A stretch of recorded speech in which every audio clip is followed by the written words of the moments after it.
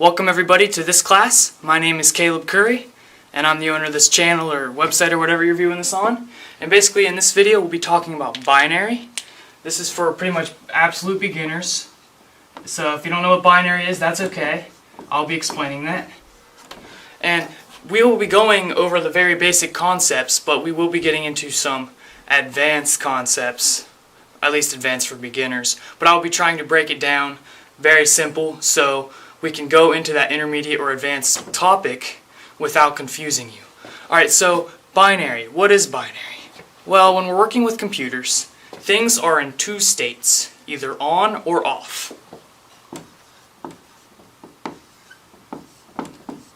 So I guess you could say like a circuit is either on or off, or charged or not charged, and so forth. So we can get these bursts of on or off, and that's how a computer understands concepts. So it's kind of confusing at first, but we can illustrate or represent an on with a 1 or a 0 for an off. So binary is only two numbers, 1 or 0.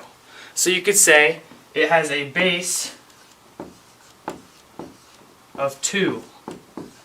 So on or off, 1 or 0. So for the rest of this video, we will be using 1 and 0. This represents an on or an off. So you can kind of forget everything else. Just remember 1 or 0.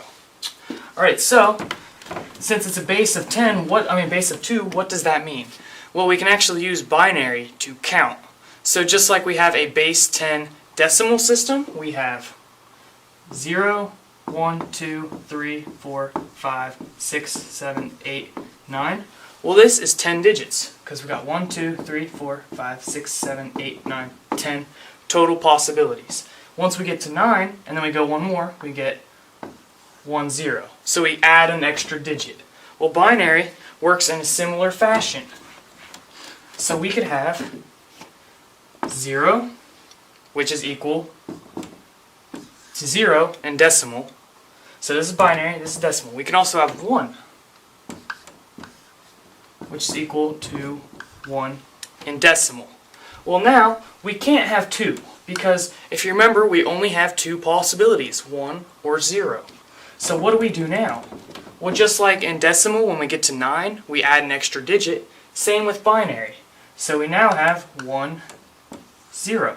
And we'll be explaining how to count this and so forth as this video goes on. So stick with it. So 1, 0 is equal to 2 in decimal. So over here's decimal. Over here's binary. So this looks like 10 to us, but computers understand this to be 2. So hopefully that makes sense. And then we can add another one, and we get 1, 1. And this is equal to 3. So the counting system is different because we can't have a 2 or a 3 or a 4. That's what it means by base 2. There's two possibilities, 1 or 0. So if we were to add another one to this, we would end up getting 1, 0, 0. And then 1, 0, 1. And then 1, 1, 0. And so forth. And now we're going to be illustrating how you can count this. Because if you think about it, when you have decimals, you have the first spot, so 0 through 9, and then once you go past 9, you add an extra digit, right? Well, so let's say we're at 9, and then we add 1 to it. We get 10. So you could say this spot right here is the ones place. This is in decimal, base 10. You could say this right here is the tens place.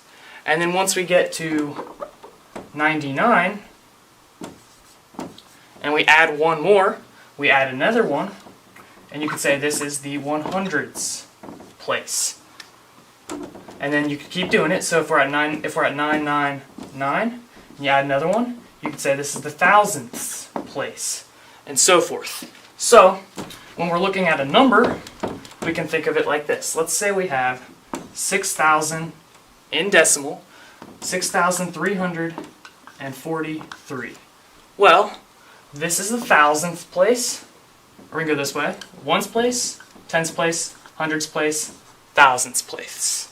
So we have 3 ones, 4 tens, 3 100s, and 6 thousands.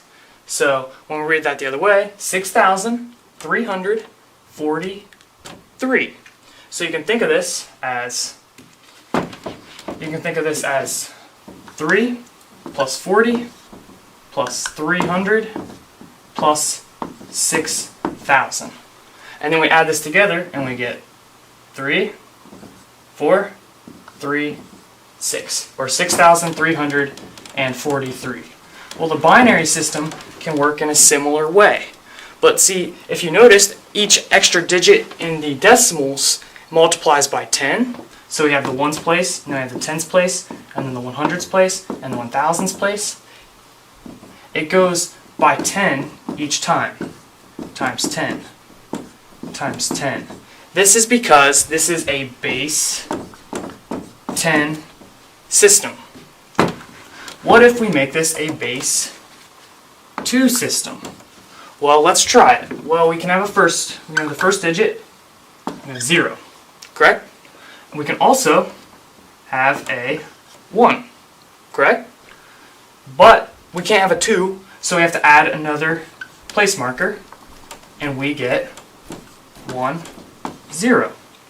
So we had 0, then we had 1, and then we had 2. So this is how you illustrate 2. If we keep doing it, so if we add 1, this is 3. Then if we add another one, well, we have to add another place marker because we can't have any extra numbers. Because we can only go to 1, we can't go to 2. So now we get this, 1, 0, 0. And this is equal to 4. So as you can see, when we have one place marker, and we can have up to 1, this is equal to 1. When we have 2 place markers, well, this can be equal to 2, because we get 1, 0. If we get 1, 0, 0, this is equal to 4. So as you can see, rather than multiplying by 10 each time, we multiply by 2. So if we have a binary number, such as 101101, you could say 1's place, 2's place,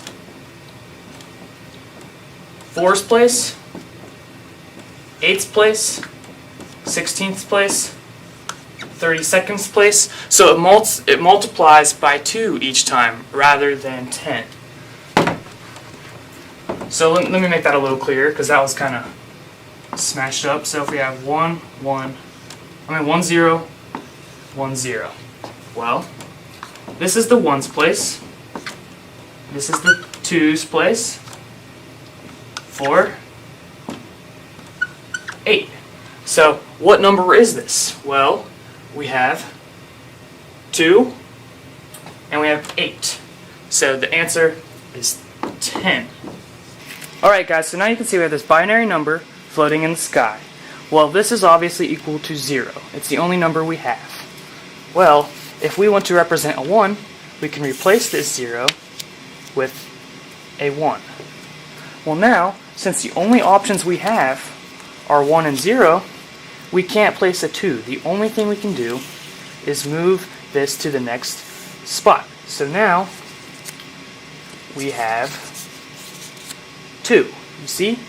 So we went from 1 being 1, and then to make it 2, we scoot it over and add a 0. So that's 2. Now if we want to represent 3, well, we add a 1. Well, this isn't a 1, so that means we can just replace it. This is 3. Well, now let's say we want to add another 1 to make it 4. Well, as you can see, we can't represent these as 2's because we can't use 2's. So the only thing we can do is add a 1 and replace them with 0's. So what number is this? First we had a 1, and then we had 1, 0, which is 2. Then we had 1, 1, which is 3. And then we had 1, 0, 0, which is 4. Okay, so now how do we represent 5? Well, 1, 0, 1. 6, well, we can't add a 1 here, so what we need to do, so we need to move this up and replace that with a 1. So now we have 6. 7. And then if we want to add another one, well, we can't because we can't have a 2. So that means all of these become zeros. Let's scoot them up here. And we add a 1.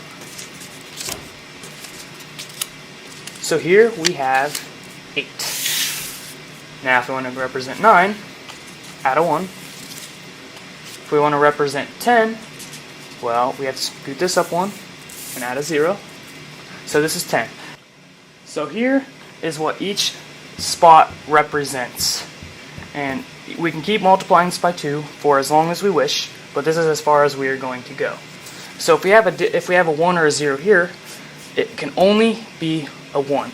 So this means that's 0 because that's off. So we don't count 1. Then 1 is 1. Well, if we are looking at other numbers, let's say we have 1, 0, 1. Well, this is 1. This is 4. So the answer is 5. Okay, I guess I can use some decimal numbers to represent this. So this is 5. Alright, so now what if we have 1, 1, 1? Well, this is 4, this is 2, and this is 1. So we get 4, 5, 6, 7. So this becomes 7. Alright, now I want to try adding 1 to this binary number. Well, we can't add it here, so that means we have to change something because there's nowhere to place this. We can only place it at the far right. So that means 4, 5, 6, 7. We can scoot these all up to 8 and add in the zeros. So that is how that works. We went from 3 1s, which added up to 7, to 1 1 that added up to 8. So if we were to go to 9, all we need is an 8 and a 1. If we were to go to 10, all we would need is an 8 and a 2.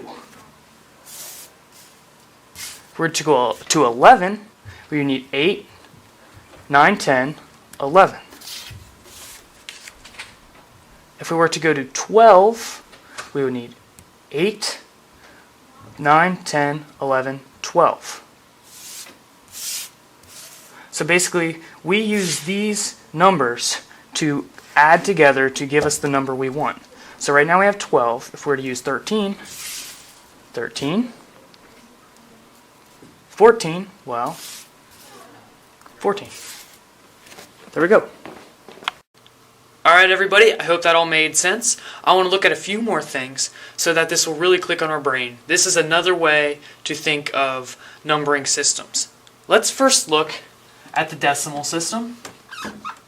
This is the one we are familiar with. It has a base of 10. This means there's a total of 10 digits, all the way up to 9. That includes 0. So 9, 1 to 9 is 9 digits, 0 is the 10th digit. So it has a base of 10. Deci, that actually means 10. When we're talking about binary, well, bi actually means 2. So if we take a look at this base 10, and let's say we have a number such as 304. We're going to get into some math here, but don't freak out, nothing too crazy. You may have heard of something known as scientific notation.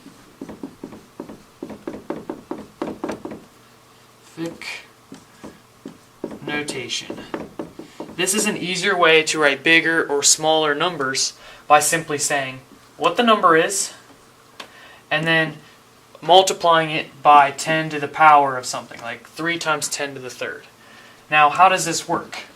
Well, 10 to the third is another way to write the place marker. So this is 10 to the 0th power. 10 to the 0th power, or anything to the 0th power, always equals 1. I don't know why it equals 1. I'm not very good with the whole mathematics crap, but basically anything to the power, anything besides 0 to the... Alright, let's say, yeah, 10 to the 0, that is 1. Alright, so we can assign this 10 to the 0, this 10 to the first, and this 10 to the second. So you can see it goes up 1 each time. So if you see 10 to the power of 1, that is the same thing as saying 10 times 1, which is equal to 10. Now 10 to the second power, that's like saying 10 times 10, which is equal to 100. If we had another one, it would be 10 to the third, which is like saying 10 times 10 times 10, or 1,000, and so forth. So if we had 10 to the 10th power, it would be 10 times 10 times 10 times 10 times 10 times 10 times 10 times 10 times 10 times 10. So we can view numbers that way. So we can figure out numbers. Let's say we have, let me get some more room up here. We have the number 304. And let's just work with this first spot right now. And that would be 10 to the 0th power, which, by the way, is equal to 1. How many of these do we have? Well, we actually have 4. So we actually multiply 4 times 10 to the 0th power. So 4 times 1 is equal to 1.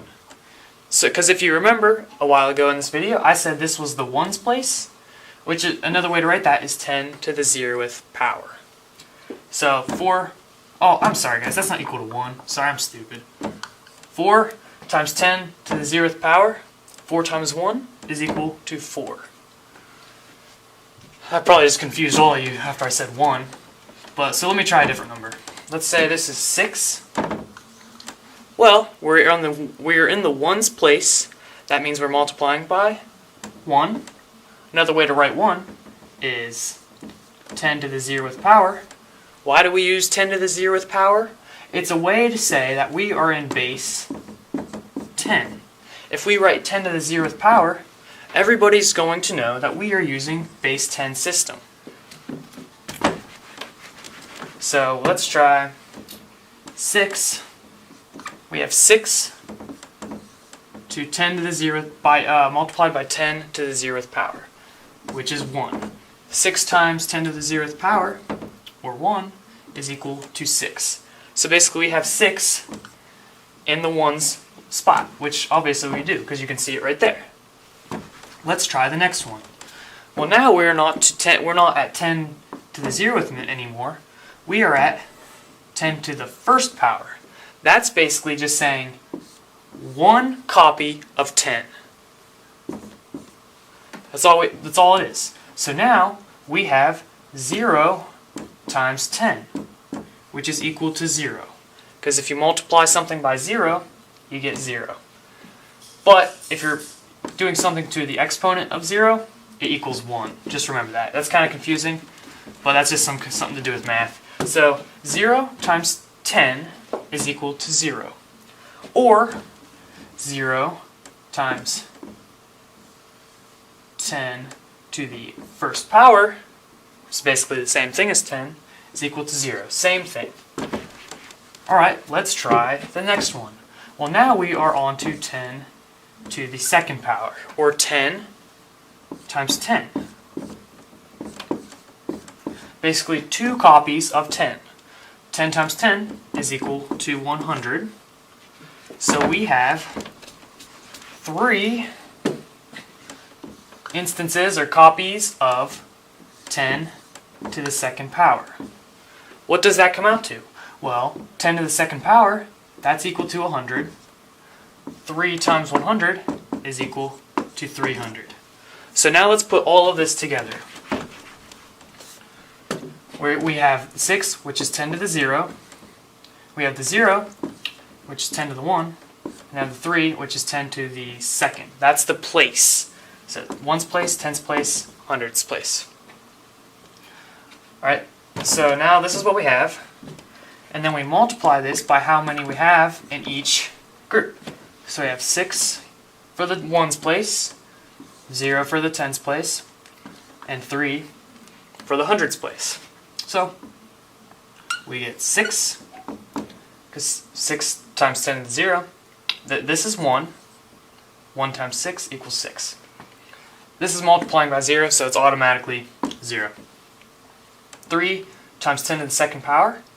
Well, this right here is equal to 100. 3 times 100 is 300. So we get 300 plus 0 plus 6, which comes out to be 306. That is how this system works. Now we can try to do this with binary, now that we really understand that. I'm going to get a drink first, though. So if you remember, when I was talking about the decimal system, we multiplied by 10 to the nth power. N just means whatever decimal location we're at. So if we're at the 100 spot, that would be 0, 1, 2. Because 0 is how we represent the 1, so 10 to the 0th is equal to 1. So it's always 1 less than how many locations we have jumped. So 0, 1, 2, not 3. So that is, we use the 10 because we are in base 10. So we go 10 to like the 3rd power, for example. Or we go 10 to the 2nd, or 10 to the 24th, or 10 to the 240th, whatever we want. Well, we're in base 10. That's why we have the 10. Now, the reason we use this system is so we can use different base systems. So now if we're in binary, that has a base of 2. So now we are going to be using 2 to the nth power. Alright, so let's give this a try. Let's start with 2. We just can define some values. 2 to the 0th power. 2 to the 0th is 1. So 2 to the 1st, that's equal to 2. 2 to the 2nd, that is equal to 4. Basically, this is saying, this is 1. The next one is saying 1 copy of 2. Next one is saying 2 copies of 2. And I got 2 to the 3 is equal to 8, which is 3 copies of 2. We multiply these together. 2 times 2 is equal to 4. 4 times 2 is equal to 8. So that's how that works. So 2, 2, 2. And then 2 to the 4th is equal to 16, which is 2, 2, 2 times 2.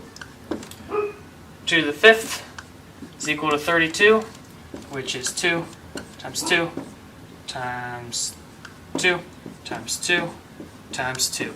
And it can keep going on forever and ever and ever and ever and ever until we die. So I'm not going to keep going on because I think you get the process. So we can use this to calculate binary. Ow. Oh, I just hurt my wrist on this thing here.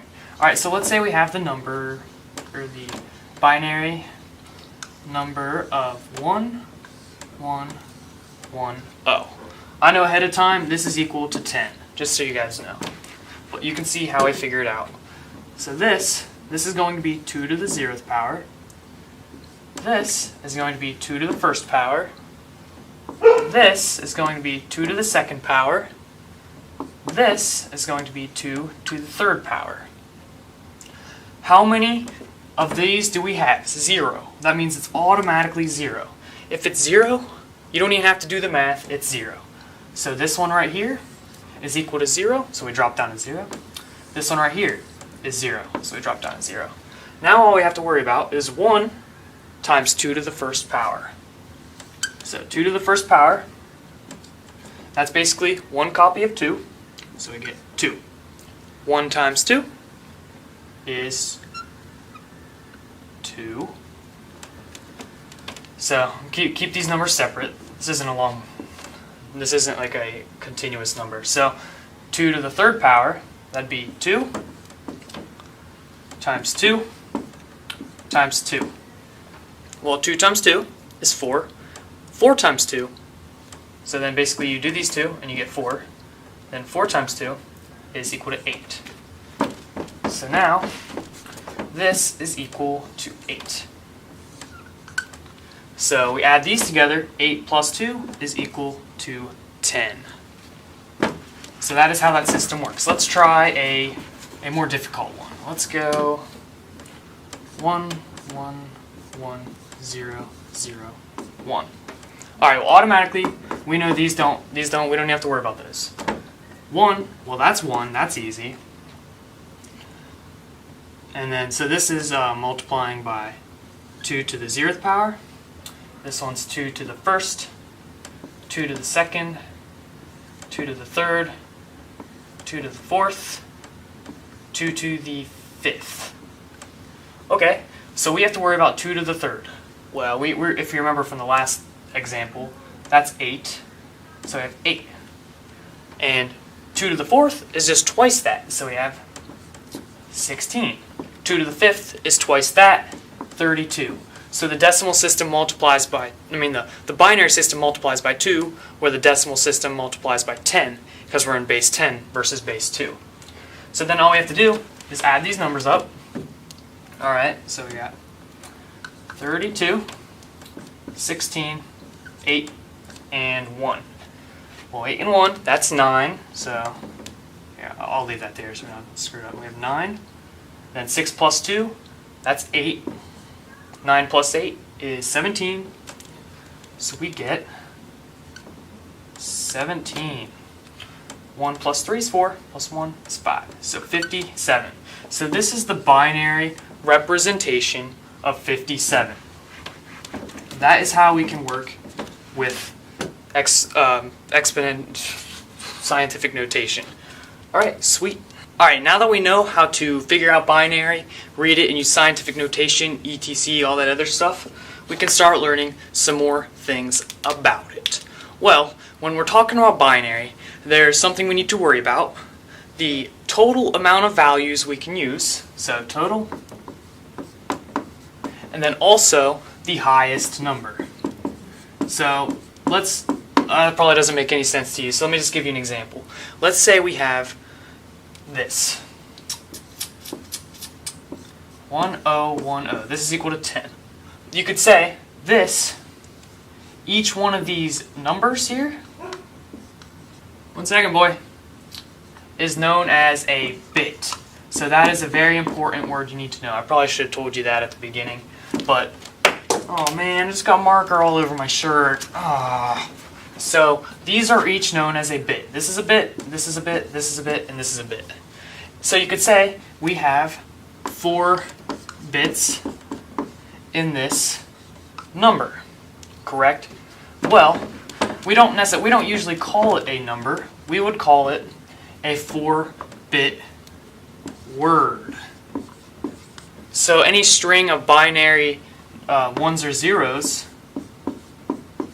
we would call this a 1, 2, 3, 4, 5, 6, a 6-bit word.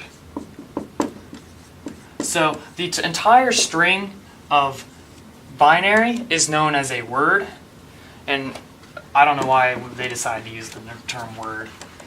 So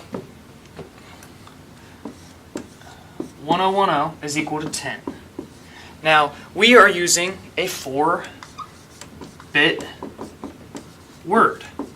Well, what if I wanted to know the highest number I could use with a 4-bit word? Well, that means we would have all ones. That would give us the highest number, because then all of the values would pass through. So what does that mean? Well, it's the ones value.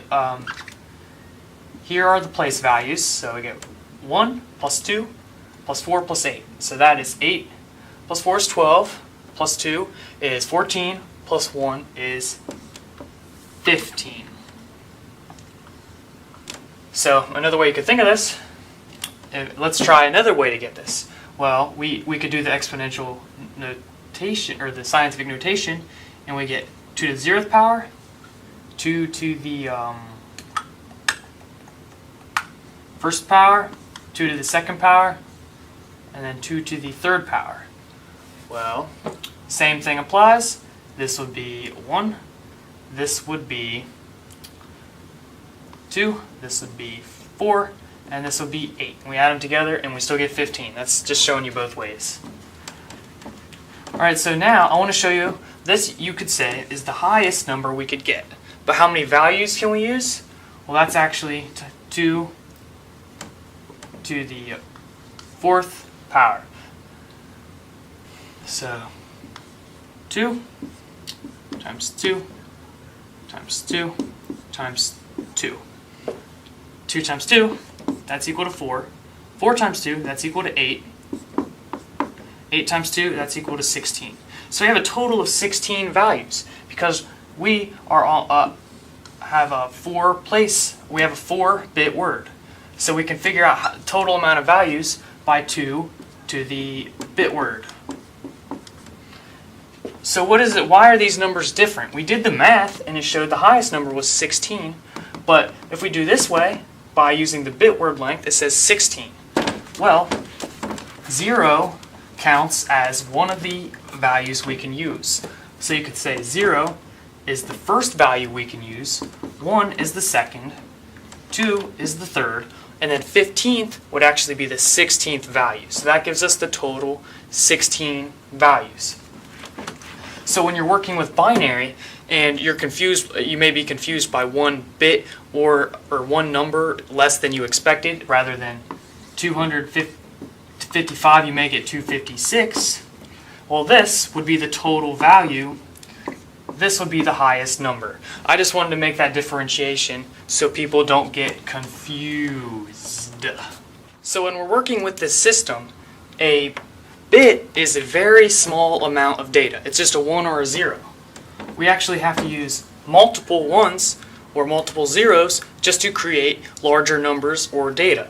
So a bit is very small. So we create some other bit with prefixes to allow us to represent more data. So you may have heard of like a kilometer, for example, which is 1,000 meters. Well, we also have systems like that for binary. So I'm gonna go, let's use red. I like red. So if we have 8 bits, no, I can't really see the red very well. Let's just use blue. 8 bits is said to be a octet or a byte. So a byte. I keep getting hurt.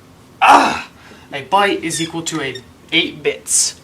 Well, in binary we always work with doubles, so multiples of 2. 2, 4, 8, 16, 32, and so forth. So we can't represent 1,000 as in a kilometer is 1,000 meters. We can't represent that in a multiple of 2. So we use 1,024. So the way we get this is by using 2 to the 10th power, which is basically 2 times 2 times 2 times 2 times 2, 1, 2, 3, 4, 5, times 2 times 2 times 2 times 2, and then times 2. So we get 4, 8, 8, 16, 32, 64, 128, 256, 512, and 1,024. So we can represent 1,024 bytes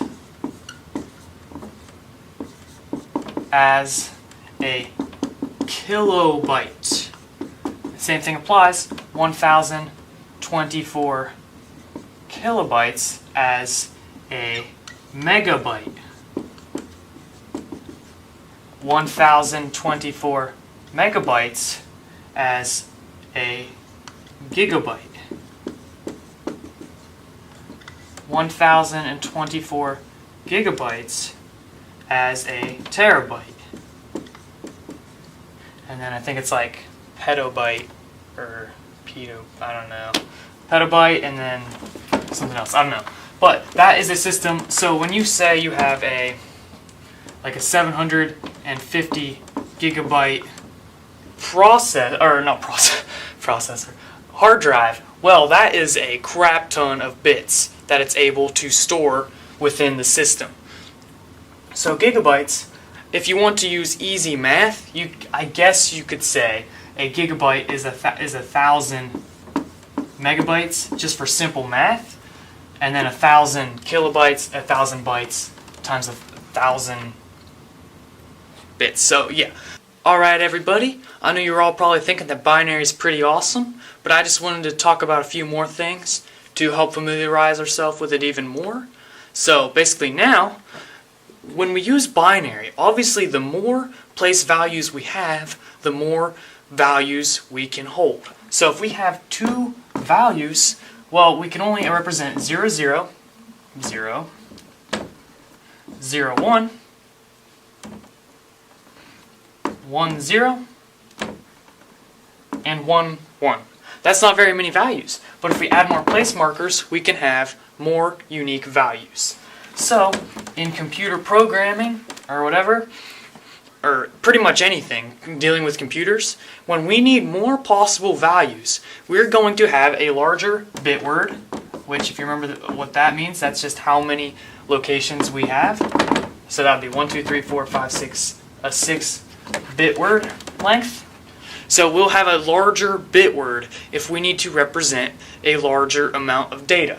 Now something important to realize with binary is it's not only used to store numbers. So with binary, let's say if we're not storing numbers and instead we are storing sounds to create audio files, we're going to need a ton of different sounds. Like let's say we just had two sounds, 1 or 0. Well, that's not enough to create a song because there's multiple different pitches and volumes and so forth. So the larger the bit word, the more possible sounds we could have, the more accurate things could be to what a real live instrument would sound like, for example. So that's just an example with audio recording. So basically, the higher the bit word, the either more variety of samples we could have for or larger values in numbers. But there's a downside. It takes more storage and longer time to process, for example. So most of the time we will see 8-bit words, 16-bit words, and 32-bit words, and 64-bit words, and obviously you could still have like in between, you could still use like a 9-bit word, for example, but this is what you will most commonly see. So to figure out the amount of possible different values you can assign a bit word, you use 2 to the power of whatever bit word length you want to figure out. So I want to figure out 8, so 2 to the 8th power, that would give me 256. This is basically saying 2 times 2 times 2 times 2 times 2 times 2 times 2 times 2. And each time you get a new value, keep multiplying it until you do it 8 times, or 2 times 8 copies of 2 multiplied by. You get the point. 256 values. If we are storing numbers, one of these values is going to be, so this is equal to 0. So if we're storing numbers in binary, the highest number we could use is 255. Although binary can be used for other things, like I said, sound samples. When you recreate audio files, it takes samples of real audio, like thousands of times a second, and then it puts that into binary, and then plays it back really fast, and it sounds like sound. I mean, it sounds like what it sounds like in real life. Well, if we only have 256 different values, it would sound bad, versus like if we had 100,000 different sounds, well then that's going to sound better. So what I just want you to realize is we are limited to a different amount of values based on the bit word length. Alright, so now I want to explain something you will probably run into when we're working with numbers in binary. Let's say we have a 3-bit word.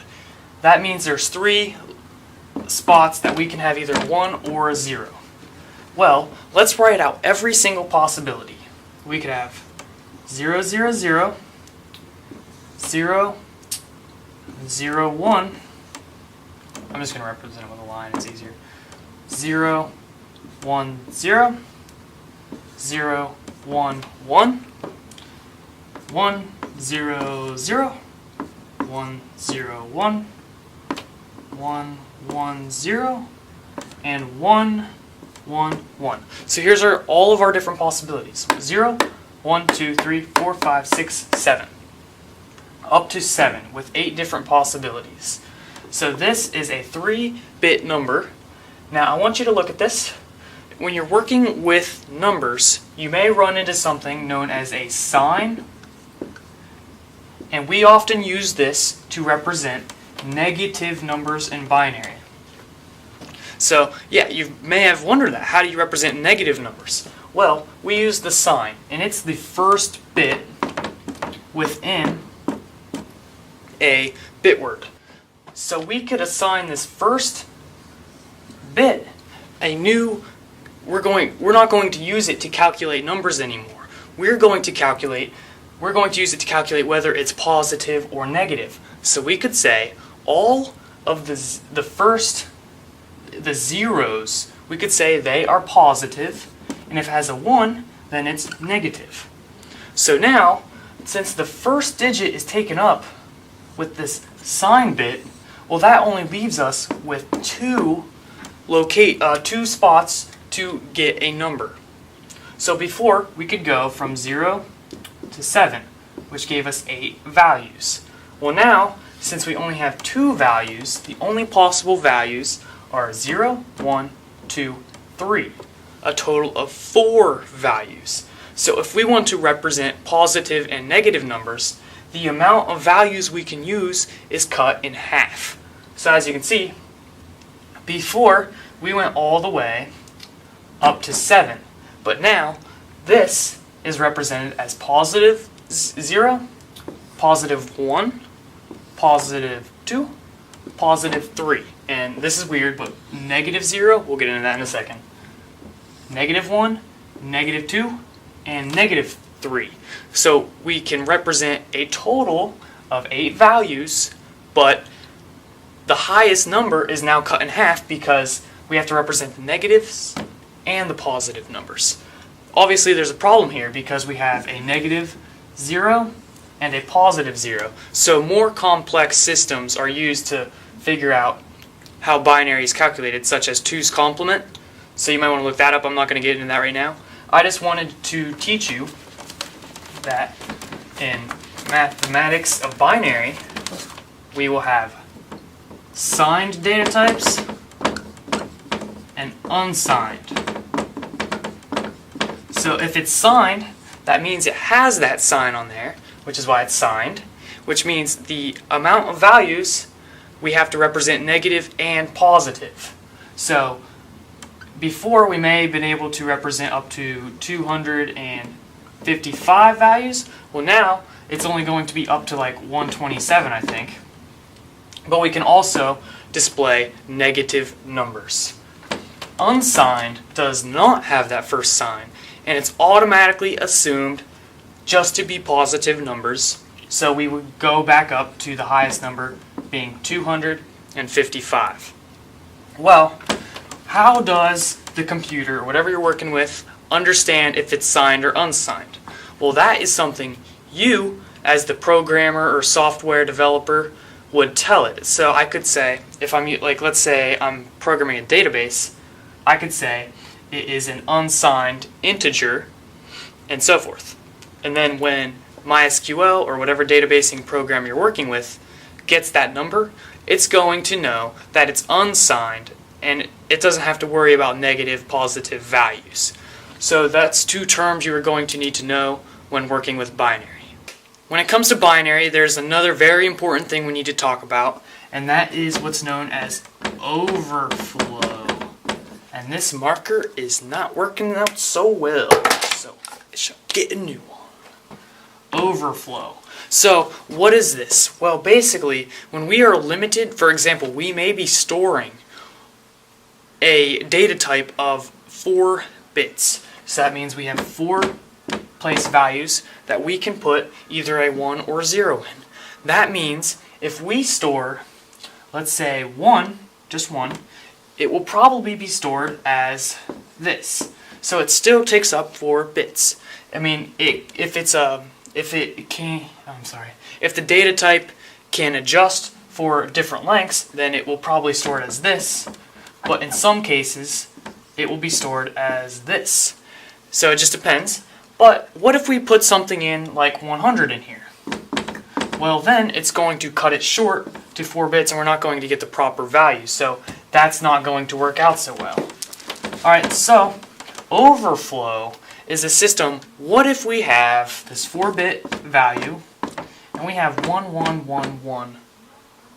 Yeah, I was right. And then we want to add 1 to it. Well, what do we do? Because normally we would just put a 1 here and we would turn these all into zeros, correct? But if we are specifically limiting this to a like 4-bit word, this isn't going to work because this is a 5-bit word.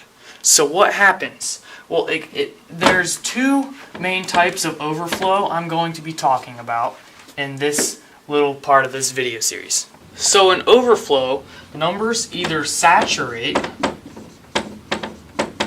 or they wrap. So what is the difference?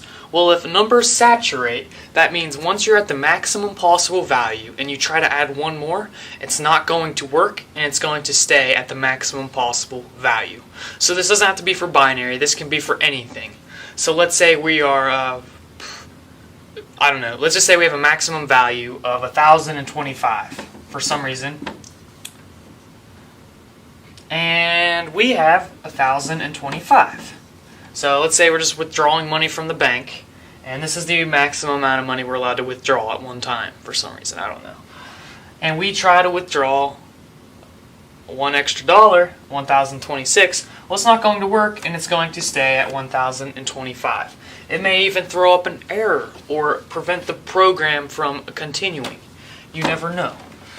Well, that's saturate. We also have wrap, which wrap, that is going to, if you're at the maximum possible number, you go 1 extra, it's going to take us to our lowest possible number. So sort of like in a car, the amount of miles you have traveled, once it, in like old fashioned, I mean now it's digital, but the little rolling dials, once they reach 99999, maximum possible value, you add 1 more, and it goes to 00000.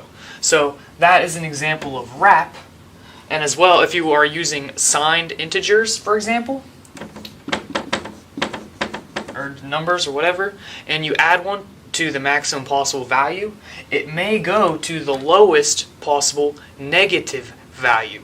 So for some reason, if you are at, like, if let's say the highest value you can have is 255, not 5, and you're adding 255 and 10, you may get something like negative 240 something or something like that, and that's going to throw off your program and not give you the proper results. So in your work, you have to worry about wrapping, the binary numbers wrapping, so that's something you have to worry about. You also have to worry about putting values in that are too large for the limited. So if we have 4-bit word, obviously we're not going to be able to store the number 6,352 in decimal, like the equivalent value of that in binary. So that's also something you have to worry about. Alright, so we have covered a lot of material over binary. And I mean, this video could be forever long, but this is pretty much all I'm going to cover. Now I'm going to do a quick review and tie everything together. So with numbers, we have a base system.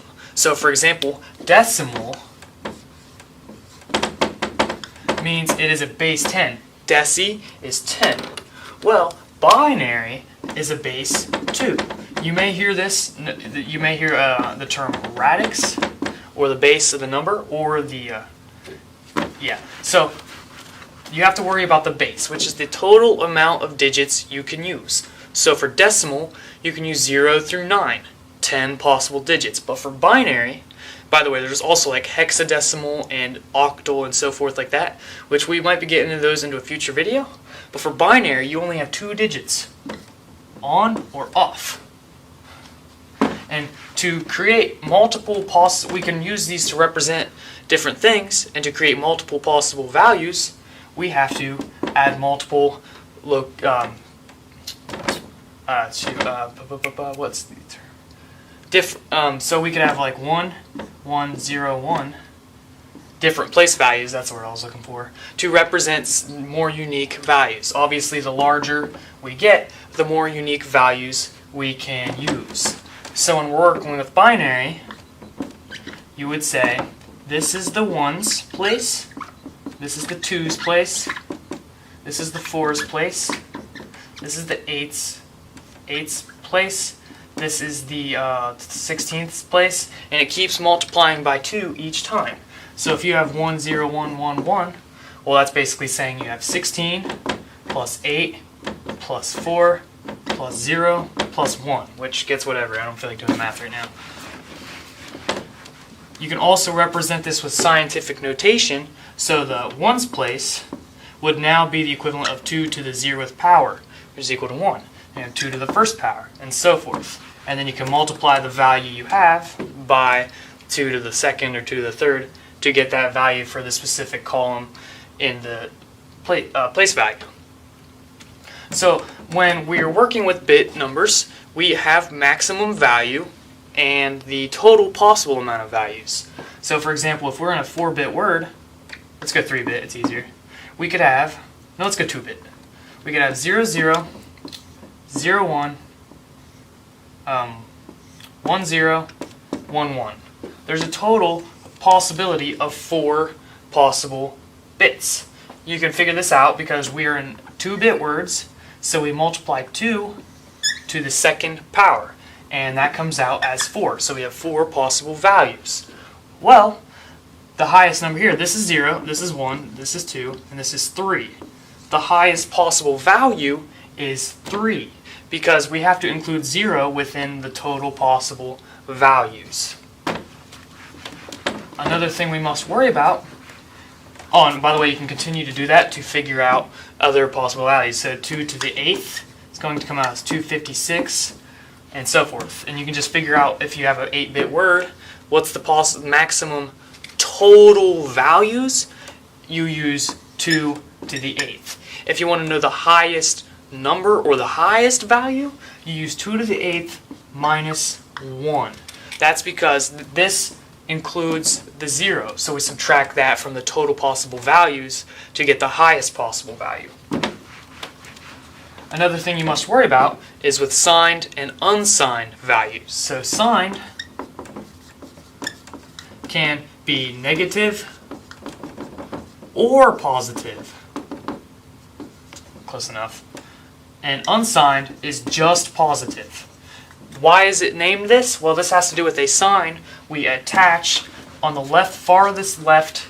Well, it can be anything really, but for this example, it's going to be the farthest left placeholder. So if we are in 3-bit words,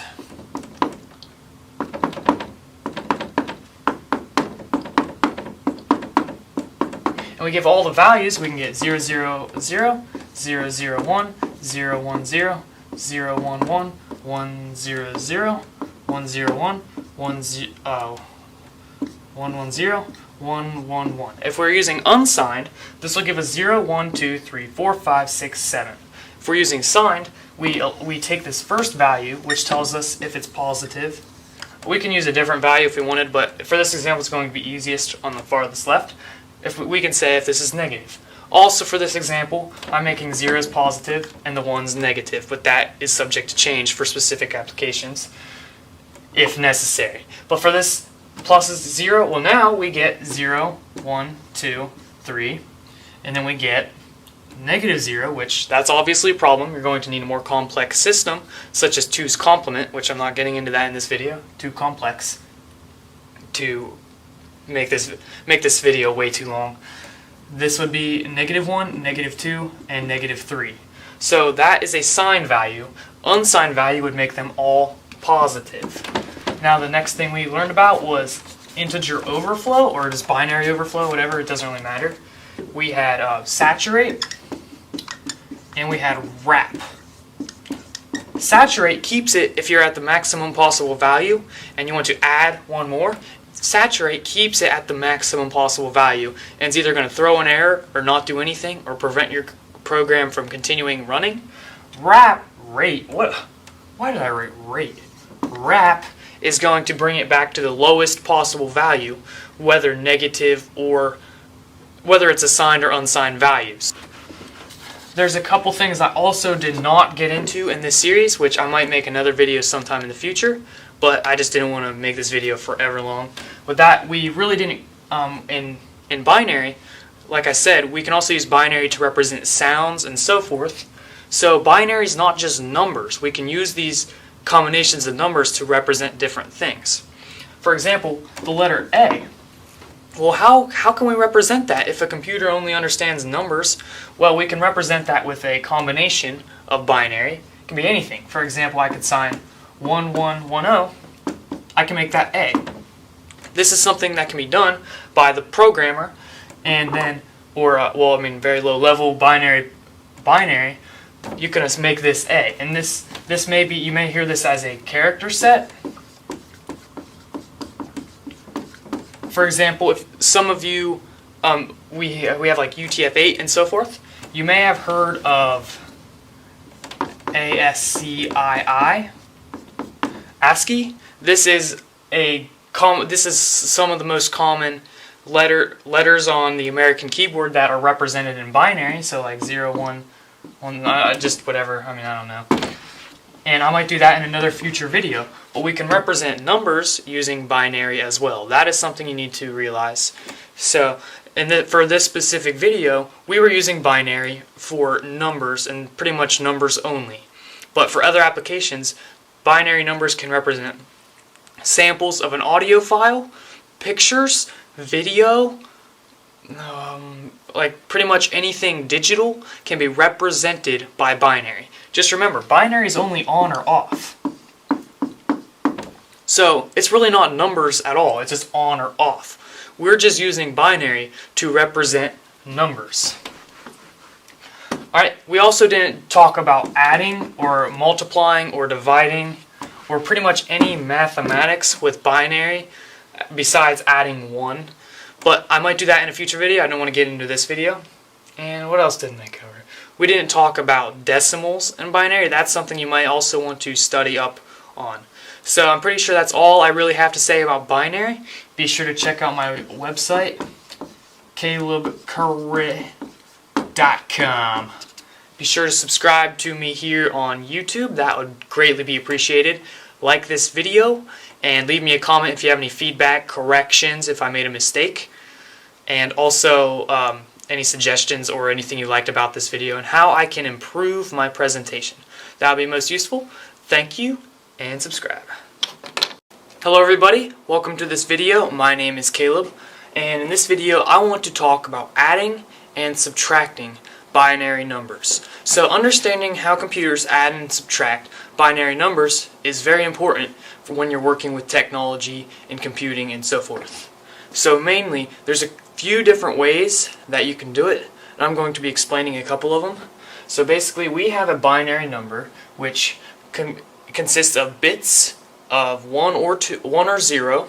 If you don't know much about binary, you can check out my introduction to binary video. But we have 1 or 0, and then each place marker, so as we add more place markers, it multiplies by 2. So we start 1, 2, 4, 8, 16, and so forth. So if we have a binary number such as 1011, well, we know this is 1, this is 2, this is the 4th place, and this is the 8th place. So we can use this to figure out what number this is. Well, we have a 1, in the ones place, that means we count it. So we have a 1, we have ones in the twos place, a 2. We don't have a 1 in the fours place, so we don't count that. And we have a ones in the eights place, 8. So our final answer is 8 plus 2 plus 1, or 11. So that's how you quickly figure out a binary number. But sometimes it's important to understand how binary numbers are added. To start learning about this, we're first going to look at how to add 1 to a binary number. So we start with a 0, correct? Now if we want to add 1 to this, well, we're in the ones place. And we're using a 0, which means that's nothing. So to have 1, all we have to do is replace this with a 1. Well, since we're in the ones place, the highest, or the first place, the highest value we can have is 1. So we can't add any more to this number. So what do? We have to go to the next place marker. So 1 plus 1 equals 2. And this is the second place marker. So now we have 2. And then we fill in the other spots with 0. So what do we do now? Well, 2 plus 1, if I want to add 1 to this, it would be 2 plus 1 equals 3. Basically 2 plus 1 equals 3. So this is equal to 3.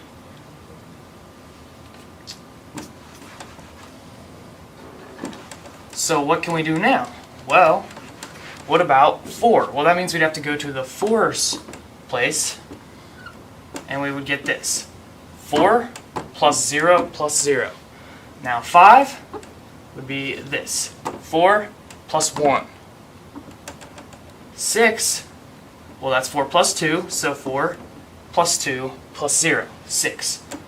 7, 4 plus 2 plus 1, and so forth. So once we reach all ones in every single spot, the way to go to the next number is we add an extra place marker, and we replace all the ones with zeros. So this is 1, this is 2, this is 4, and well, all of these add up together, and then if you add 1, it goes to this. So 4 plus 2 plus 1, that's 7. So if we need to store 7, we can fit it within these 3 spots, but if we need to store 8, we have to place them all within the 8th spot and replace them with zeros. So now that we understand how to add 1, we can start figuring out how to add numbers. Well, there's one way we can do it. If you're not used to binary, we can convert them to decimal and then add them in decimal. So let's say we have a 4-bit word length, and we have 1111 and 1101. First thing we can do is figure out what these are in decimal. So just go back to the method I just taught you. 1 plus 2 plus 4 plus 8.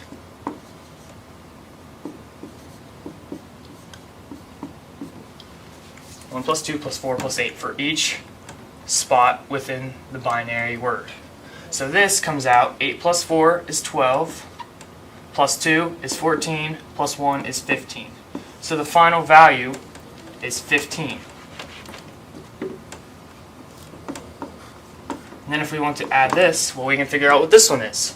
Well, we got 1, 4, and 8, so we get 13. And then what we do is use decimal mathematics to figure out what the final answer should be. So 15 plus 13. Well, 5 plus 3, that's 8. 1 plus 1 is 1. I mean, not 1, sorry. 2. 1 plus 1 is 2, in case you guys didn't know that. So the answer was 28. So now we just have to figure out how to represent 28 in binary. Well, we can find the place markers thing I told you. So this is 1. Yeah, let me just put this like this. 1. This is 2. This is 4. This is 8. And this is 16. Well, then you figure out how many you're going to need. Well, if we just use this, we can only store up to 1. If we use this, we could store up to 3. If we use this, we could store up to 7. If we stored up to this, then we could store up to 15. If if we stored this, we could store up to 31, I think. So now we can store it within a 5-bit word length. So the answer would be 16. Then we could add 8, for example, which would give us 24. And then we can add 4, which would give us 28. So this is how we represent 28 in binary. 16 plus 8 plus 4. So we just write that up here. We had 0, 0, 1, 1, 1. And then if you want them all to, I guess you could make them all the same bit word length, but that's not required. So here is our final answer. So we basically, all we did was convert the binary into decimal, base 10, which you may be used to. Occasionally, you're going to want to work with binary without having to convert it to decimal. So we need to learn how to add binary without converting it to decimal, obviously. So there's a few things that could happen. Occasionally, you will have to add 0 and 0. Well, this is obviously equal to 0. You may have to add 0 and 1. Well, this is obviously equal to 1. You may also have to add 1 and 1. Well, this is equal to the binary 2, not 10. We're in binary, so this is 2. This is the 1's place, this is the 2's place. So this right here is equal to 2. And then, how do we represent this when we're using math in binary? We have to carry the 1 to the next placeholder. So let's try this in an example. Let's say we have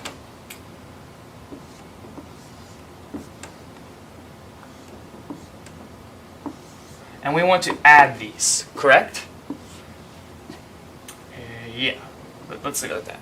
Well, 1 plus 1, that's equal to 2, but we can't drag both of those down in one placeholder. What that means we need to do is place the 1 up here and the 0 down here. This is because this row right here, or column right here, is the 2's place. So in order to represent 2, we add a 1 to the 2's place and put a 0 in the 1's place. Now here we have two 1's, and if you look at the place marker, this would be 2 plus 2. We can just think of it as the same thing. Carry the 1 over and drop a 0. So basically 2 plus 2 equals 4. And we are on the second, so basically, yeah, you get the point. 1 plus 1 again, we would carry the 1 and drop the 0. So this is the final answer because we had to carry the 1 into the next location. Occasionally, when you're carrying the 1 over, you're going to get 1 plus 1 plus 1. Well, this is another thing you're going to run into. And to do this, you have to carry a 1 and drop a 1. So why is this? Let's say we have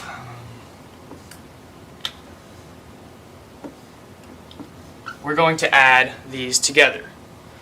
So, just so we know we get it correct, this is 3 and this is 3. So the answer should be 6.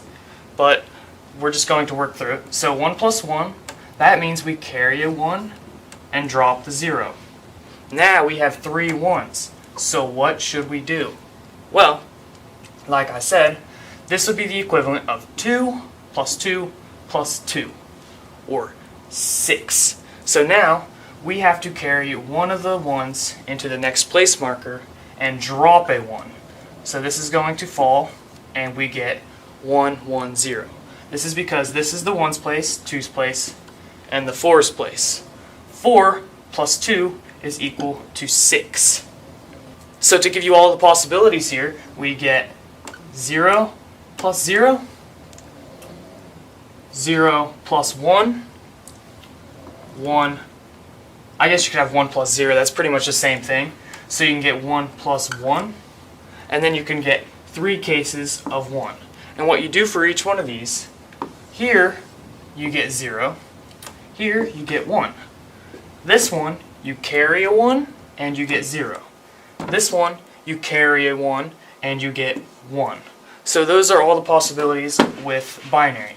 So if we try a binary number, let's try, and then we have 1, So now this is a big number. Here we have 2 ones, so we carry a 1, drop a 0. Here we have 3 ones, so we carry a 1, drop a 1.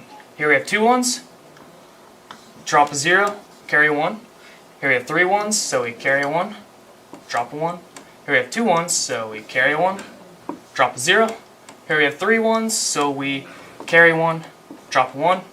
3 ones again, so we carry 1, drop a 1, and then we just drop the 1 because we don't have to add anything there. So this is the final answer of this binary number. And then what you can do is you can figure out what these are in decimal and represent that by saying, oh, this is equal to whatever, which I'm not going to do that right now because we just explained how to do that and it's a waste of time to do it over and over again. So now you understand the basics of adding in binary. Now that you know how to add in binary, we are going to learn how to subtract in binary. Woo-hoo. So this one's a little more complex. It's not too hard, so don't freak out. Be okay. Everything's gonna be all right. So for these examples, we're going to assume that the top number is larger than the bottom number. To subtract when the top number is lower than the bottom number, we'll be getting into that in a future video. So stick with this now to figure out how to subtract smaller numbers from larger numbers. So, just like in math, not just in math, just like in addition, we had some basic examples such as 0 plus 0 being 0, 0 plus 1 being 1, 1 plus 1 carrying the 1 and dropping a 0, and then 3 ones, which only happens after you've already carried a 1. So if this carries into this one, well then you drop a 1 and carry the 1. Well, those are all our possibilities for addition. Well, there's also for subtraction. So we can get 0 minus 0, which, easy enough, is 0. That's a subtraction sign, not a negative. Okay. Then we could have 1 minus 0, which is going to give us 1. Because if you have 1 and you take 0 away, you're still going to have 1. We could also have 1 minus 1. Well, if you have 1 and then you take 1 away, oh, well now you have 0. You see? So that's pretty simple. But what if you have 0 minus 1? So, 0 minus 1, well, we actually have to borrow from the next place marker up because we can't, this will give us negative 1, which we're not going to represent that here because let's say we're in the ones, let me just give you an example here. 1 0 0 1. Well, if you look at this, 0 minus 1, that's in the ones place. These are in the twos place. So, basically we could borrow from the next place marker up. We take a 2 from here and bring it to the ones place. So we can represent this. So we had by crossing out this 1, you see? And then adding 2 to the first column. Well, you can represent that as that, or you can represent it as 2 ones, which I like to do this. So we just basically took this 2 and turned it into 2 copies of 1. It's equal in math, so 2 is the same thing as 1 plus 1, but we're just moving it down to place value, so this is what we get. Now, we subtract 1 from these copies, so we get rid of 1. We subtracted 1 from the 2, and we're left with 1. So that's kind of confusing. Basically, what we're doing is we're breaking this 1 in half. So it was originally 2. Well, we're going to break it, this is in decimal obviously, and we're going to break it into 2 copies of 1. Or if you want to think of it in binary, it could be, we're breaking this into 2 copies of 1. And then what we're doing is we're subtracting 1 from this value here. So we get rid of one of them. And then we're done with that. So now, all we have is 1 left over. And this is now 0, because we stole it to use it for this place. So now we have here 0 minus 0, and we get 0.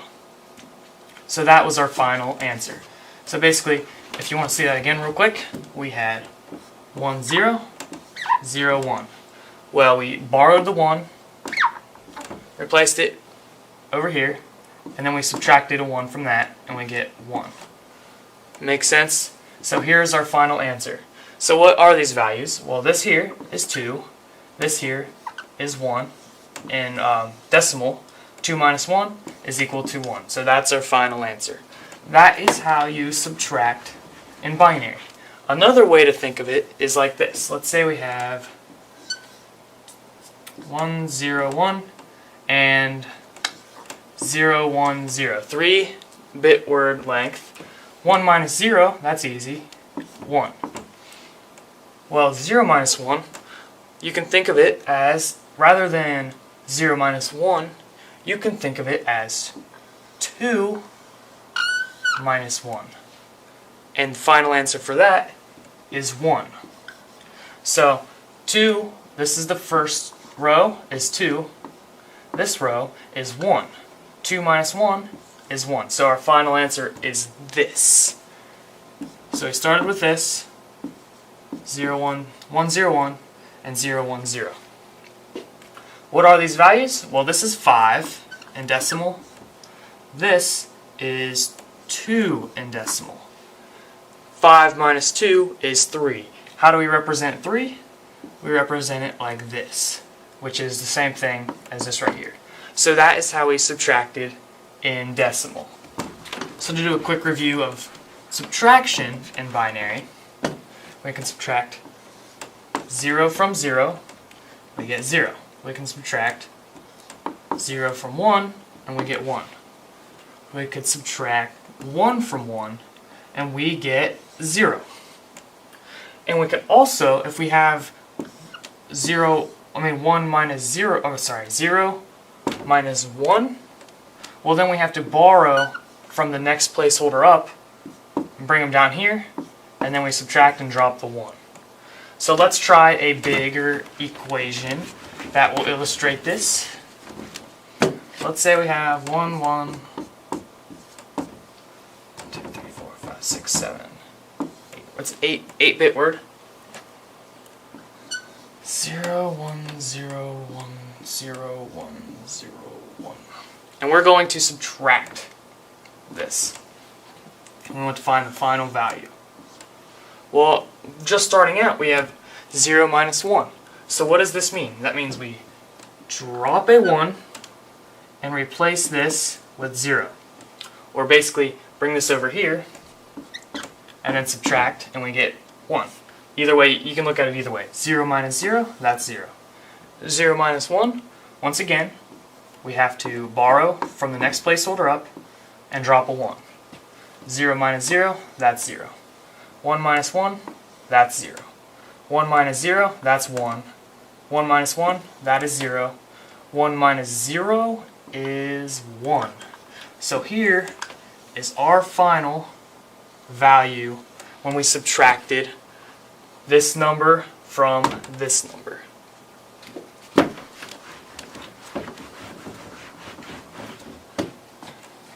So that's pretty much all you need to know when it comes to adding or subtracting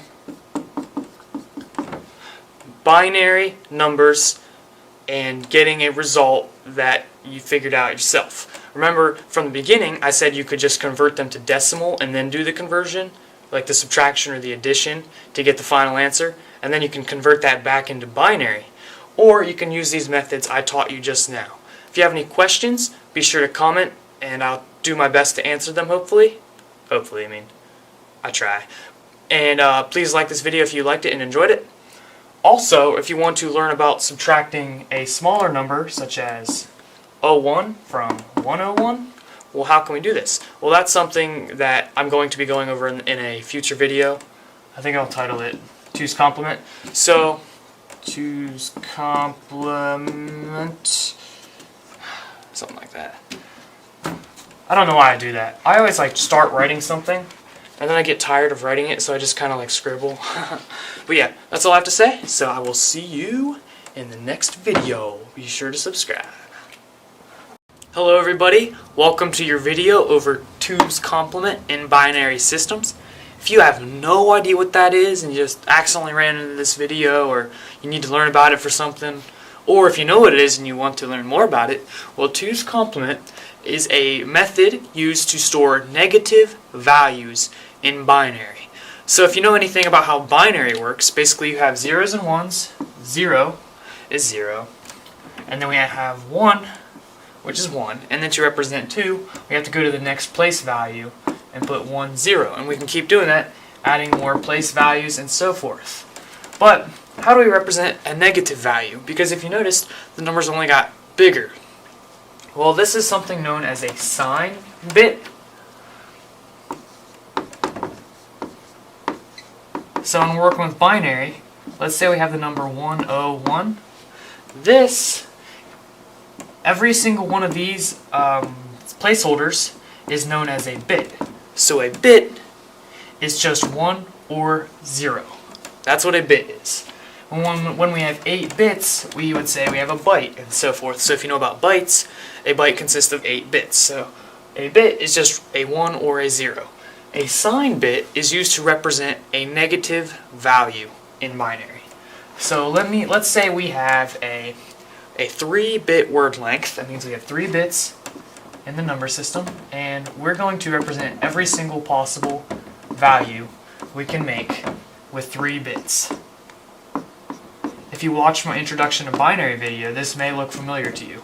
So we had 0, 0, 0, 0, 0, 1, 0, 1, 0, 0, oops, my bad, that's not a 0, that's a 1. Come on, Caleb, get it together. 1, 0, 0, 1, 0, 1, 1, 1, 0, 1, 1, 1. So here's how you represent 0, 1, 2, 3, 4, 5, 6, 7. So as you can see, the highest number we have, highest value, is 7, 1, 1, 1. And we have a total of 8 values, 1, 2, 3, 4, 5, 6, 7, 8. The reason it's not 7, well, we have to include the 0, so this is 7, not 8, with 8 total values. Well, so we have a range from 0 to 7. Well, how can we represent negative values? Well, we could use a sign bit, and let's say we could say the first bit farthest left, the first left bit, we could use this as a sign bit to represent whether the number is positive or negative. So we could say 0 is positive and 1 is negative. So now you can see we can represent positive numbers and negative numbers. There's only one problem here. For example, this is 0, this is 1, 2, 3. This is negative 0, which is another problem. We'll get into that in a second. Negative 1, negative 2, negative 3. So now all we can represent is negative 3 all the way to positive 3. So the same amount of values besides the double 0 thing. So one less value actually. And the highest number is 3, the lowest number is negative 3. So basically we just move the range to cover some negative numbers. Well, the other problem with this system is, well, you could see we have 2 zeros, positive 0 and negative 0. That means we have 2 values that pretty much mean the same thing. So the total range of values is 1 less. Because if we have 0 in there twice, we get negative 3, negative 2, negative 1, 0, 1, 2, and 3. How many values is this? 1, 2, 3, 4, 5, 6, 7. So now we only have 7 possible values because 0 is in there twice. Well, 2's complement is a strategy to fix this problem. It still has a sign bit, so you need to know about sign bits. And if the first digit to the left, the farthest left digit, I should say, if it's a 0, it's positive. If it's a 1, it's negative. So this is a negative number. That is a positive number. So how does this work? Well, every single number in binary has a 2's complement equivalent. So let's say we have the number 1, right? And it's a positive 1. that means we have 0, 1. Okay? Now, we can basically store these within a bit word. Let's say the bit word length is 8 bits. That means we have to take up 8 spots. 8. So now we can represent this as 0, 0, 0, 0, 0, 0, 0, 1. Now, if you remember before, we had 0, 1, and we said this was the sign bit. That's because it's the farthest left 0. So it doesn't mean this one, it means this one. So I put it in an 8-bit to represent that it's not this one, but this one. Now, we can convert this to what's known as 2's complement.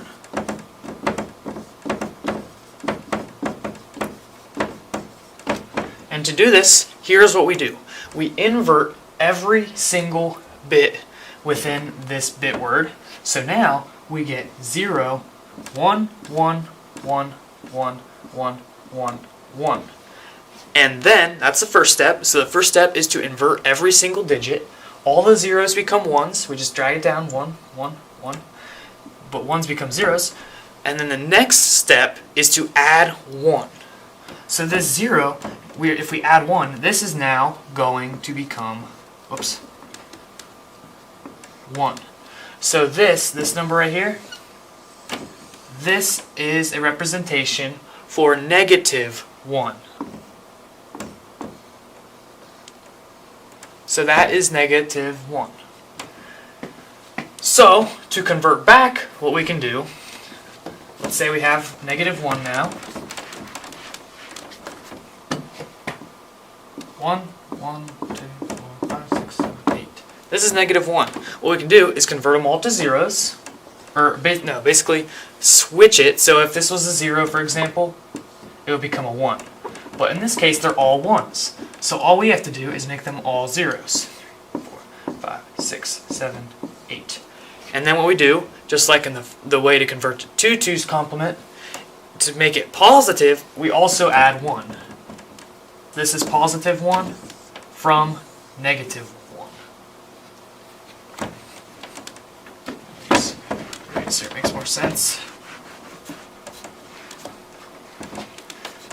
Now, why do we use this system? Well, the very first thing is we only have 1 0. So, for example,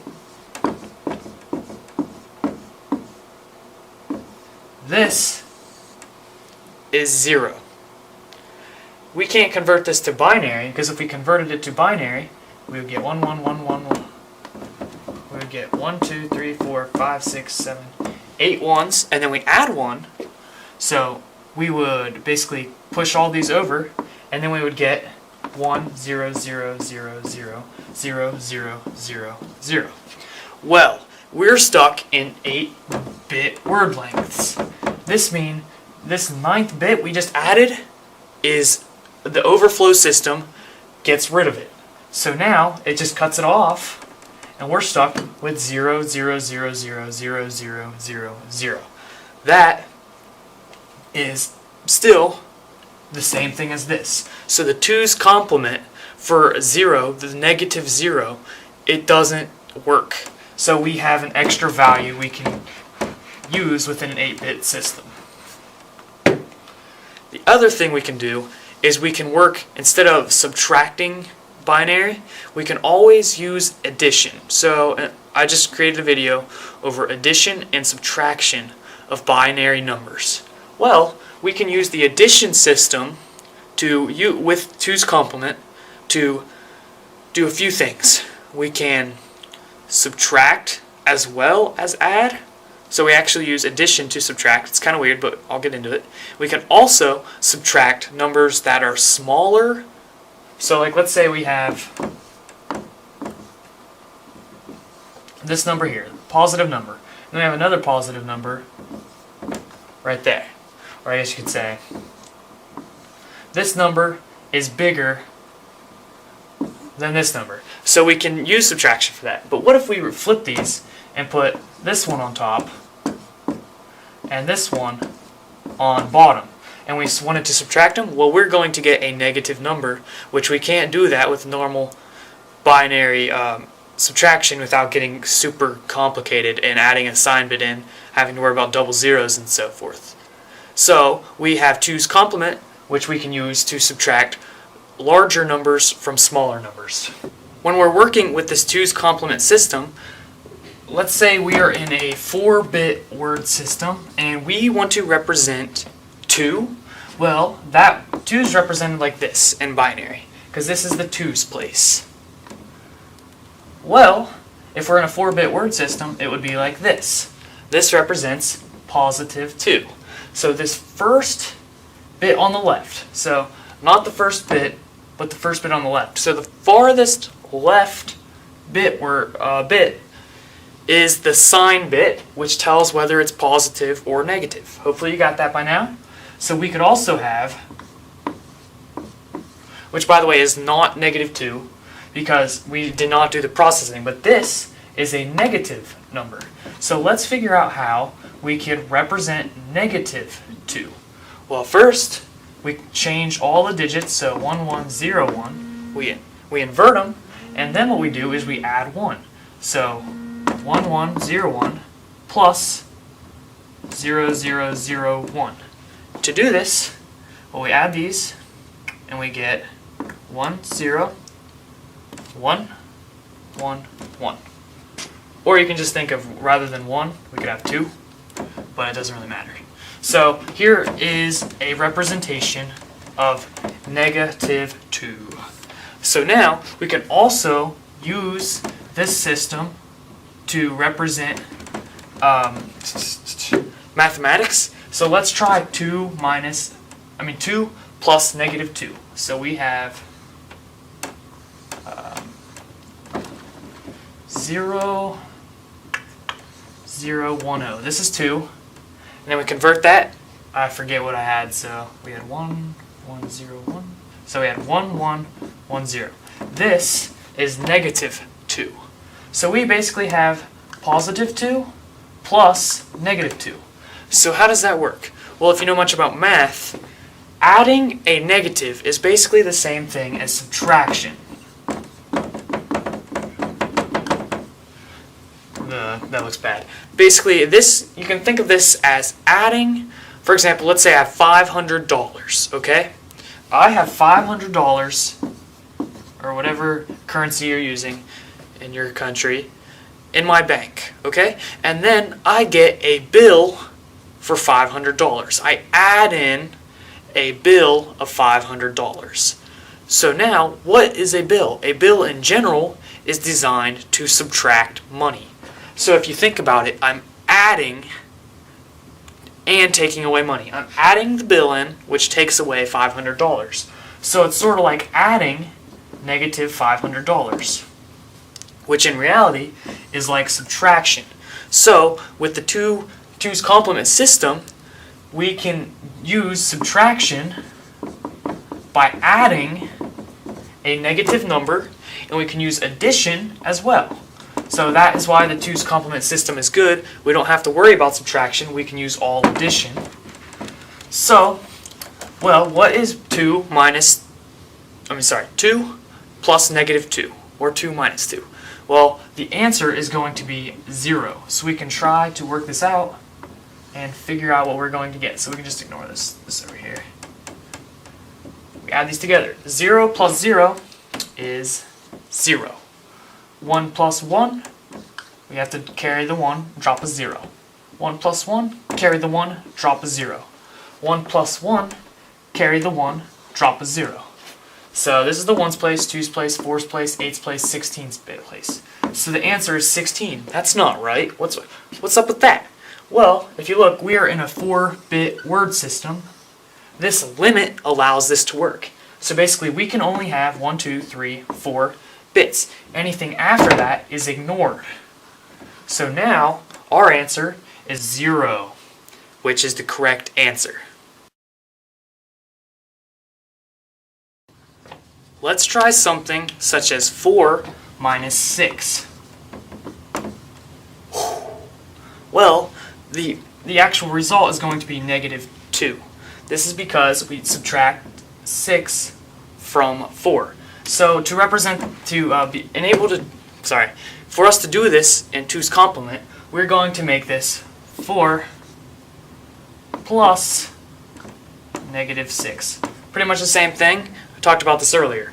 So let's do this. First, let's figure out the binary value of 4. So we have the 1's place, 2's place, 4's place. So 1, 0, 0. Here is the binary value of 4. We also have a sign bit, so we're in a 4-bit system.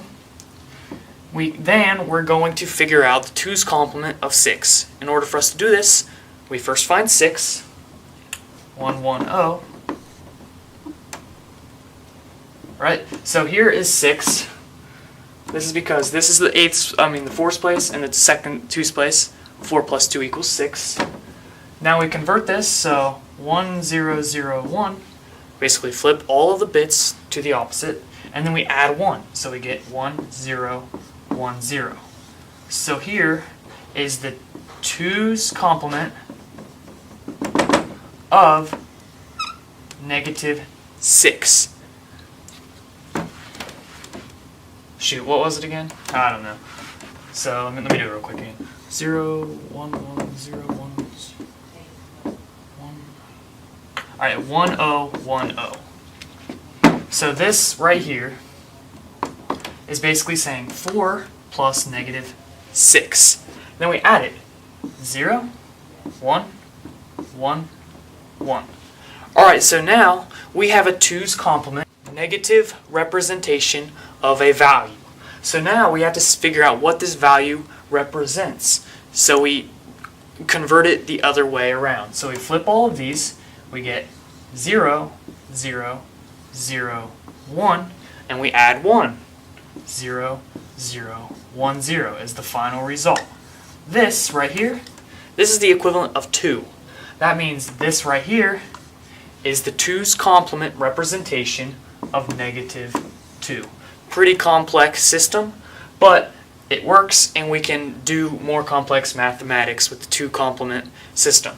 So this is a binary representation of negative 2. We can try another one if you would like. Let's try to figure out 8 minus 16. So what place value is 16? 1, 2, 4, 8, 16.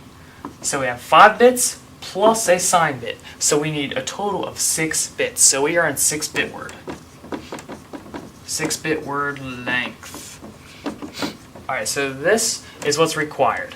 First, let's figure out what 8 is. 1, 2, 4, 8. Here is 8. Now, let's figure out what 16 is. So we are going to subtract 16 from 8.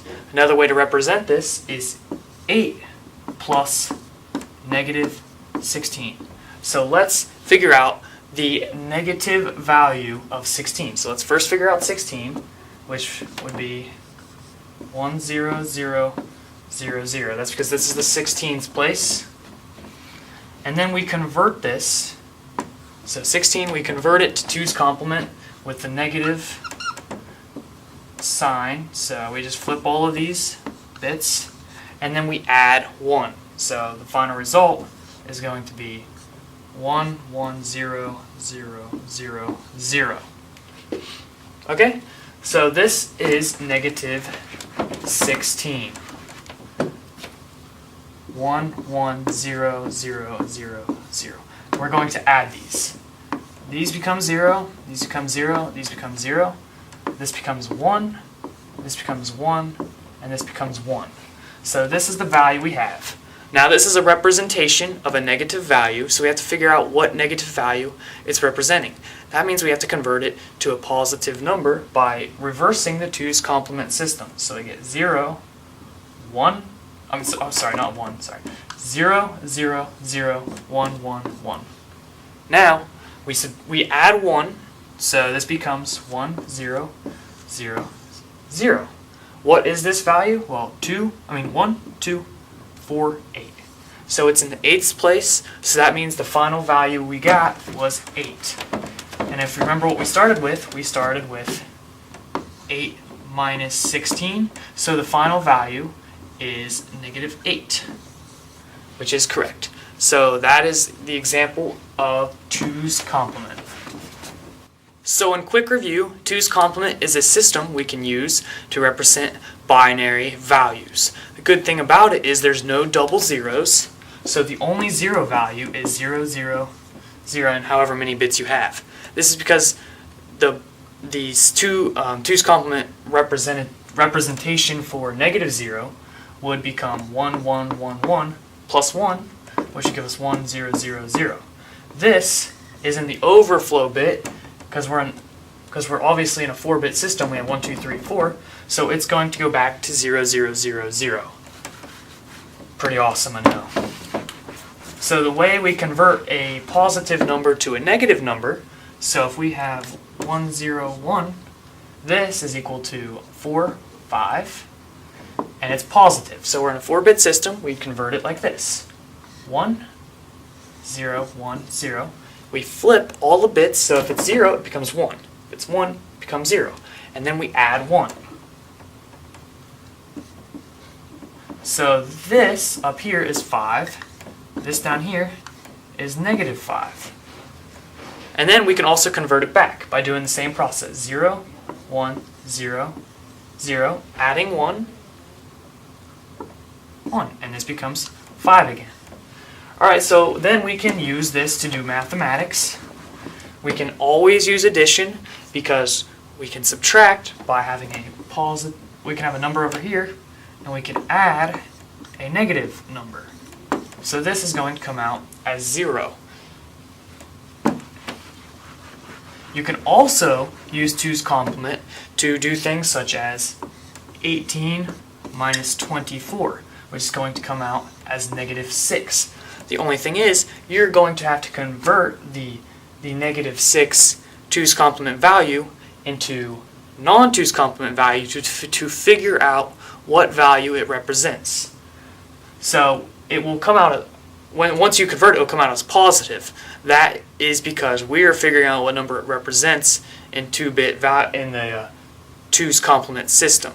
So let's say we have a value, just ignore this, let's say we have a value 1010. This is a negative number. We automatically know it's a negative number. But what negative number is it? We have to convert it to a positive number to figure out. So we flip all the signs, and then we add 1. So we get 0, 1, 1, 0, which this is equal to 6. So this is -6 right here. It's -6. It is -6. -6. -6. So that's pretty much a quick review of everything for 2's complement. Hopefully that was helpful. If it wasn't, be sure to comment and tell me what I could improve upon or whatever else. So thank you. Be sure to subscribe and like this video. I will see you in the next video. Hey everybody, welcome to your introduction to hexadecimal. So this video, I do recommend you watch Introduction to Binary. I did that a couple months ago. You can find that in my computer science/IT playlist on my channel. So I'm going to be building off a lot of fundamentals for that. So first we're going to look at the decimal system, so then we can figure out how the hexadecimal system works. But first let me define what hexadecimal is. Hexadecimal is a numbering system with a radix or a base of 16. So decimal is a base of 10. Deci is based off 10. Hexadecimal is 16. So that means we have 16 different symbols. Alright, so let's compare the hexadecimal system to the binary system. Over here, to the decimal system. So over here we're going to have decimal, which is just the normal system that you use for everyday calculations. And then over here we have hex. Alright, so that's my dog's name, by the way. Hex. Anyways, over here, 0 is equal to 0 in hex. 1, 1, 2, 2, 3, 3, 4, 4, 5, 5, 6, 6, 7, 7, 8, 8, 9, 9. All of these are equivalent. So if you see a 4 in hexadecimal, it is a 4 equivalent in decimal. So what next? Well, decimal and hexadecimal, this is base 10, so that means we're only going to have 10 different symbols. 1, 2, 3, 4, 5, 6, 7, 8, 9, 10. After that, we restart and go to a double-digit number. Over here, though, we're actually going to have another symbol. So 10 and A are equal. This is 10 in hexadecimal. Hopefully you watched that binary video because I'm going to go a little faster so I don't have to re-explain everything. This should make some sense. 11 is B. 12, C. 13 is D. 14 is E. And 15 is F. So you can have 15 different symbols. 1, 2, 3, 4, 5, 6, 7, 8, 9, 10, 11, 12, 13, 14, 15, 16. Alright, so how exactly does hexadecimal work? I'm just going to use my hand, I guess. When we're working with decimal, not hexadecimal, everything's a power of 10. So, when you have a number such as 1, 2, 1, here's what's actually happening. We're having 1 times 10 to the 0th, 2 times 10 to the 1st, and then 1 times 10 to the 3rd. This is decimal, okay? Alright, so this is times 10 to the 0th because we haven't reached the 10th slot yet, the 10th space. Alright, so 1 times 10 to the 0th is equal to 1. 2 times 10 to the 1st is equal to 20. 1 times 10 to the 3rd is equal to 100. And then when you add these together, you get 121. That is how the system works. Well, hexadecimal works in a similar way, but now it's with 16 rather than 10. So if you have something such as this, F, well, this would be 15 times 16 to the 0th power. This would be 15 times 16 to the 1st power. So what's this equal to? This is equal to 15. You can use a calculator if that's necessary. This is equal to 16, what would it be?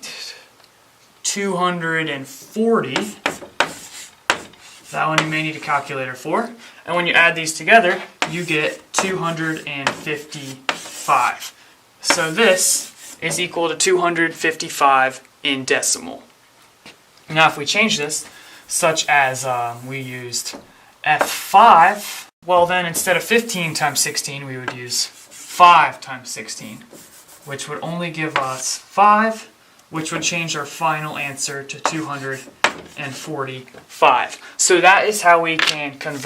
decimal from hexadecimal to decimal if necessary. Computers work with pure binary. They don't work with decimal or hexadecimal. Only we work with hexadecimal. The reason we do this is because if we see something like this,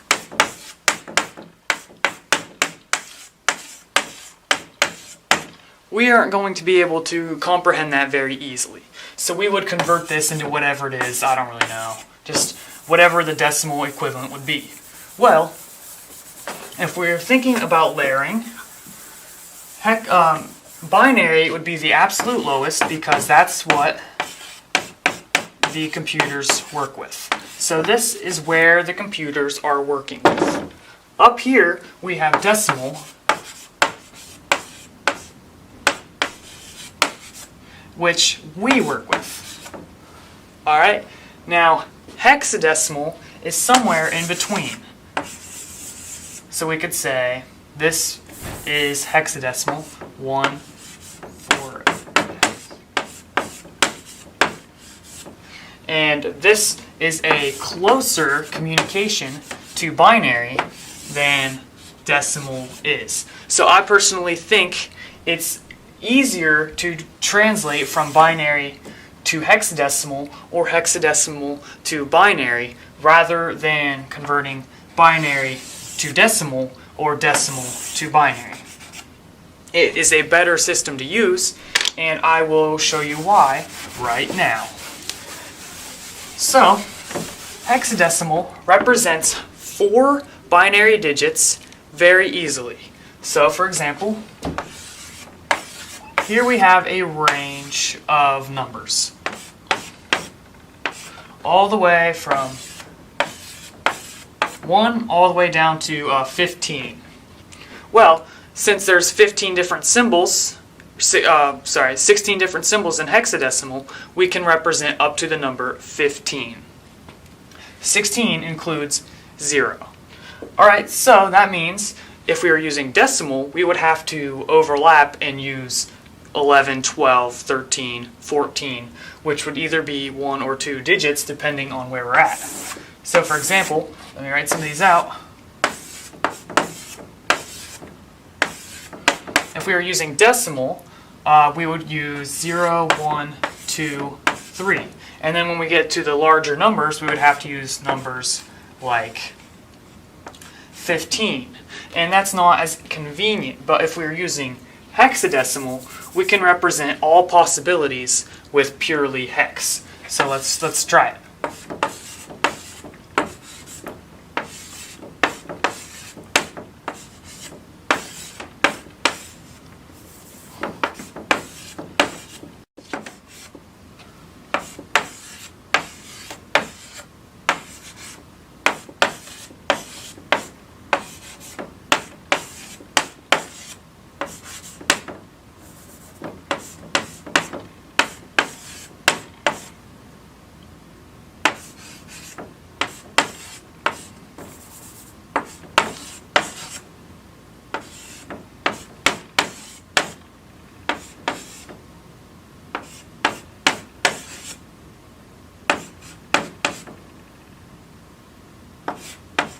So here we can represent all of these 4 combinations of binary with hexadecimal. 0, 1, 2, 3, 4, 5, 6, 7, 8, 9, 10, 11, 12, 13, 14, 15. Now, that means when we have a huge, large strand of DVD, we can convert that to hexadecimal extremely, extremely easily. Let me show you this in action. I probably should have kept these up here. Oh well. Alright, let's try. Let's go with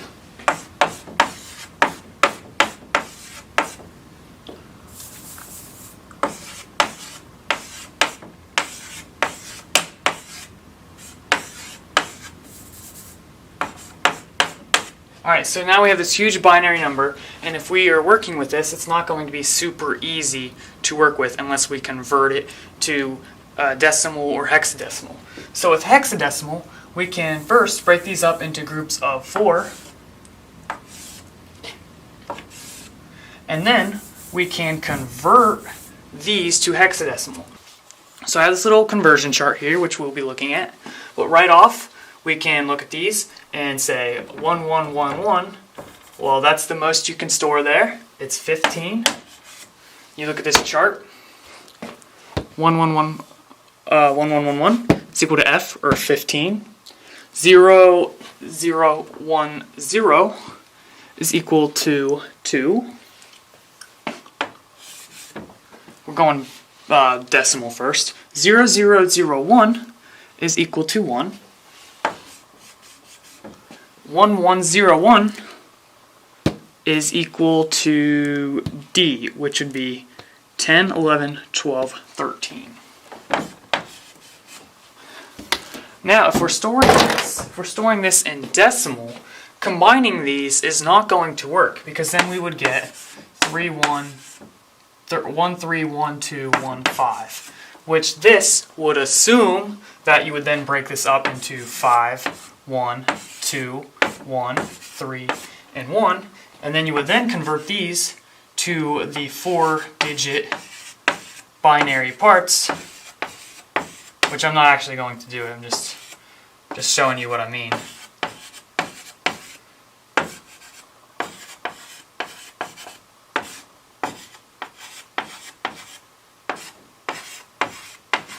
And then you, once you have them all figured out, you combine it together, you get a number that's not actually accurate to the correct number. But if you're working with hexadecimal, you don't have this problem, because 15 be represented as F, 2 represented as 2, I'm just going to erase all this actually, 1 is represented as 1, 13 would be A is 10, 11 is B, 12 is C, 13 is D.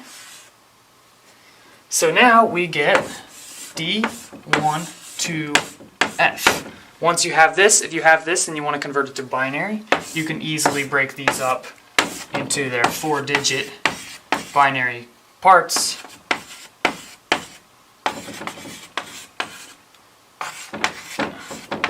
And you would actually get an accurate number, which would be equal to what we started with. So that's why hexadecimal is actually a better method from converting from binary to hexadecimal and decimal to binary. So when we want to work with binary but not directly, we can actually use hexadecimal. So let me give you some examples of that. For example, when we're working with CSS, the color of web pages, basically, you can give it a hexadecimal number. So you could say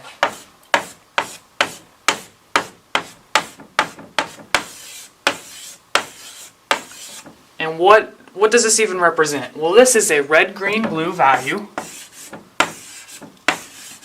Red, green, blue has a range from 0 to 255 for every single color. 0 to 55, 0 to 55. So that means if you want a lot of red, you'd make it 255. If you only want a little bit of green, you'd make it like 100. So if you want no blue, you would then give it 0. And then what you do is you can mix those three together and you get your final color. So yeah. But an easier way to do this, rather than giving red, green, blue values with decimal like that, we can give it hexadecimal, because this FF is the number that can represent 255. So from the range 00 to FF, we can get 255 as the maximum possible number. Alright, so what would this be? Well, this is breaking up into red, green, blue. So this would be 255 red, 0 green, and 0 blue. So the final color would be completely red. That's just an example of how another way hexadecimal is used. Another is in location of RAM and memory. Another is sometimes in URLs. There are a lot of uses of hexadecimal because we can easily convert it to binary and so forth, and once you get used to it, it's easy to work with. So basically, if you got nothing from this video, all I want you to remember is that hexadecimal is base 16. That means there's 16 different symbols, 0 through F. It can easily convert groups of 4 in binary to hexadecimal, all the way from 0000 up to 1111. And then that can easily be converted back. What else? You can easily remember the order of the symbols because it matches the decimal system. Then once you reach 10, it goes to the alphabet system. So 0, this is decimal, this is hexadecimal.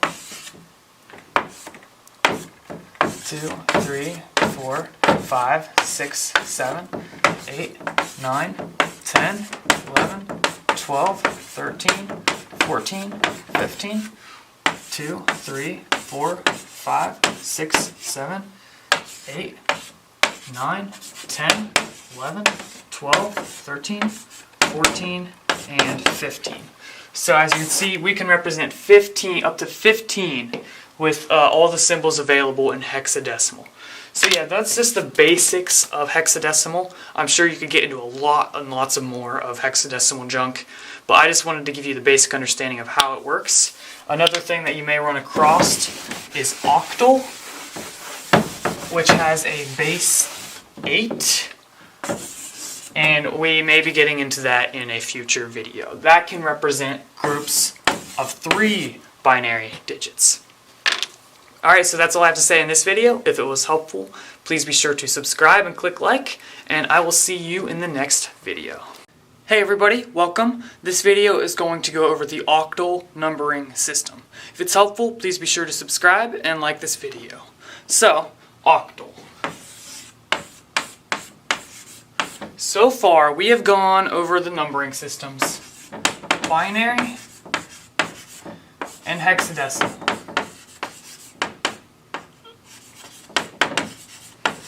We've also gone over decimal, which is just normal counting in tens, which you do every day.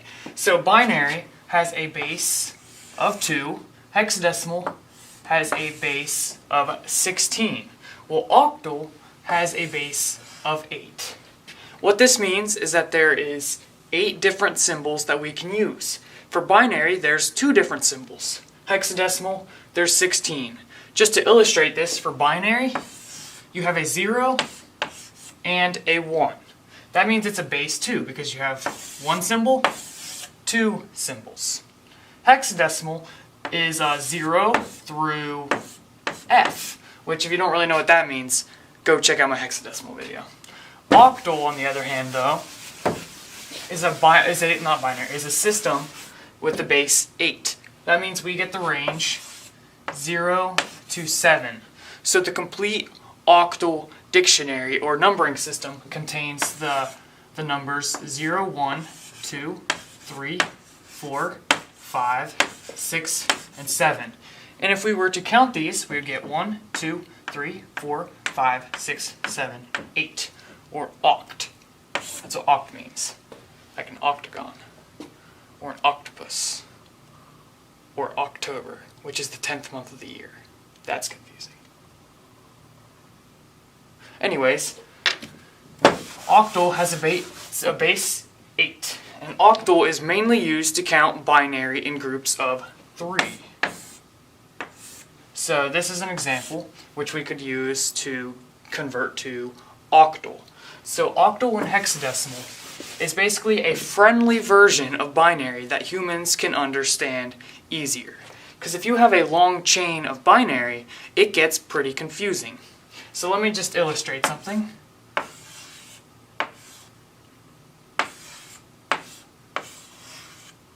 So here's some binary, and it's not that long, but if you went on forever, it'd get really confusing.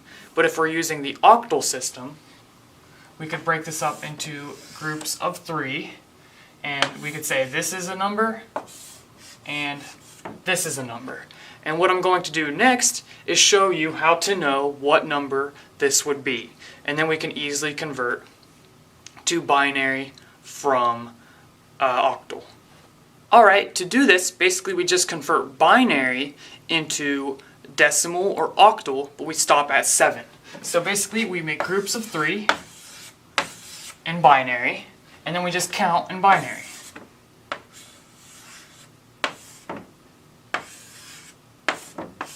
If you don't understand how to do this, check out my introduction to binary video.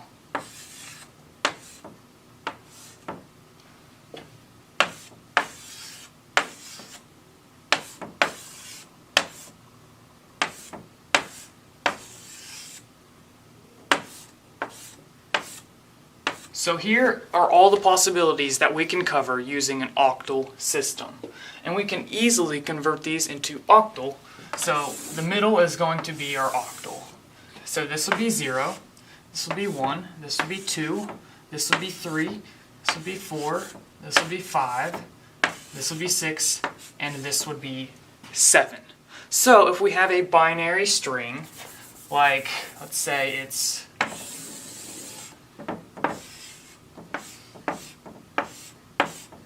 this. Well, we could break this up into groups of 3, and now we have this number, and we have this number. Well, 0, 1, 1, 0, 1, 1, this would be 3, 1, 1, 1, that would be 7. So we can represent this using 37. And often, since you don't know if this is octal or decimal, you will have something to illustrate that it is octal, such as an O at the beginning, or a Q, or something like that. So that just kind of depends on the program or what situation you're using it in. But if you used 37, people would think, oh, that's decimal, but it's actually not. It's octal. So now, we can practice this with a longer string of binary. So let's make it pretty long.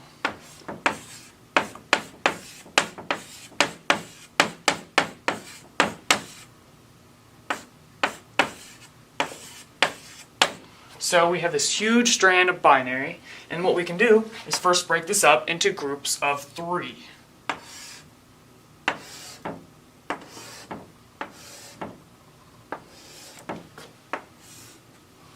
So now we have these nice, easy to read groups of 3.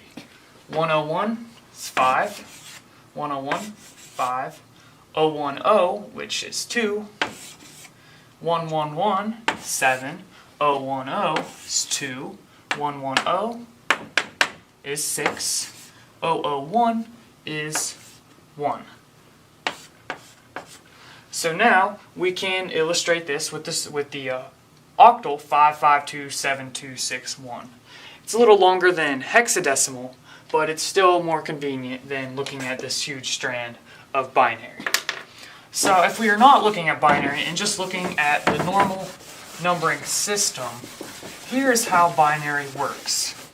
You would start out with 0. Here, I'm going to put this up here. And then you go to 1, 2, 3, 4, 5, 6, 7, and then you're going to go to that. So basically it jumps from 7 to 8. I know it's a little confusing because you're missing 8 and 9, but because it's a base 8 system, we can't use those extra symbols. So this is actually 8, this is 9, and so forth.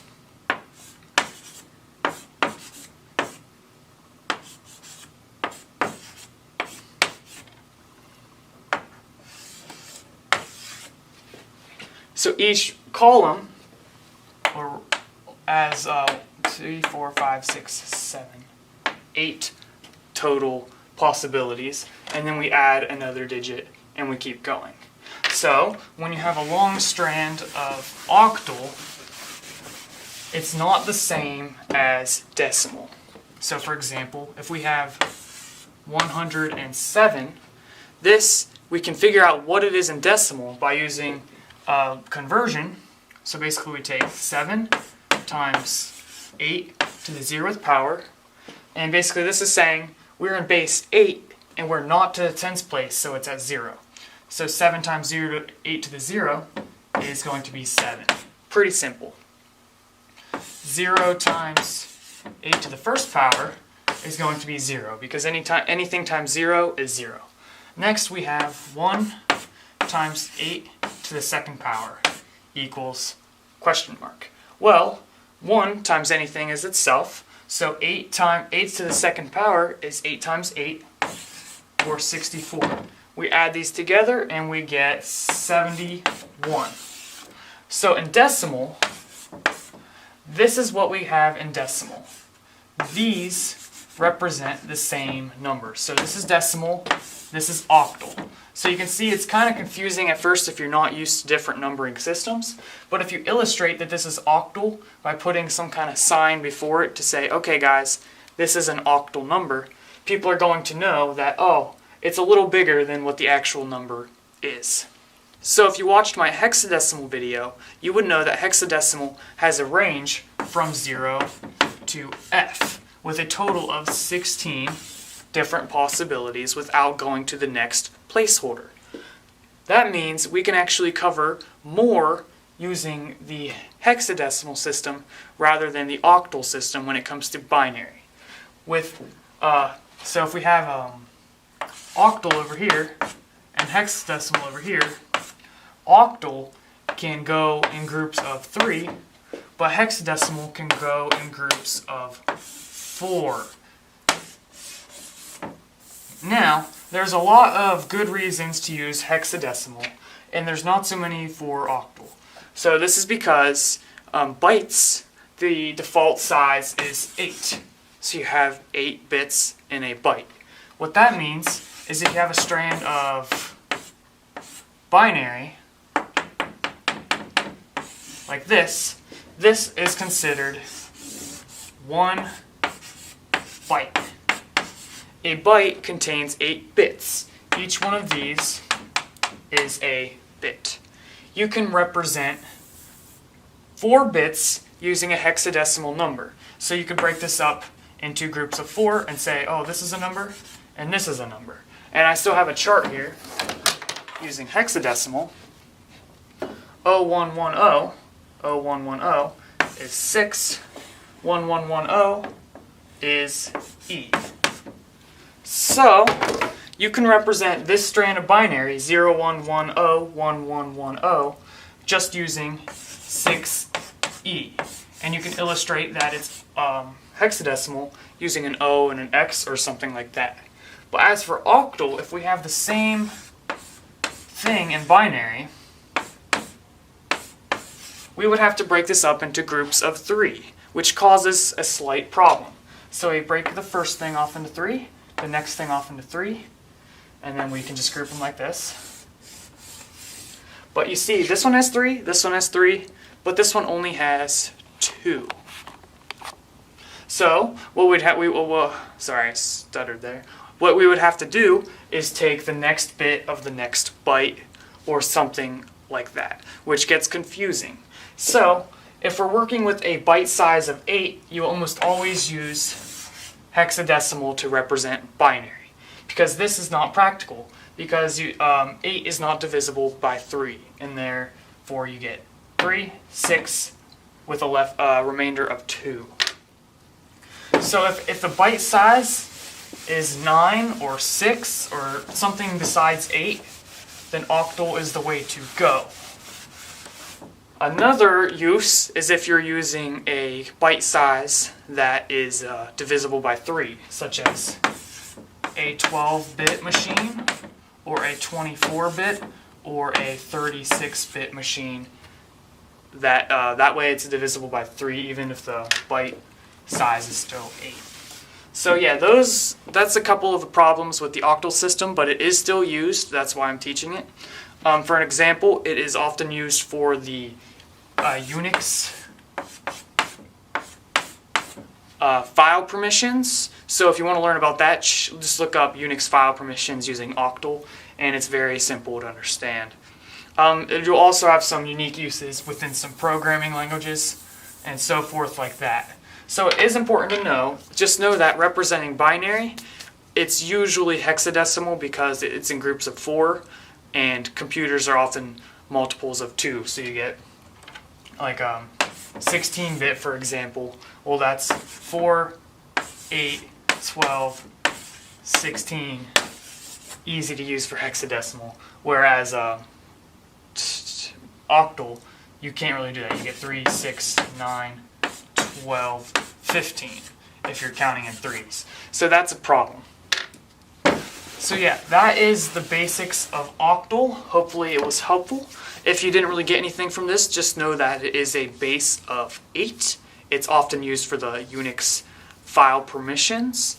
And yeah, that's about it. Basically, just try to compare the octal to the hexadecimal, the binary, and the decimal numbering systems, and you'll get a general idea of how they all work. Hopefully that was helpful. If you have any questions, please be sure to leave a comment, and if you like this video, please be sure to subscribe, and I will see you in the next one. Thank you, and goodbye.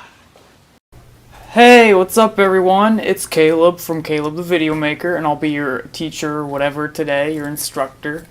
So this is the first video I've made in like 4 months, maybe 3 months. I don't know. It's long. I think longer than that, like 5 months maybe. I don't know.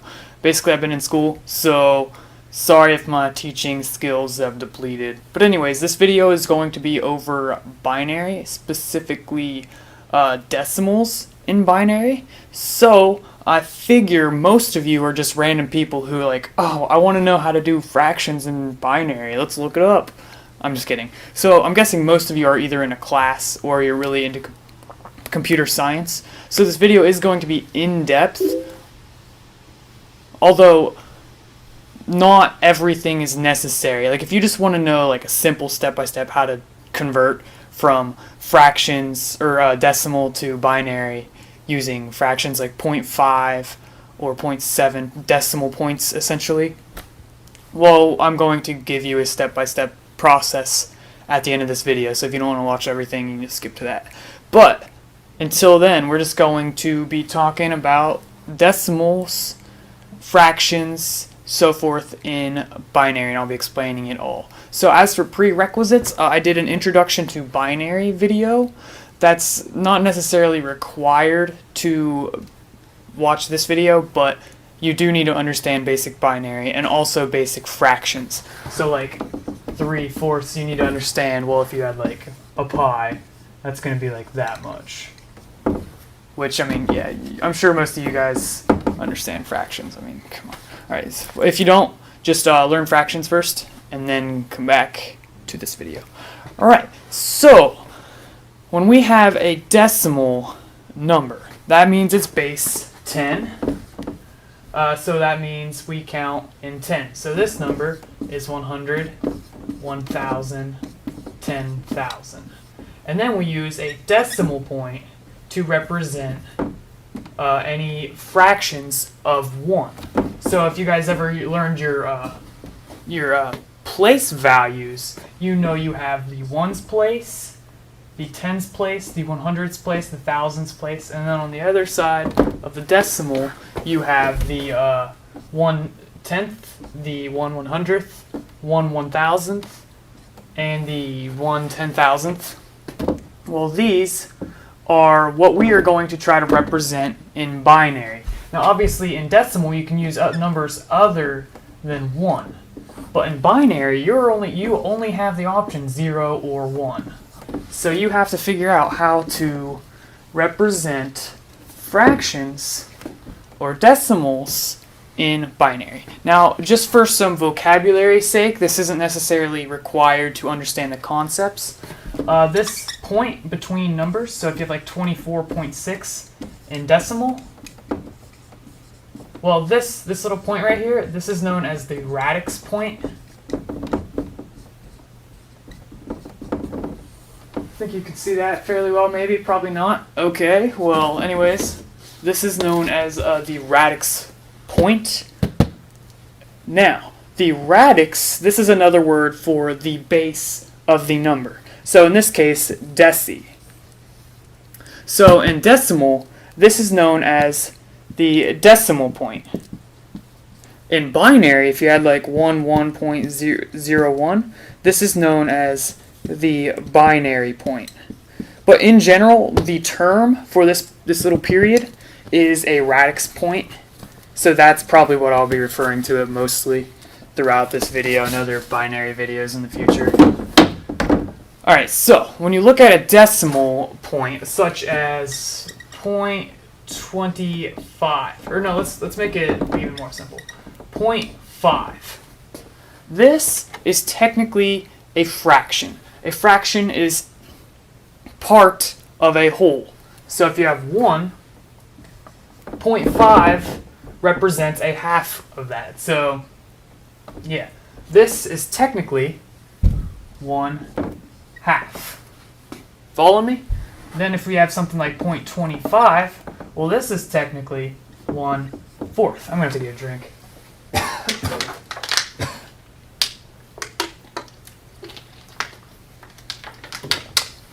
Well, so when we convert these to fractions, we can then understand how to convert them to binary.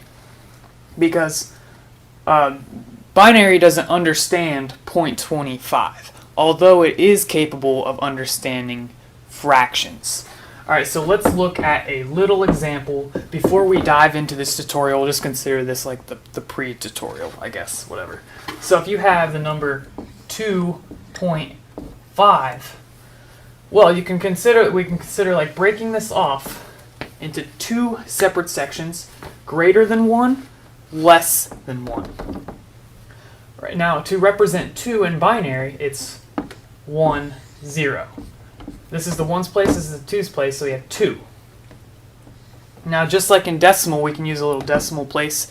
Well, we can use a binary place or the radix point, and then anything past here represents fractions of 1. So, a 1 here is going to represent 1/2. Anything past that will be 1/4, 1/8, 1/16. So then you kind of get this pattern here, where let me just bring this up here so you can see. You have the separator here, and you have 1/2, 1/4, 1/8, and it keeps doubling. And you can see it's all a division of 2. So this is divided by 2. Well, on this side, it's all a multiple of 2. So you get 1, 2, 4, 8, and so forth. Hopefully you guys get that. I'm still kind of working on the studio setup because I don't really like how I have to use. I don't know, I'm going to figure something out. So we represent fractions in binary by using divisions of 2. Now, that's all cool and all, but that does limit us, because if a fraction is not a is not a pattern of 2, well then we can't really get the right answer. So if we have something like this, 2.75, well, this one's not too bad because we have 1/0 on the left side of the radix point, and then we have a half, and then we have a fourth. 1/2 plus 1/4. Well, we can just least common multiple or whatever it's called, and we get 2/4 plus 1/4, which is equal to 3/4, which is the same thing as 0.75. So this is how we would represent that number in binary. Now we're going to go into the in-depth tutorial. So, yeah. Oh. Hey, so now we're going to first talk about converting binary with the fractions back to decimal, and then we're going to talk from decimal back to binary. So the first one, binary to decimal, is like extremely super easy, so I can probably explain this in like 20 minutes. No, I'm kidding, like 5, I don't know. But, alright, so first, we have to realize that each place marker, what is it called, to be a place value within binary is either a multiple of 2 or a divisor, is a division of 2. I don't know. But, so, what that gives us, if we have this radix point, the binary point, that separates this side being multiple of 2, and this side being a division of 2. Right? You following me? So, each position to the left doubles by 2. Each position to the right gets cut in half by 2. So we get, alright, so I'm going to write the decimal equivalents. So I'm not writing in binary right now. So we have 1, 2, 4, 8, 16, 32. And then we can just put these little boxes here to represent that place value. Now on this side, it's just the same thing, except it's a division. So we get 1/2, 1/4, 1/8, 1/16, 1/32.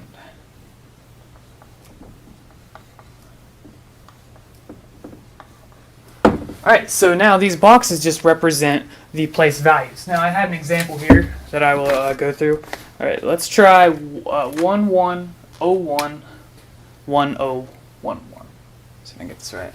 So 1101 1011. So when we put them in these place values, it becomes very clear. But when you first look at it, you get 1101.1011, and that looks kind of confusing if you don't realize what you're doing and you just try to jump at it too quickly. But when we do it this way, it's very clear.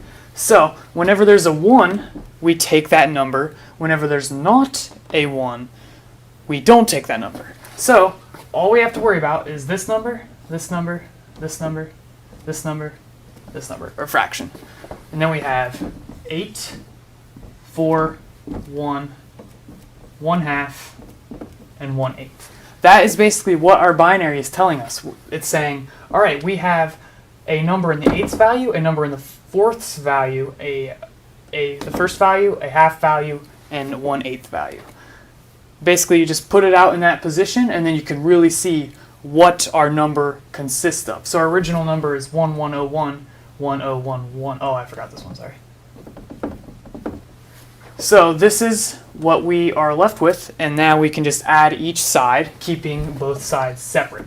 So we have 8 plus 4 plus 1. Now we have 1/2 plus 1/8 plus 1/16. Alright, so let's do this side first. We have 8 plus 4, that's 12, plus 1, we get 13. So that is what was represented on the left side. We have 1 plus 4 plus 8. Now for the right side, we have fractions. So we have 1/2, 1/8, and 1/16. In order to add fractions, let's make sure it's still recording, we have to have a common denominator. So what we can do is just multiply these two until they get to 16. So let's do this one first. In order to get to 16, we have to multiply it by 8. But I mean, basically you can just double it until you get to 16. So you get 2/4, 4/8, 8/16. This one, 1/8, you can just double it, you get 2/16, and then you drop this one and you get 1/16. You can add these together. So now we get 8, 9, 10, 11. Final answer is 11/16. Alright, so to just clear things up a bit, the final answer we had would be 13 and 11/16. And if you want to figure out the actual decimal, so like 13 point, what you do is you take the numerator and divide it by the denominator. So you get 11 divided by 16. That's what, just think of it, 11 divided by 16 to get a decimal. And I think when you get that, you get 0.6875.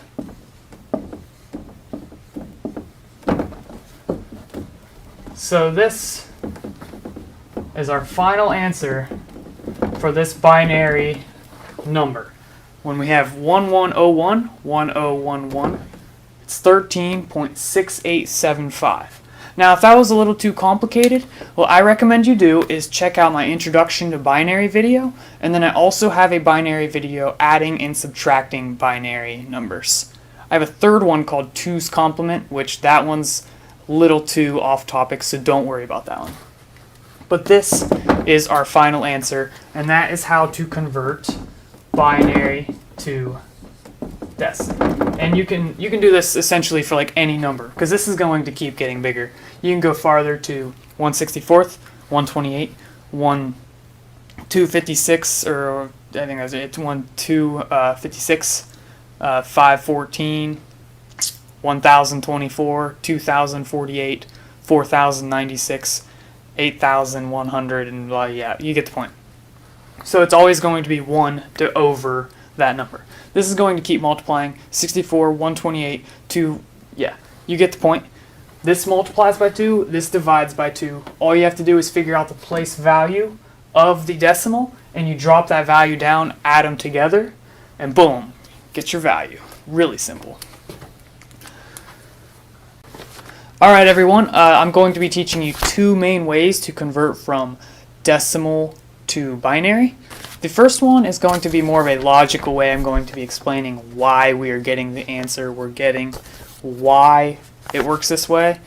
But if you're just, like I said, if you're just in a class, you don't really care, you just want to get the answer, feel free to skip to the systematic approach, where I'll just be telling you, do this, followed by this, until you get the answer. The logical approach is takes more time, so I just recommend that you do it once to figure out why binary works the way it does, and then after that you can use the systematic approach, or even better, just look up a calculator online or something. Yeah, I mean seriously, this stuff is kind of unnecessary to do on your own unless you really enjoy it. I'm just teaching you so you know the concepts for either a class or for whatever you're doing in life. This is all computer science related. I think when you want to understand computers, you need to understand even the most minute things and understand them well. So let's get started with the logical approach. I will be using my notes simply because there are a lot of numbers that I don't really want to memorize, so yeah. Alright. So, where to start?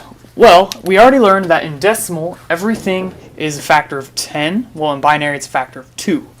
The only problem is, when you're converting from decimal to binary, binary doesn't understand your decimal points. You need to convert these to fractions. Not only that, but binary only understands fractions that are of 2. So 1/2. Divide that by 2, you get 1/4. Divide that by 2, you get 1/8. Divide that by 2, you get 1/16. All patterns of 2. Alright, so when we have a simple number such as 0.5, well this is easy because that you can convert to a fraction 1/2. We have it right there. You could represent that as 0.1. So this is decimal, this is binary. Now if you have something such as 0.75, well in that case you can't just represent that with 1/2. You want to represent that with 1/2 plus 1/4. So you get 1, 1.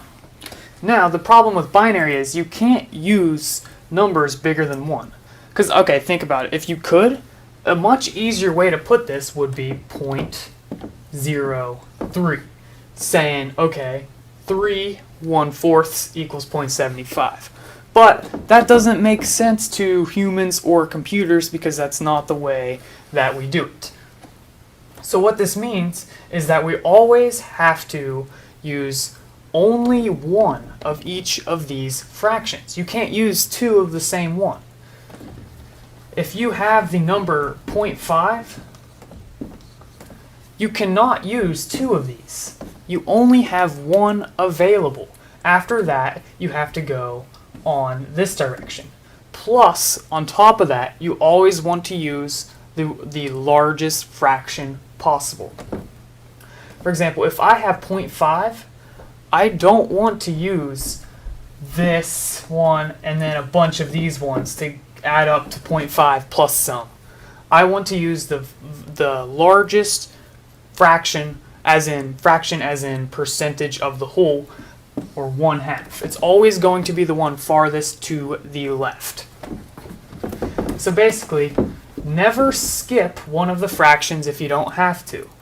So if I have rather than doing like this, like 500 ones, I could bring some of those ones up here and get like a 1 right here, and then have less ones.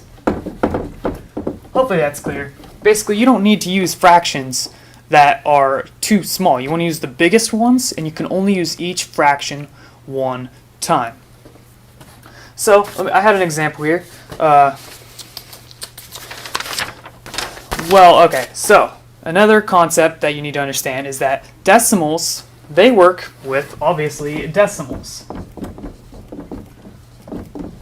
Decimal numbers, 0.75, 0.63281, 0.7 to the repeating, 0.8. This is all decimal work. Binary, it's more of a fraction kind of thing. So we have two conflicting things here. Fractions and decimals. This is what decimals work with, obviously.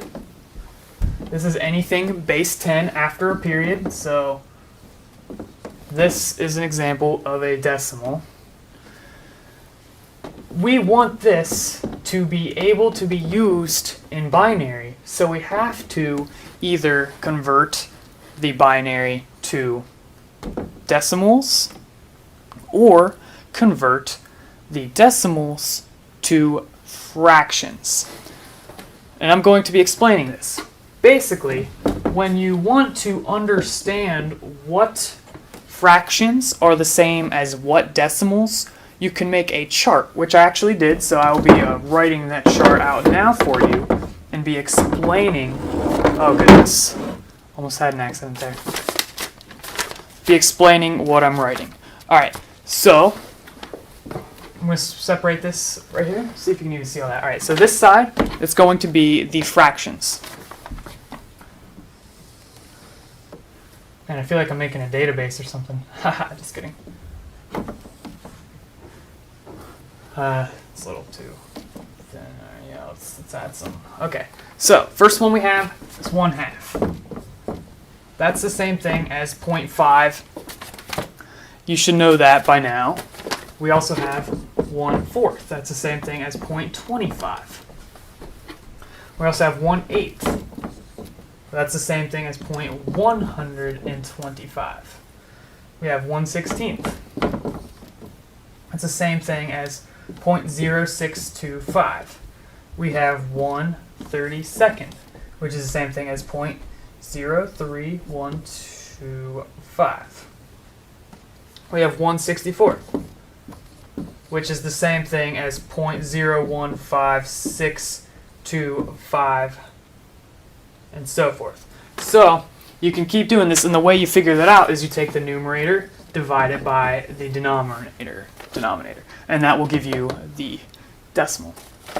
So now that we have this sort of like a conversion table, we can take binary, and we realize, all right, so if we have, I'm going to erase this one so I have some room to write some examples. If we have the example 1, 1, 1, all after a decimal, we can take these fractions and convert them to decimal, and then we can add those up to figure out what our decimal is. So, for example, the first one is going to be 1/2, the next one will be 1/4, and the next one will be 1/8. So we get 0.5 plus 0.25 plus 0.125. When you add all these together, you're going to get whatever this decimal, or I'm sorry, this binary, I guess, I'm not sure what it technically would be called, but we're going to figure out what the value of this binary number is. Now, the only problem is we're not converting from binary to decimal. We already figured out how to do that in the previous section. So now we look at the opposite, converting decimal to binary. I'm going to clear this chart. I have it on the paper, so I might use it later, but I'm not going to keep it up here.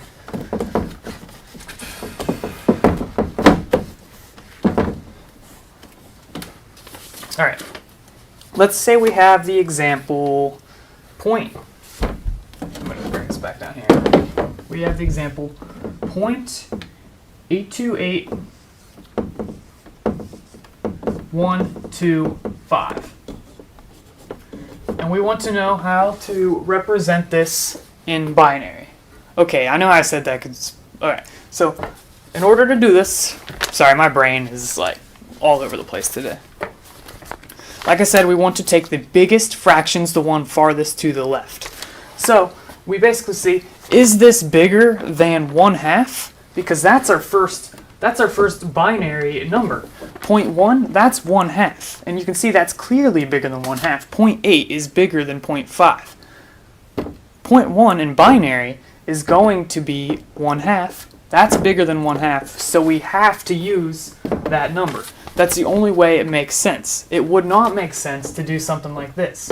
0.1, 0.0111, and all of these add up to over 5. That doesn't even make sense. It's impossible to do it that way and get a proper answer. So we always have to use the biggest fraction farthest to the left. Boom. So we just covered 0.5, or half of it. That's from that chart that I showed you earlier. The 0.1 is the equivalent as to 0.5. So what do we do now? Well, now that we've already used 0.5, we can subtract 0.5 from this number to give us what number is left for the rest of these positions. So when we do that, we subtract 5, we get I believe, yeah, I wrote it down, so I mean, I should be able to do this in my head, but yeah, so basically we just take 8, subtract 5, and we get 3, 2, 8, 1, 2, 5. I'm running out of storage space on my thing, so I don't want my camera to stop, so if I stop sporadically, that's why. So this is the new number we're left with. Then we think of the next decimal, or I'm sorry, not decimal, the next binary fraction, which is 1/4. So this is 1/2, we already got that. The next one is 1/4. Do we have the decimal required for 1/4? Well, I don't know if you can see this chart right here, but we actually do, because 1/4 is equivalent to 0.25. This is larger than 0.25, so we have enough decimal number to give us another binary 1. So that takes care of that one. We're just trying to figure all of the fractions that are going to add up to give us this decimal number. So then what we do is we subtract 0.25 from this number to give us our new number for the rest of the place markers, or the place values. So what we have is, so far we have 1/2 and 1/4, which is the equivalent of 3/4. But our original number was 8. Right here. It's 8 something something something something. That's bigger than 0.75, so that's not going to cut it. This is what we have left after we take that out of there. So what do we do now? We check the 1/8 division, because that's going to be our next location. So before I write that out, let's first look at it. What is the value of 1/8 in decimal? Using that little chart I wrote earlier, just taking 1 divided by 8. The value we get, if it's going to focus here, probably not. Focus! Okay, I don't think you can see it, but it's 0.1, oh, there we go, 0.125. But you can see,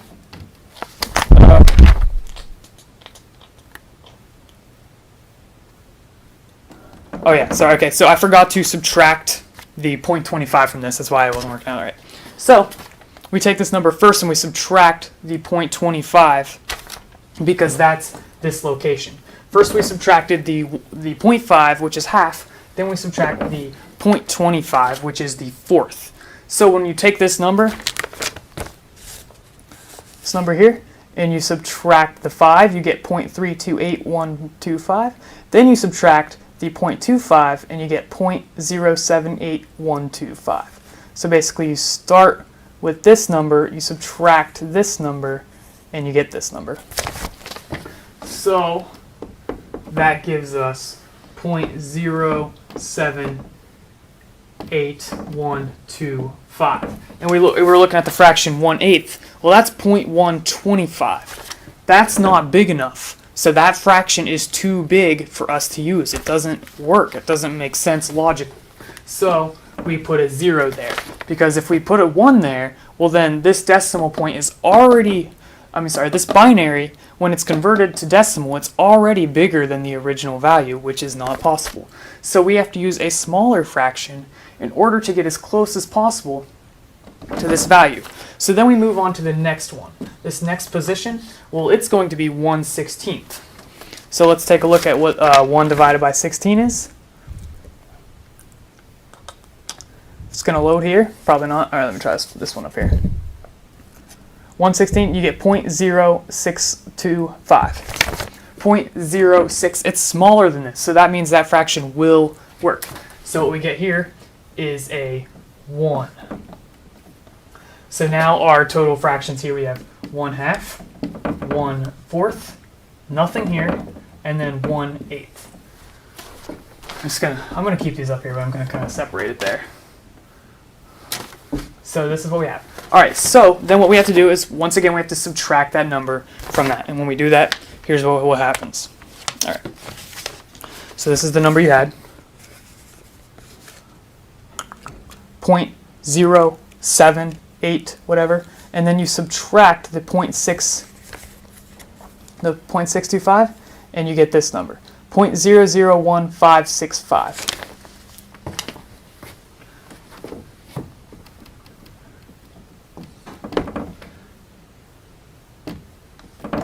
So this is what the number we have left, and we're just trying to get fractions. Obviously, we need smaller fractions because the number keeps getting smaller.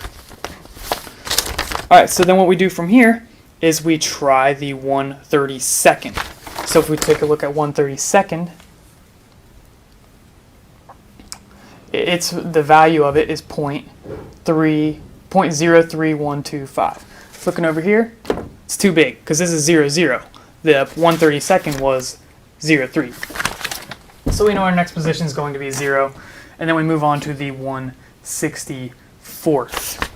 Finally, last one. Sorry, I keep having to focus on this garbage. I'm still trying to figure out a new way to illustrate concepts better.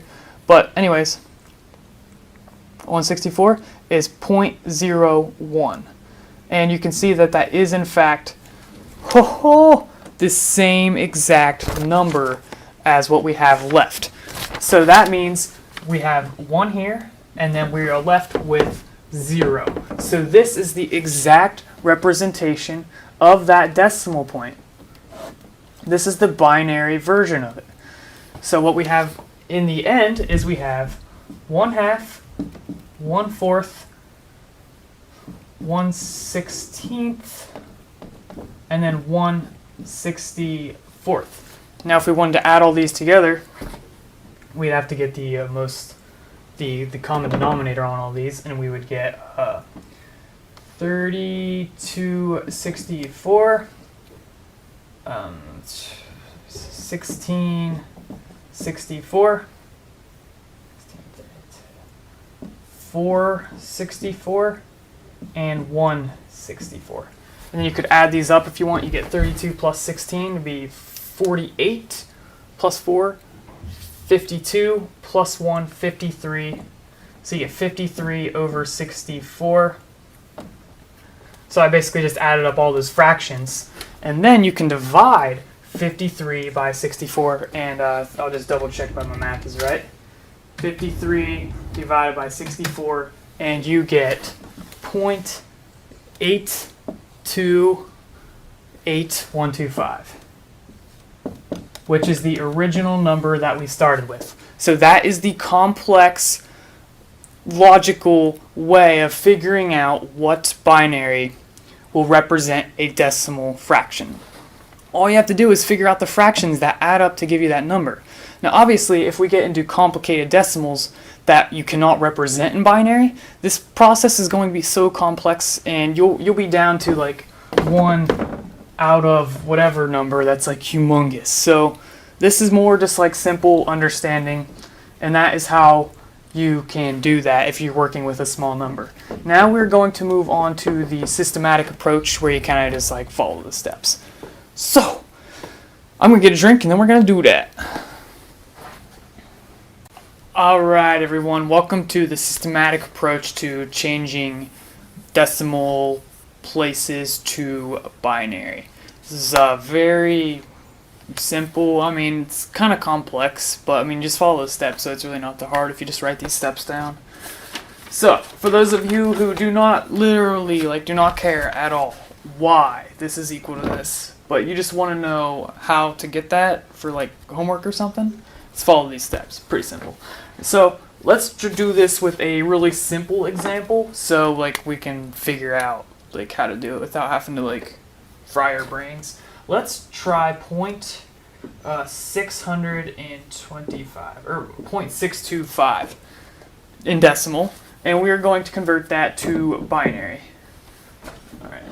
Sorry if my is glaring too, by the way. Alright, so the first thing we do is we multiply it by 2. So step 1, take your original value, multiply it by 2. And we should get 1.25, if I'm not mistaken. Alright, so that was step 1. Now you look at it. If there is a 1 on the left side of the radix point, that goes to our binary number. So, 1. Now what we do is we take the decimal after that. So that was step 2. If there is a 1, you move it into the first position of our decimal. Of our binary number. Now, you take the 0.250, you multiply it by 2. That's step 3. And you get 0.500. Is there a 1? Is this step 4? Is there a 1? No, there's not. So what you do is you add a 0. Then what you do is you multiply this by 2. Once again, you just take whatever is after the decimal point and multiply it by 2, and you get 1.000. So, does this have a 1? Yes, it does. So you add it to the binary number. Then you take the decimal. Oh, well that's 0.0. Well, if you multiply 0.0 by 2, you're still going to have 0.0. So this problem is now solved. Here is how you write 625 in binary. 0.625, I should say, sorry. 0.625 in binary is 0.101. You can also look at the fractions from that. A half and an eighth is 0.625. Now let's try a little more of a complex example. So basically each step you just multiply by 2. If there's a 1, you add it to the binary and get rid of it, multiply by 2. If there's a 1, do that. If there's not a 1, then you write a 0 and multiply by 2. Follow that pattern. So let's do another example. Let's go with the original number that we had in the previous examples, which was 0.828125, and I'm going to be using my notes for this one because I don't want to memorize all these numbers. I know I'm lazy. So you multiply that by 2, and what you get is you get 1.65625. Well, as you can see, we have a 1 here, so what we do is we move that to our first position in our binary number.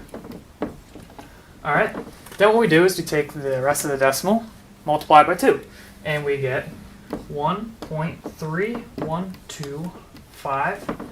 Oh, you see, well there's a 1 here, so let's just move it to the second position of our binary number. Now we take 0.3125, multiply that by 2, and we get 0.625. But there's no 1, so we add a 0 to our binary number. Then we take 0.625, multiply that by 2, and we get 1.25. You take that 1 and just move it to our fourth position in our binary number. And get rid of it. Now I multiply 0.25 by 2, and we get 0.5. Oh, well there's no 1, so we add a 0. So 1, you move it into the binary. If there's not a 1, then you put a 0. Because basically there's a 0 there. Take that and put it up there. Then we take the 0.5, multiply it by 2, we get 1.0. We take that 1, put it into our last position of our binary. And our final binary is 0.110101, which is the same solution we came to when we went through the huge process of subtraction and all that garbage. So that is how you figure that out. So if you didn't follow the other stuff, you can say, okay, well that's 0.8 whatever, blah blah blah. But I really don't know why it is. I mean, if you don't understand the concept, basically we're saying do these. We just need to figure out the fractions that add up to get that number. Now, this is cool and all, but this does come with some problems. For example, what's known as infinite binary, I guess, or never-ending or repeating. Something that has a pattern that goes on and goes on and goes on forever. And like the prime example for this is 0.1. Alright, so let's look at 0.1. Okay, I think that's, yeah, okay. So, let's try this. Alright, we get 0.1, we multiply it by 2, and we get 0.2. So we add a 0 in our binary. Multiply that by 2, we get 0.4. We add a 0 in our binary. Multiply that by 2, we get 0.8. Add a 0 in our binary. Multiply that by 2, we get 1.6. Add a 1 in our binary. Multiply that by 2, we get 1.2. We add that to our binary. Okay, and then we just multiply 2 by 2. Oh, but you see this right here? This is the same thing that happens right here. So you can see it's actually taking us back to right here.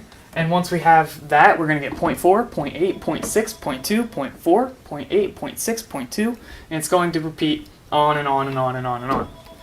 The only thing that doesn't repeat is this 0.1 right here.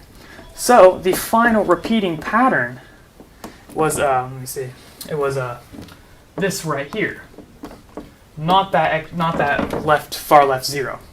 So here's how you represent 0.1 in binary. 0.1. That's decimal. We have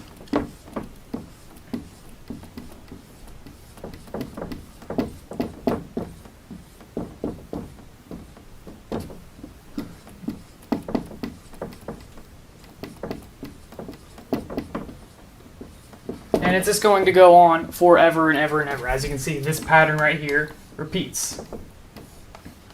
That is an infinite binary.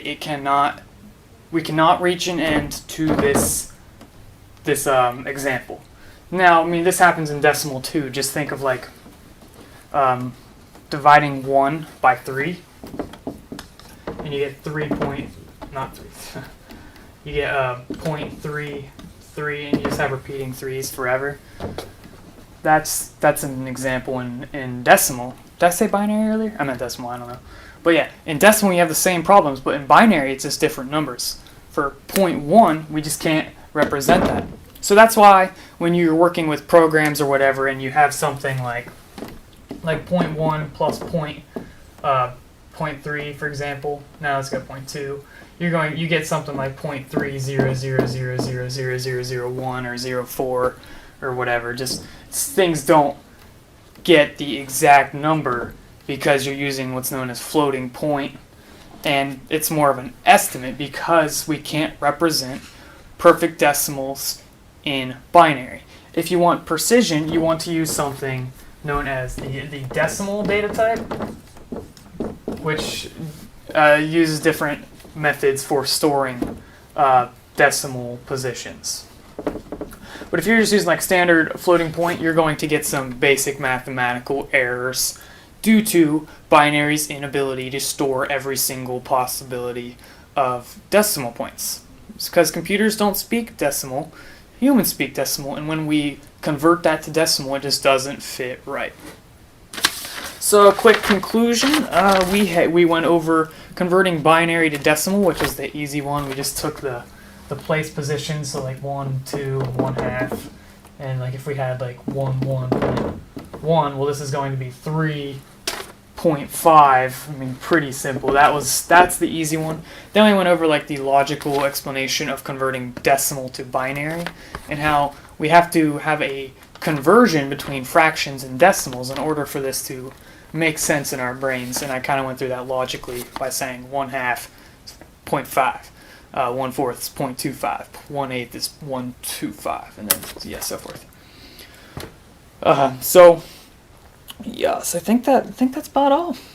So yeah, thank you for watching. This was by far way longer than I expected it to be. Seriously, I was like, okay, I'm gonna get this done in like 20 minutes, and it's been like an hour or something crazy.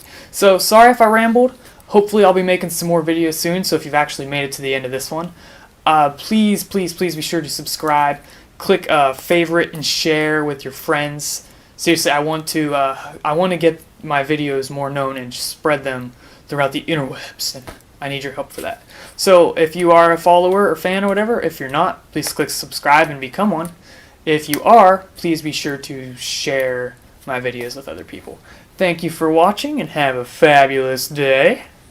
And I'm just gonna turn the camera off right now. Bye. Hey everyone. Oh, let's go. Hey everyone, my name is Caleb from Caleb the Video Maker. In this video I'll be teaching you how to multiply binary. It's very simple. For those of you who don't know me, if you like this video or you find it useful, please be sure to click subscribe and share it to all of your friends or whoever. So yeah, let's get started. Alright, so first for prerequisite, oh, where'd my marker go? What the? Okay, got it. Oh, that's a close one. Alright, so prerequisites. You need to understand the basics of binary, but I mean, it's not like you don't have to go study it for like 20 years. So I'll just explain it right now. You need to understand the place values. When you have, so let's say you have the number, let's say like four ones. Well, each place value, it just multiplies by 2. So you start with 1, 2, 4, 8. You add those together, you get 8 plus 4, 12, plus 2, 14, plus 1, 15. This is how you represent 15. So if you have something like this, well, you know that's 16 because it's 1 more than this. So I mean, yeah, just basic place values of binary. If you don't understand that and you want to get more into that, go check out my Introduction to Binary video. You also need to understand a little bit about adding binary.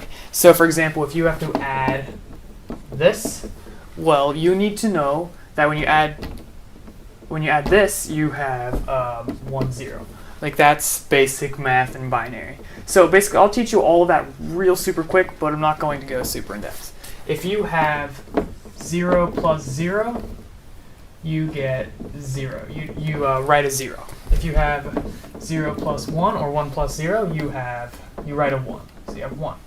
If you have 1 plus 1, what you do is you write a 0 and you carry 1. So I mean, if you when we get in math, you'll understand carrying is when you take it up to the next placement. We'll explain that later. If you have 1 plus 1 plus 1, then you have to write a 1 and then you carry a 1. Finally, if you have 1 plus 1 plus 1 plus 1, what you want to do is you carry 2 1s and write a 0. So yeah, which basically you write a 0 and then you carry 2 1s. That's basically all you ever need to know for adding binary, and we'll be explaining that once we have to do that with our math problem. So let's first see how we do math in decimal when it converts to binary almost exactly. So decimal, let's multiply 10 times 10. This is very simple. Basically, you just take the, I think it's the multiplicand, I think is what's called, I don't know. Take that, multiply it by each digit in the multiplier, and you get 0 times 0, 0. 0 times 1, 0. Then, for the next placement, you have to move everything over a place marker. So you add a 0, 1 times 0, 0. 1 times 1, 1. Then you just add. This is where we have to learn how to add for the binary. So 0 plus 0, 0, 0 plus 0, 0, 1 is a 1. So our final answer is 100. So what we have is 10 times 10 equals 100. This is in decimal. Well, the same exact concept applies to binary. And you don't get the same result, but you do it the same way. So now if we're in binary, what we have is we have 2 times 2 equals 4. You see that? It's the same, you do everything the same as normal mathematics, which is really awesome. It's very simple. So here, let me try another example just to show you the process. I wrote an example down here. Let's see what it was. All right, let's go 1101 times 0011. All right, so for our sake, we can figure out what these are just to make sure we got it right. We got 1 plus 2, so this is going to be 3. Now I got 1 plus 4 plus 8. So 8 plus 4 is 12, plus 1 is 13. So this is 13 in decimal. This is 3 in decimal, so our final answer should be 39. So what we should have is 39 at the end. Let's try multiplying this.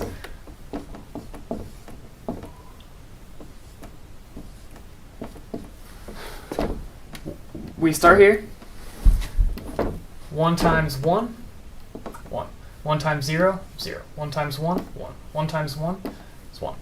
Alright, then we go to the next one. We add a 0 because we always have to go up the placement for each time. For each decimal, we scoot over a place marker.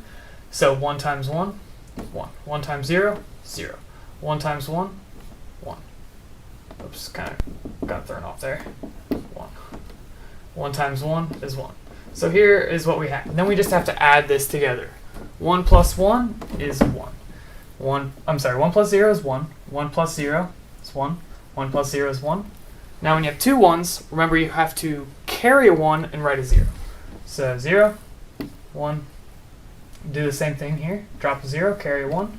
Boom. So this is our final answer. Now we can figure out if this is right to see if it's 39. We have 1 plus 2 plus 4, no 8, no 16, plus 32. So you have 32 plus 4. That'd be 36 plus 2, 38 plus 1, 39. So this is, in fact, the correct answer to this problem. So now let's take a look at this just so we can simplify it even farther. We're always multiplying by 1. What that means is we're always just going to be copying the multiplier down here. You can see we have the segment here, and we have the segment here. We're always multiplying by 1, so we're never going to get a number larger like that unless we carry a 1 as we did here. I mean, think of it like logically. If you multiply by 1, you're not going to get more somehow. Like if you have 3 girlfriends and you multiply each one by 1, you're still going to have 3 girlfriends, which makes no sense, and your wife's probably not going to be too happy. But I don't even know what. Anyways, you always copy. What was that? You're always copying this down. So let's try a more complex example. This will be our final example, and we'll illustrate this point. But right before I do that real quick, I'll just show you this again. 1 times this, we just copy it down here. This just goes down here. Then we add a 0, and then we just move it down here. We get 1, 0, 1, 1. Add those together, and we finish the problem, and boom, we're done. Pretty simple. All right, let's try a really more complex answer or question. Let's go with, I wrote this one down, all right. 1, 1, 0, 1, 0, 1. 1, 1, 1, 1. This is what we are multiplying. This is really simple. Like I said, when we multiply by 1, we just copy this and move it down. So 1, 0, 1, 0, 1, 1. Yeah. And then we just add a place value because we're going up to the 2's place. Copy it. 1, 0, 1, 0, 1, 1. Now we're just going up to the 4's place. 1, 0, 1, 0, 1, 1. And the 8's place. 1, 0, 1, 0, 1, 1. Boom! It's like that simple. And then all you have to do is add these together. It's like so easy if you like really think about it, like how it works rather than just mindlessly following directions. Then you can figure this out like really easily. Because all we have to do is copy this number and then like match it up with the place value to get for each one of the ones in the multiplicand or whatever it's called. It's that simple. Sorry if I'm acting weird. It's past my bedtime. All right, so then we just add these up. 1. 1 plus 3 zeros, obviously 1. 1 plus 3 zeros, 1. 1 plus 1, well, we have to carry a 1, write a 0. 1, 2, 3, so now we carry a 1, write a 1. 1, 2, 3, so we carry a 1, write a 1. 1, 2, 3, 4. Okay, so if we have 4, what we do is we write a 0 and we carry 2 1s. So 1, 2, 3, 4. Now what we do is we write a 0 and carry 2 1s. So 1, 2, 3, 4. Once again, write a 0, carry 2 1s. 1, 2, 3, carry a 1, and write a 1. So that, like I said, you have to be able to do the addition. And I did do an addition video over binary too if you want to check that out, or you just check out what I told you at the beginning of this video. It's probably way simpler. This is our final answer. And if you want, you can really go figure it out. if that's correct or not. I think I have the answer here. Yeah, 110011011011. Yeah, so that's the answer. That is how you multiply binary. If you have any questions? Oh, and another thing, another simple way to do it is just take this value, like figure out what this value is. All right, let's make it easier. Let's say we have this. Well, we can figure this out really easy. We have 1 plus 4, so 5. 5. Let's just get rid of all this. And then we have 1 plus 2 plus 4 plus 8, so 8 plus 4. This is a 15, so yeah, 15. So then we just multiply the decimal version because we're all used to multiplying in decimal, hopefully. So that's 15, 30, 45, 60, 75. Or an easier way to think of that is 150 would be times 10. And you have half of that, which is 75, because you're multiplying by 5. But yeah, that's off topic. So yeah, that's another easy way to do it, is just convert it to decimal. And then once you have 75, you can figure out the binary representation of 75. So those are the best ways to do multiplication in binary. Hopefully that was helpful, and if you have any questions, please leave a comment, send me a Facebook message, or a... yeah, that's about it. Yeah. Be sure to subscribe, like my video, share it with your nerd friends. Thank you for watching. See you next time. Just gotta stop my camera here. Come on! Ah. Hey everyone, it's Caleb from Caleb the Video Maker, and in this video I'm going to be talking to you, telling you how to easily convert decimals like this into binary. Alright, so this is just a follow the step pattern, so you don't really need to understand anything, but if you want to, I created a super in-depth 45-minute video over decimals and binary, so be sure to check that out. So the first thing that you do, basically you're just going to follow this pattern. You're going to need a calculator, unless you can do everything in your head like me. Alright, so, I'm just kidding. Basically you just take the number you have and you multiply it, oh stupid cap, come on. You multiply it by 2. So 0.78125. Multiply that by 2, so this is what we have. Yeah, right there. And then and equals or whatever. And then you get 1.5625. Now we're going to continue to do this process, but every time we look at this first number to the left of the decimal in this case, and we're going to append that or add that to our binary number. So we start with 0.1, and then we can get rid of that, and we're going to work with this right here. Once we have just this decimal, we can take that and once again multiply that by 2. That's a pattern we're going to follow each time. So we take 0.5625, multiply that by 2, and here's what we get. 1.125. There we go. So we get 1.125. Alright, so once again we take this 1, add it to our binary, and then just get rid of it. And then what we do is we take 0.125, multiply that by 2, we get 0.25. So we take the 0, put it down to the bottom. So even if it's not a 1, we still have to put that 0 there.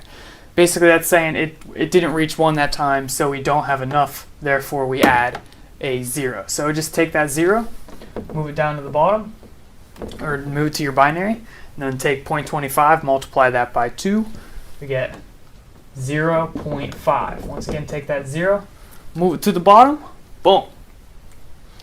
Then you can get rid of it. And then once you have 0.5, that's the answer that you would want to get. You will take that. Anything that's going to evenly multiply into 1 in the end is what you want to get.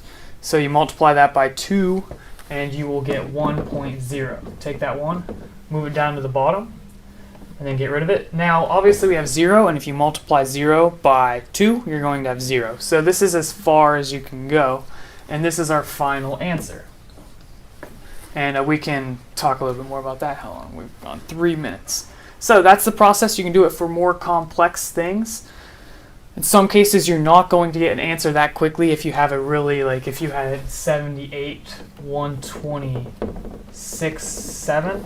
Well, that's going to be a much longer example. Obviously, the farther you go in your binary, the farther you go right, the more precise your answer. But in some cases, you will never reach an end.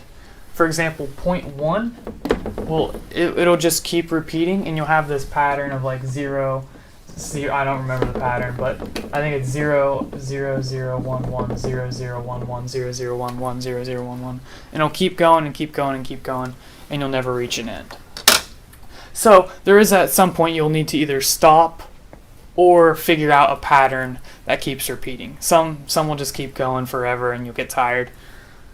But that is how you do that. If you want to look at this fraction-wise, this first number is 1/2. The second number is 1/4. This is 1/8, we don't have it, 1/16, and 1/32. So here are our total fractions that we have. If you wanted to do the math, add these fractions up. We could look at 1/2, that's the same thing as 0.5. 1/4 is 0.25. And then here, 1 divided by 32, what is that? 1 divided by 32. And you get 0.03125.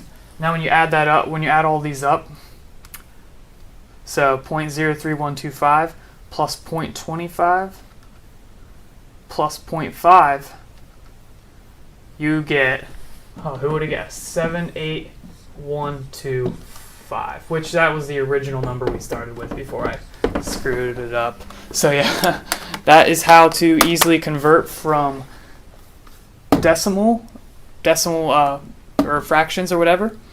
Basically, when you have a decimal number and you want to convert it to binary, that is how you do it. Everything right of the decimal is considered to be fractions rather than whole numbers, multiples of 2. It's division of 2. 1/2, 1/4, 1/8, 1/16, 1/32. So yeah, if that was useful, be sure to subscribe, and I will check you guys out in the next. I'm not going to check you out, that's weird. Didn't mean that. I'm going to check out, and then you guys can subscribe to my YouTube channel. Yeah, that's right. Hit myself in the head there.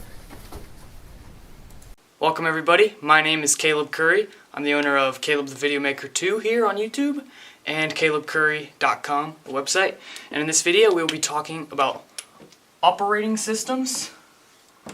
It's important to know about operating systems if you are going to be doing anything with technology.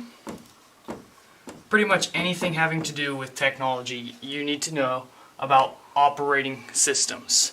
So we're going to get into the basics of operating systems. This is designed for beginners, although, I mean, if you're advanced, it's fine. Don't have to run away or anything. Mainly, we're going to be starting with the basics and understand what an operating system is. So, when you have a computer, you have the monitor, where you view your content. Then you have the tower, which has the hardware in it. So that's where you have your processor, your power supply, your random access memory, your hard drives, all that stuff is within the tower. And then you also have software, which is the actual content within the computer. So I want to differentiate between the two terms, hardware and software.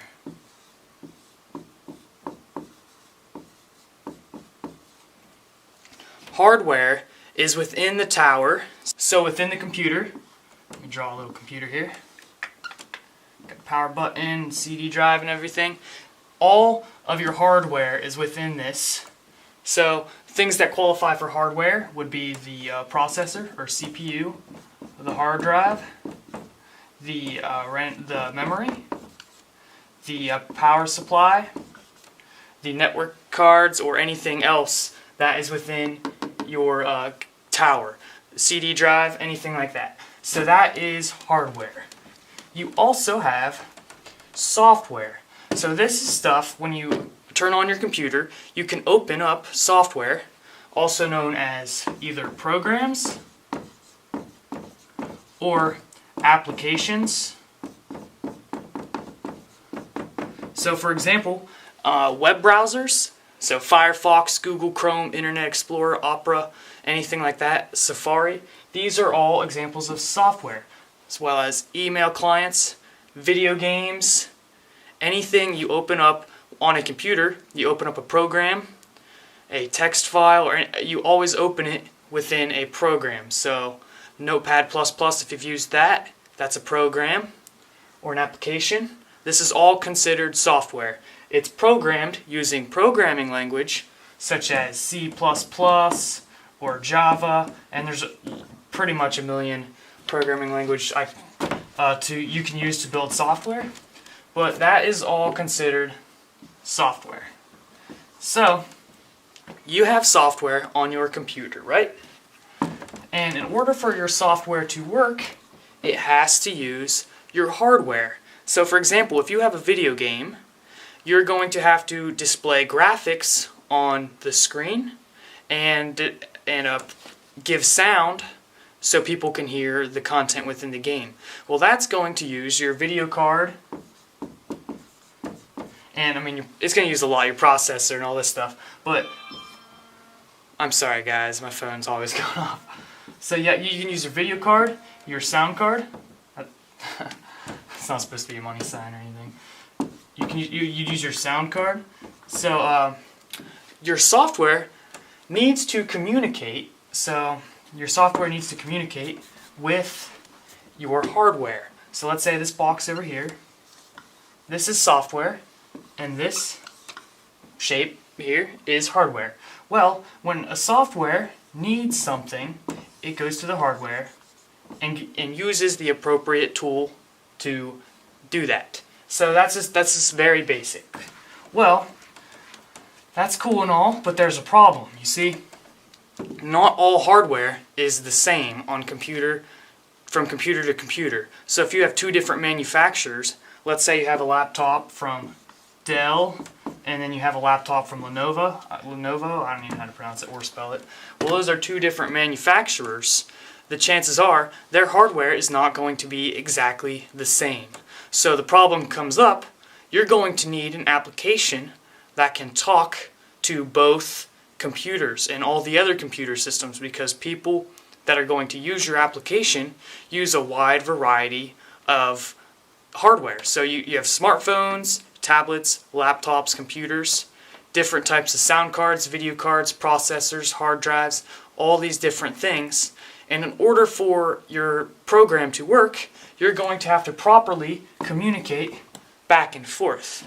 So let's say you have this computer. This is a computer here.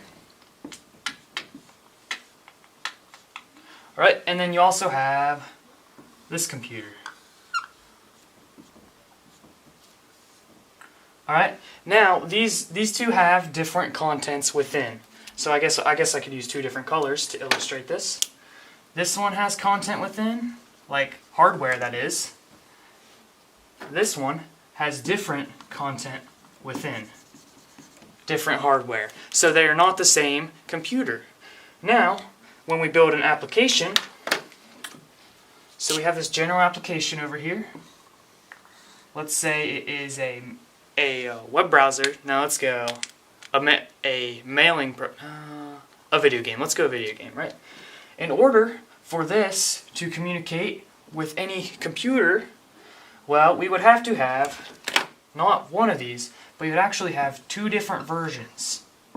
So a blue one and a red one. So this program in reality is actually two different possibilities that this one, the blue one, can communicate with this one, and the red one can communicate with this one.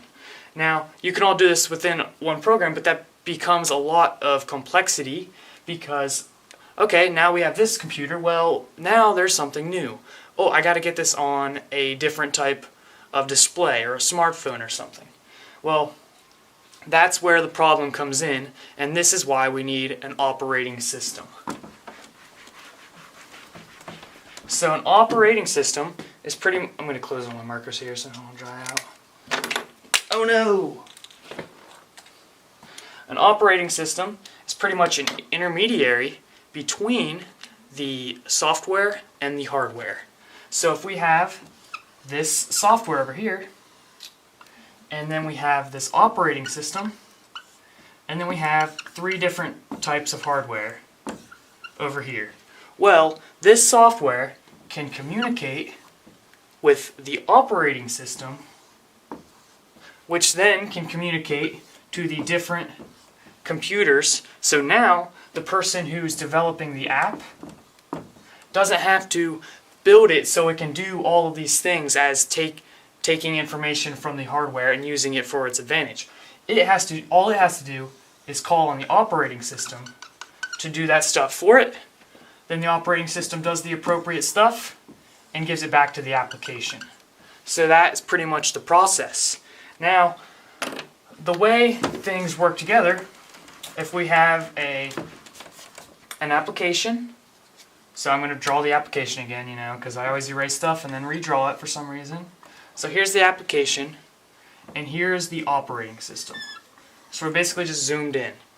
This means of communication, this is known as an interface. So basically, this is a system of standards, and this allows the app or the software to communicate with the operating system. So if these guys are talking basically in the same standardized language or whatever, then they can understand each other. So they follow a set of standards to communicate between each other. So this is known as an interface, and it allows these two to communicate. There's also an interface between the operating system and the hardware.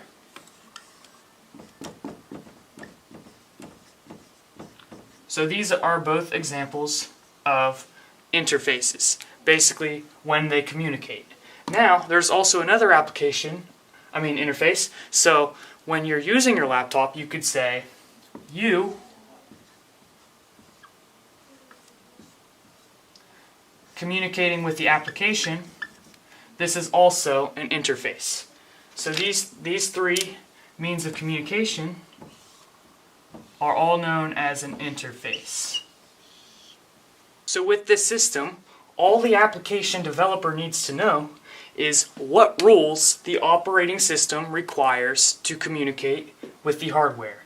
So just like this interface here, there's specific rules that allow these two to communicate. Well, the operating system has specific rules to transfer that to the hardware. So this can allow the application developer to program a certain way to ask the operating system to do something with the hardware. So an operating system, we could be using Windows 8, for example. Whoopsies. Well, Windows 8 has a method to communicate with the hardware. And the application, within the code, it needs to tell the operating system to do that and the certain rules and laws that the operating system requires. Now, to illustrate this concept visually, rather than developing a professional PowerPoint, I just did some arts and crafts. So here we have 2 computers, and I gave them different ledges to represent that they're different. So this one has different hardware than this one. They are not exactly the same, they're from different manufacturers. So now, I build this super awesome application right here. So you can see the application. Well, if you look, this is going to work with this computer here, because they connect, sorta. I am kind of bad at arts and crafts, but yes, they do connect. Now, if I want to use this application on this other computer, well, you can see it doesn't work out so well. There's some gaps, and things aren't going to communicate properly. Well, these are 2 different manufacturers. Now, the application developer is given the responsibility to make it work for both computers. So they're going to have to allow people to submit their hardware settings, and they're going to have to be able to reprogram to where they can communicate with multiple different computers within the system. and you're basically going to get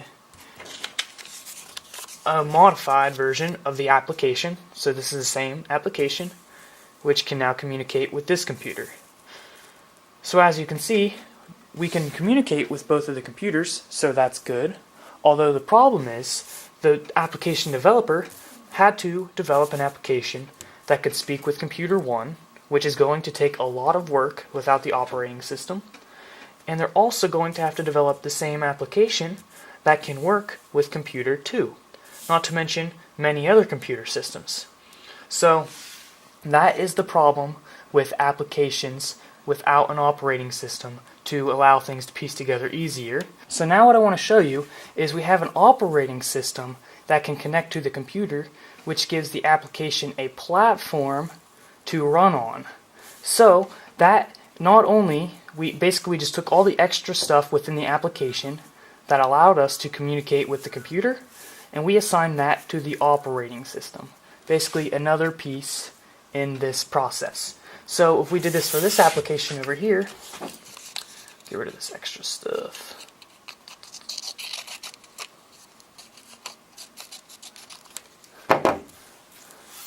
So now we have an application, and we also have an operating system.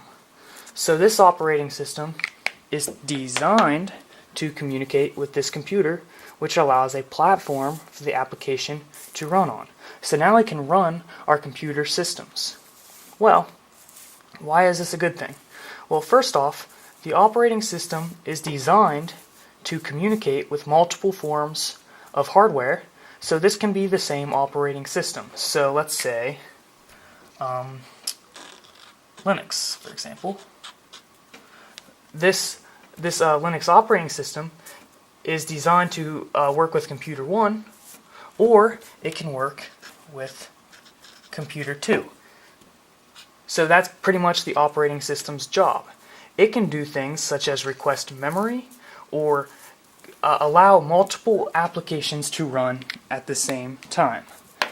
So when the operating system is connected to the hardware, we have what's called a platform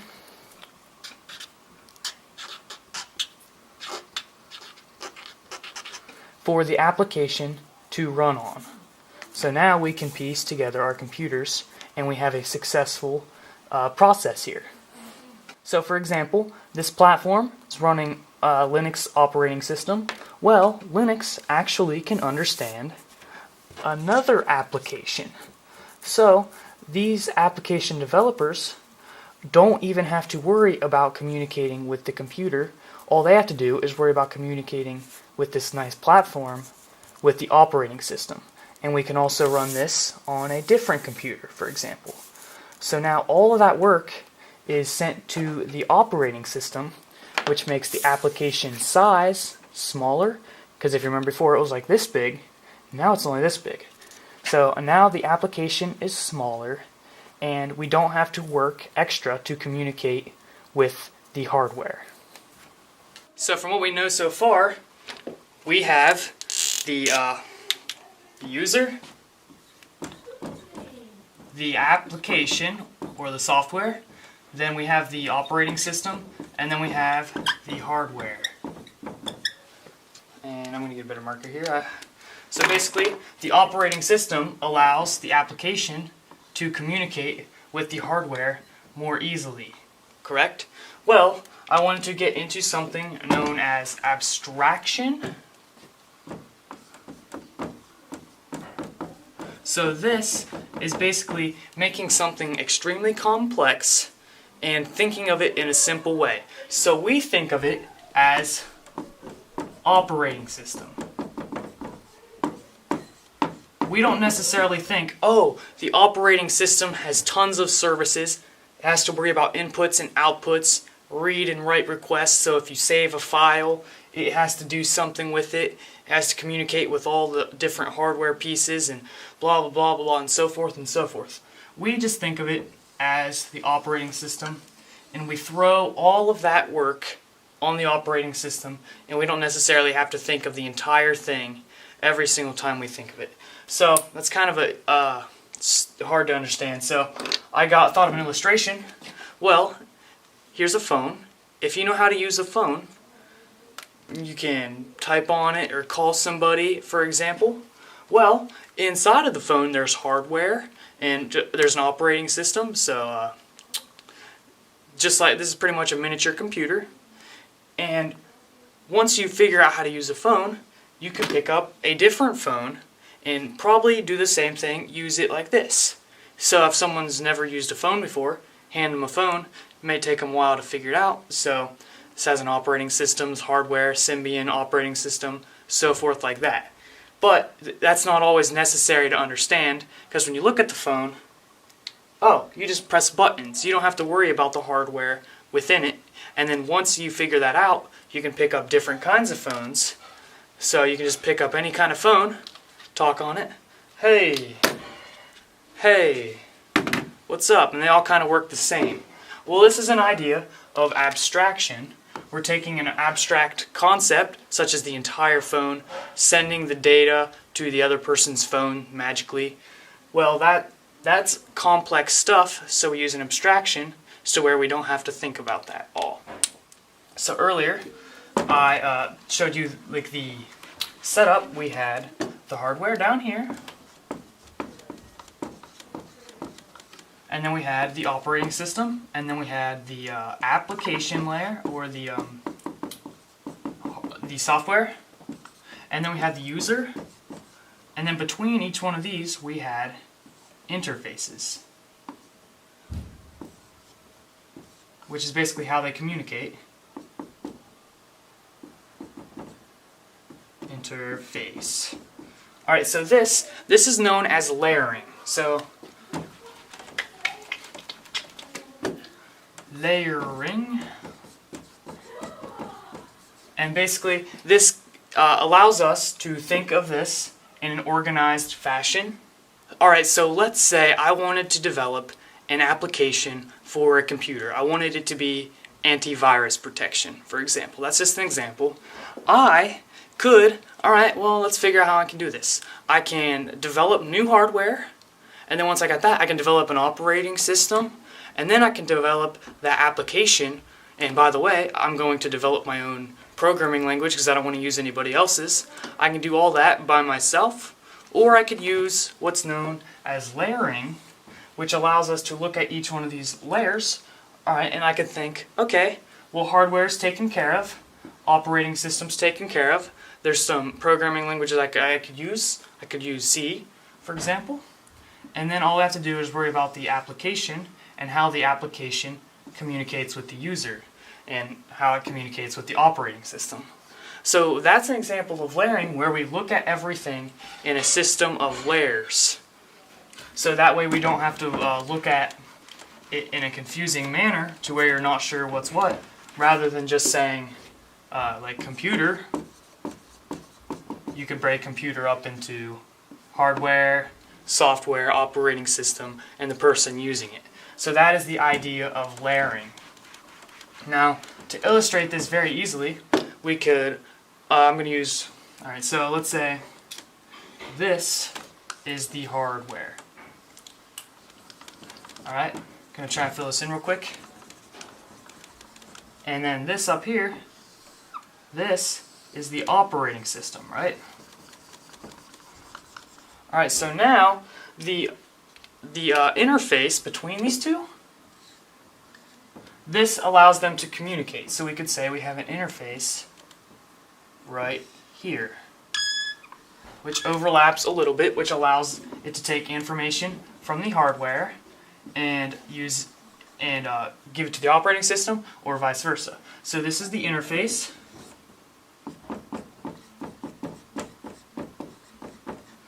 Now, you could say these are independent. This is because they are different boxes. They are black to represent that this box doesn't know what's going on in this box doesn't know what's going on in this box. The only way they communicate is through the interface tunnel here. So that is to say they are independent. So when we are working with applications, so let's say we have another box here, and then we have an interface between these two.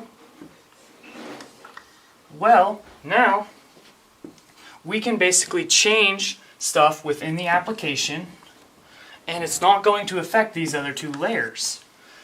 We could change something within the operating system, and it's not necessarily going to ruin these two layers. You could say they're independent because you can alter them. So for example, I could update my Windows 7 computer and give it new features or whatever Microsoft downloads for me at that specific time, and then all my applications should still work and all my hardware still works. The only thing that may change is the interface. So if something doesn't work, this interface might have been destroyed or not working properly to allow them to communicate.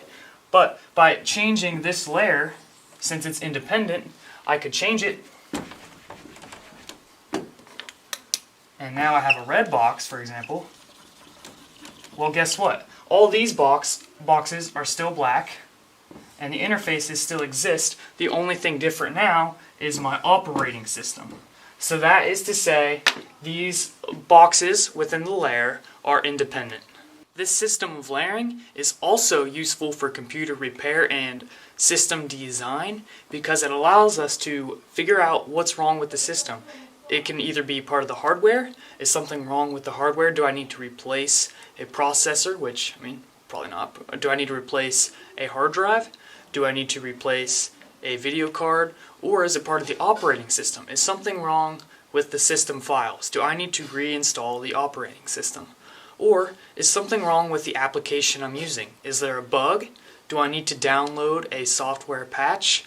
This can help for that, as well as system design, because we can break up these specific groups, which allows us to, if we need to work on the operating system, we can ignore the hardware for a minute, we can ignore the application layer, and we can just explode or enlarge the operating system. Just gonna write OS because I'm lazy. And we can see all the different things that the operating system has to do for the specific application. So the operating system does quite a lot. So within the application, within the operating system, we have the user interface. So that is how we interact with the computer, whether if it's a graphical user interface, or you may see GUI, or if it's a text, so it can be a command line interface. But basically, this is how we communicate with the operating system. So as a user, we can use an application, which then communicates to the operating system through the user interface, which can then can affect the file system, which is the files on our computer. This system allows us to edit or save or delete any files within our system. So we can also have device management. So this is going to communicate our peripherals, which peripheral is, I'll get to that in a second. Peripheral is something you connect to a computer, such as a printer, a monitor, a mouse, a keyboard, and so forth. These are all known as peripherals. I don't know how to spell it, but I'll give it a shot. P-R-I-P-H, something like that. Don't take that for it. I'm just in case you couldn't understand what I was saying. Peripheral. And then there's also we could have the process management. So this is going to allow us to run multiple processes, which otherwise would be impossible without the operating system. So this, unless we program it, process management. So this is going to process the processes, process the processes, and it's going to allow us to run programs on our computer. We can have the memory management, which this is going to allow certain programs to use memory. So if we have multiple programs, it can share the memory within the operating system. So this one gets a little, and then this one gets a little. And it also doesn't allow one application to override another application's memory in certain situations. So we have memory management. We could also have communication management, which allows us to communicate with other computers. So if both operating systems have a means to communicate, then that can be done through the operating system. So these are just some examples of things that are on the operating system, and if we didn't have an operating system, we would have to figure out how to do that within the application. There's a couple problems with that, because obviously we'd have to change which hardware we're talking, and also it would get a lot of redundant information, because if every single program had to do this, it would be a lot of extra content for each program in order for it to run. So the location of the operating system in the layers, so we have the user, the application, the operating system, and the hardware. Well, the application has to go through the operating system in order to get to the hardware through the appropriate interfaces.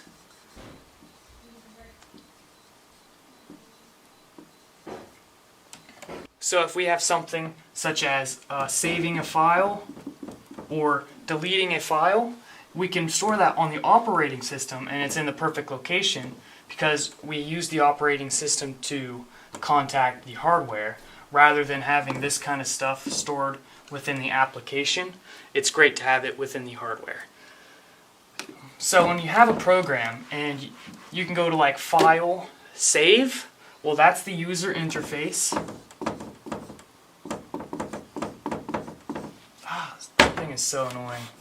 Interface. And this is going to do all this stuff within the operating system without necessarily telling us every single thing it does, and that's another example of abstraction. So just by clicking save or something, a lot of stuff is going to be done, a complex system, but all we had to do was click one button by the user interface. So those are some more examples. So there are many types of operating systems many of you have probably heard of. So for example, we have the Mac operating system.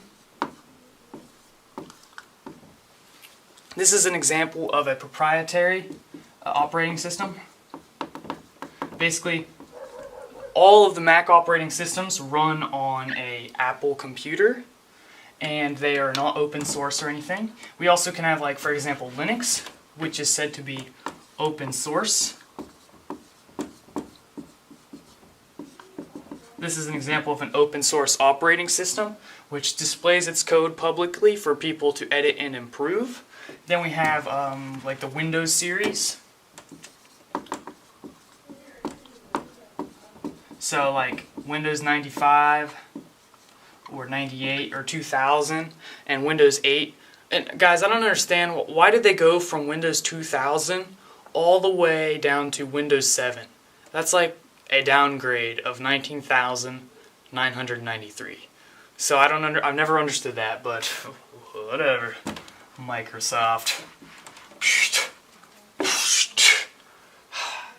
But yeah, those are just examples. Microsoft is sort of in the middle, as in you can run Windows operating systems on multiple manufacturers' computers. So for example, Dell, Lenovo, or Compaq, or any other computer brands, AMD, and so forth. So, but it's not open source. So those are some examples of some operating systems. That's pretty much all I have to say about operating systems. I'm going to do a quick review.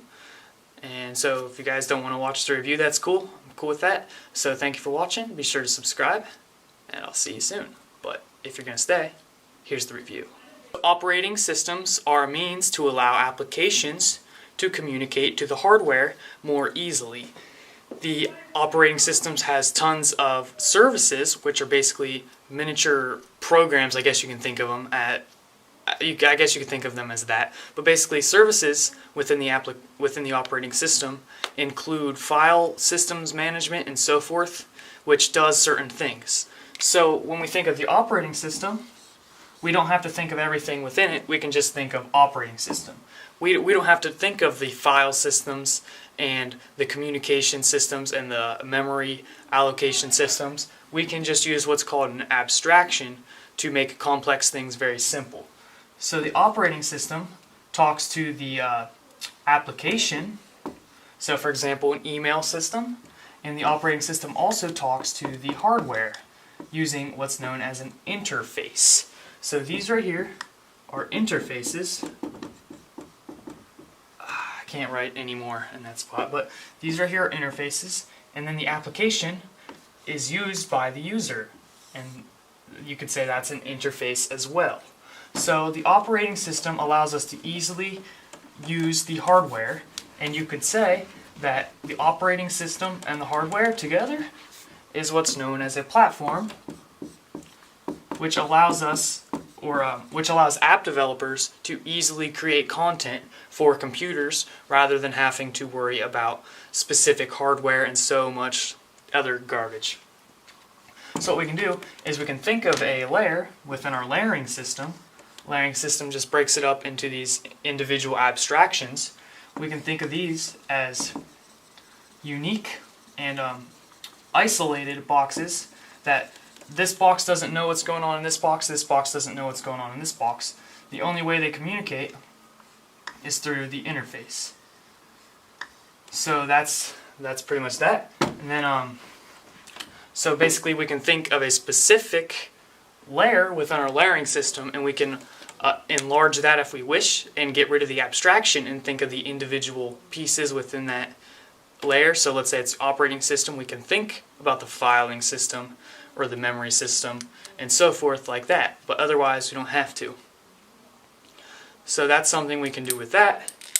And there's open source as well as proprietary operating systems. What else did I talk about? I'm pretty sure that's about it. So I probably forgot something, but that's okay, because you can watch the entire video over again. Awesome. So great. Thanks for watching. If you want to see some more stuff, be sure to subscribe to my YouTube channel. If you have any questions, please leave it in the comments below. Please tell me if any explanations are rough or what I need to improve upon, as well as how appropriate. I said this was a beginner's course. If it was too difficult or too easy, let me know, and I will try to get a better rating system as I go. So thank you, and subscribe. Hello everybody, welcome to your video over cross-site scripting. This is a hacking method. This is an introduction, so I'm not necessarily going to be telling you what you need to do in order to do this hack. I'm basically going to be telling you how it works, why it works, and how it's done in general terms. So after this video, you will have a general understanding of cross-site scripting, or XSS for short. And I'm not saying you'll necessarily know how to do it yourself, but you'll easily be able to figure that out after this video. So, cross-site scripting. By the way, if this video is helpful, be sure to subscribe and like this video. Cross-site scripting is basically a general hacking method used on websites. It's based off of the principle that you can hide scripts behind URLs and web pages. So a URL, that is what you type in to go to a web page. So this is an example.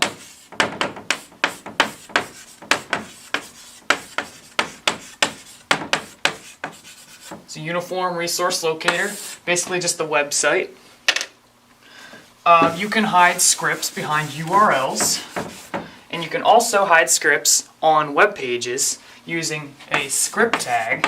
So if you put a script tag on a web page, it's not going to show up on the web page because script tags are hidden in the source code. So they're still on the web page, you just can't view them. So JavaScript, you're not going to see the JavaScript code when you go to a web page. It's going to be hidden, although it can still be executed. So that is the basic principle of how cross-site scripting works.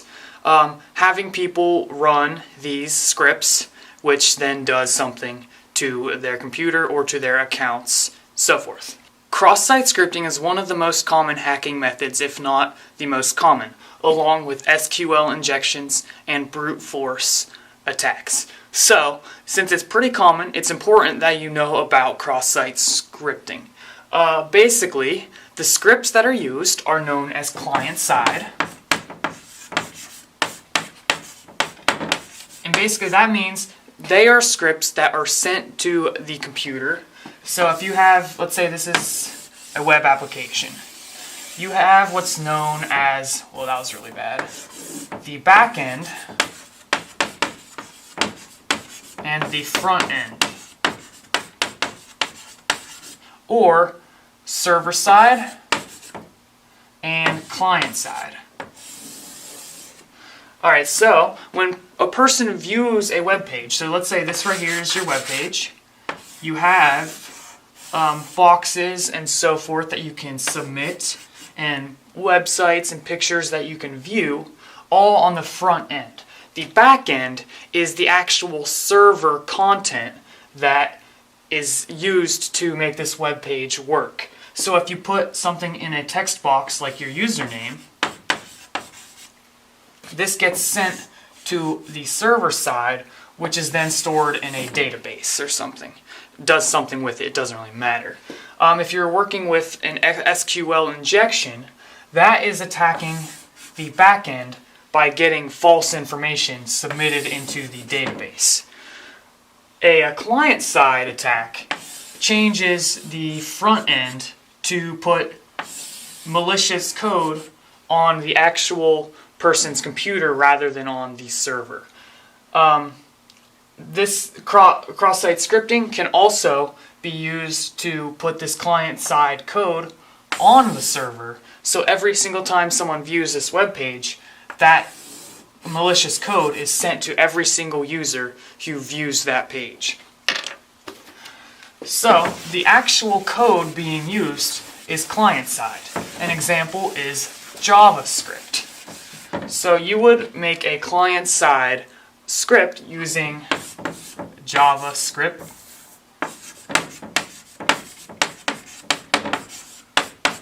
That's just an example of a client-side scripting code, programming language, or whatever.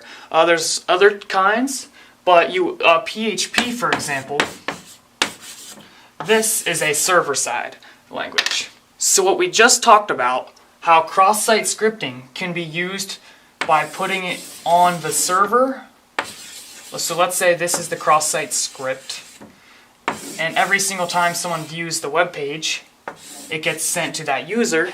This is known as a server-side cross-site scripting. If it's just placed on the client side, and then that page is sent to somebody specifically, that's known as a DOM attack, which, don't worry if you don't know what that means. Basically, the DOM is the actual page being viewed. DOM, I don't really know if it's pronounced DOM or not. But yeah, those are two general classifications of cross-site scripting, and we'll be getting to that more in just a minute. But other than that, you can group cross-site scripting into two major groups. First one is non-persistent. The second is persistent. And now I'm going to be talking about both of these in depth. So first, let's look at the non-persistent. Alright, so non-persistent attacks, an example of this would be searching something in a search engine, but instead of searching a normal term, you search a code that is going to do something maliciously, like hack into your account or whatever it is. Well, if the search engine repeats back what you say, such as if you search, hey, my name's Caleb on Google, it's going to say, search results for, hey, my name is Google. So, hey, my name is Caleb. So Google sanitizes this information. That means that if you try to put something malicious in there, it's not going to come back on the web page, which can then be sent to other people. So if a website fails to sanitize, I don't know how to spell that, I'm not going to try. If they fail to sanitize data that is sent into their page and then redisplayed, then you have a cross-site scripting vulnerability. So let's just say Google did not have their inputs sanitized. So you could put whatever you wanted, search it, and it would come up as a script. So if you searched some sort of script, well, then you would have a Google search result, which would then redisplay that script on the page. That link could be sent to someone else, and then when they open that page, that script would be executed, and so forth. That is a cross-site scripting vulnerability. So you can have these scripts be ran through other web pages that redisplay your information, your script that you put into the fields, or you can have a custom-made URL which has the script within the URL. So you can execute JavaScript through the URL, through the search bar at the top, the not the search bar, but the address bar. And then if you have that link sent to someone else who then clicks on that link and the code is executed, well, then you have performed a successful cross-site scripting attack. Technically, you would have to, for cross-site scripting, it would be using a safe looking website. So if you sent someone a Google link,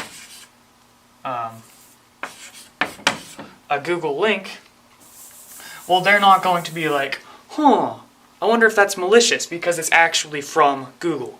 So a cross-site scripting attack, the main goal is to get this malicious code on another safe website. So if I successfully put a malicious code on Facebook, for example, using a search result, I send that link and people see, facebook.com well, they're not going to be confused and say, that's a malicious URL. So that would be an example of a cross-site scripting attack. And if necessary, if the URL does look malicious, well, then the attacker can then encode it into hexadecimal or hide it behind HTML on another web page. So if you're actually using a friendly website and you get that malicious code on there, well, then that's good. Well, I mean, if you're hacking, of course. If you're getting hacked, it's bad. Or if you're just using your own custom URL, then you can encode that. Like if you have your script within your URL, you can encode that into hexadecimal and have that sent to another person, which can then type that link or click that link, which will execute the code. So that is an example of a non-persistent. It's a one-time thing. The database, so if we go back to our little box here, this is the server side, this is the client side. The non-persistent is only going to modify the client side information. Nothing is being sent to a database, which then gets constantly sent to other people. So that's the difference between non-persistent and persistent. So a persistent attack, that is where the actual database or the server side is infiltrated. That script is then given to the actual web server, which then unknowingly sends that script to all kinds of other people. So the classic example of this is a social network. So if you have a page, you have your profile picture and your name, and you have a status like what you're doing, and then oftentimes you'll have an information box about you. So you can say, this is the about me.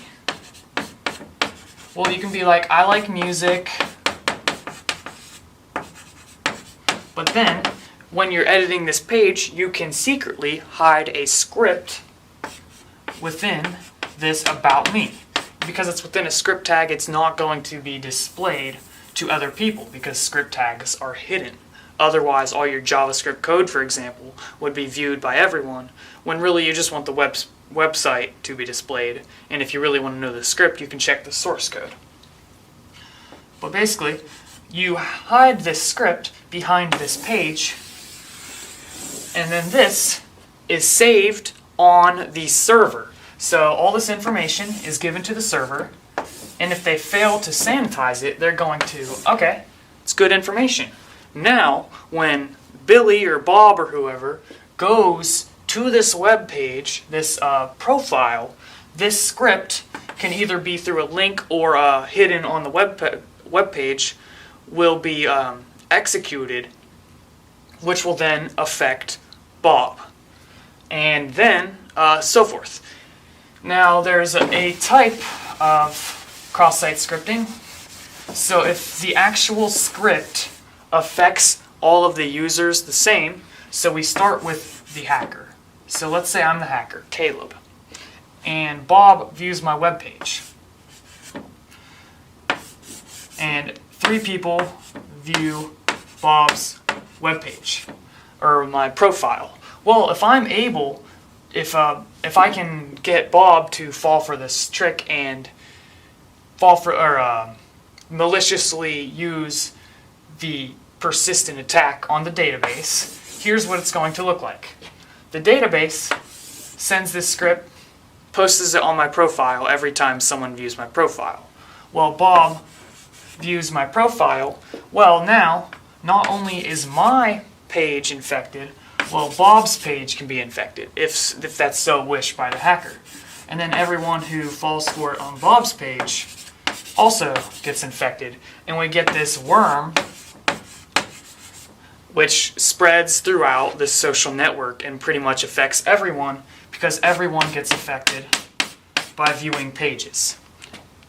This process, where the actual script is sent to other accounts and spreads, is known as a self-propagating script. So that's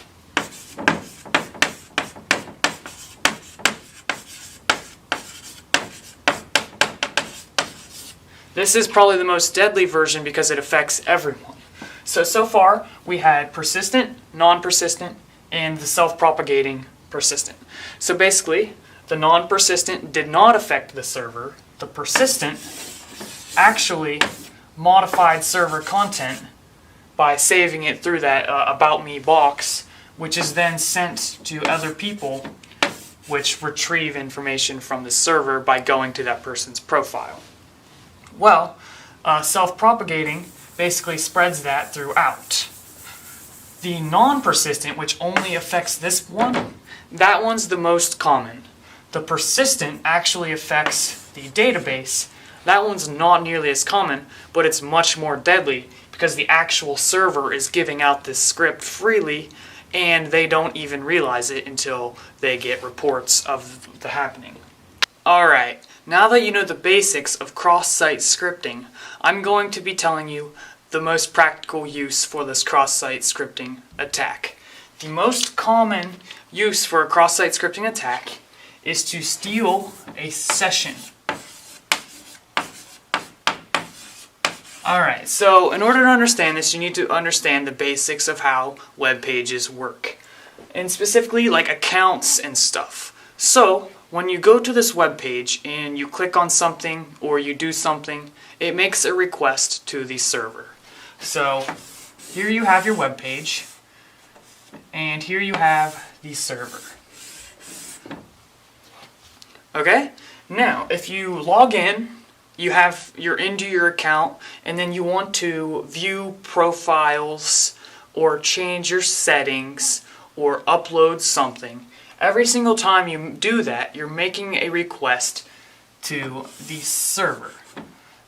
Now, in order to make web applications easier, they make it so you don't have to log in each action. You stay logged in even though you're making all these requests as your account. The way this works is using what's known as a session. So the sessions are held on the server, and basically it just says, alright, this person has access to the website.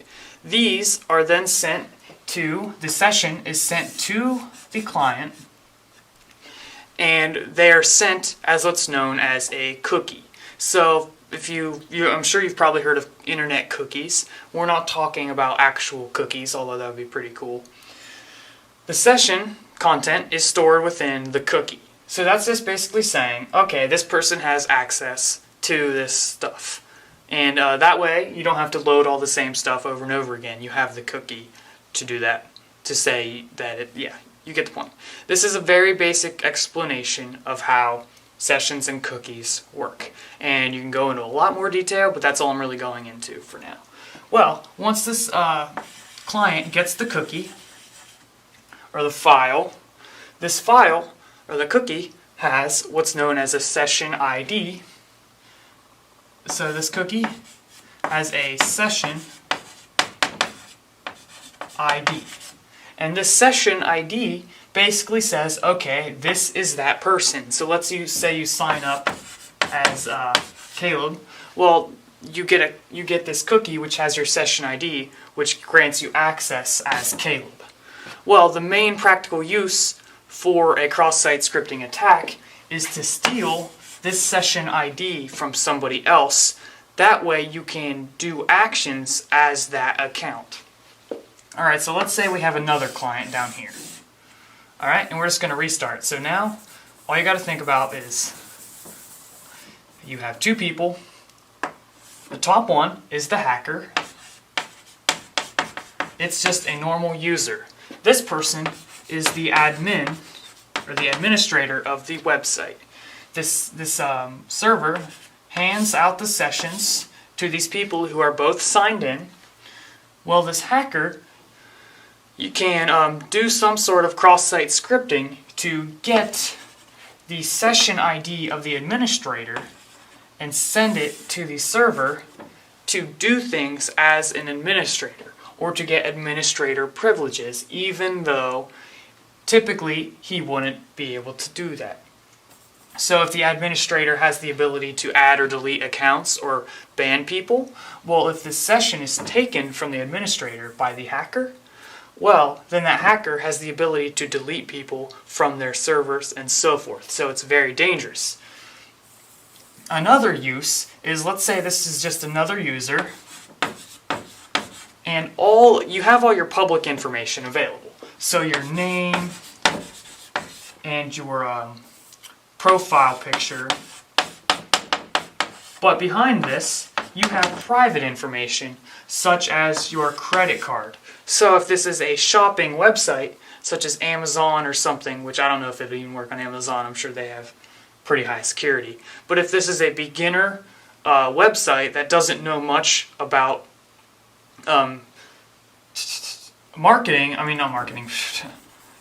e-commerce, well, they are at risk of cross-site scripting to begin with, if they're not really good at what they're doing.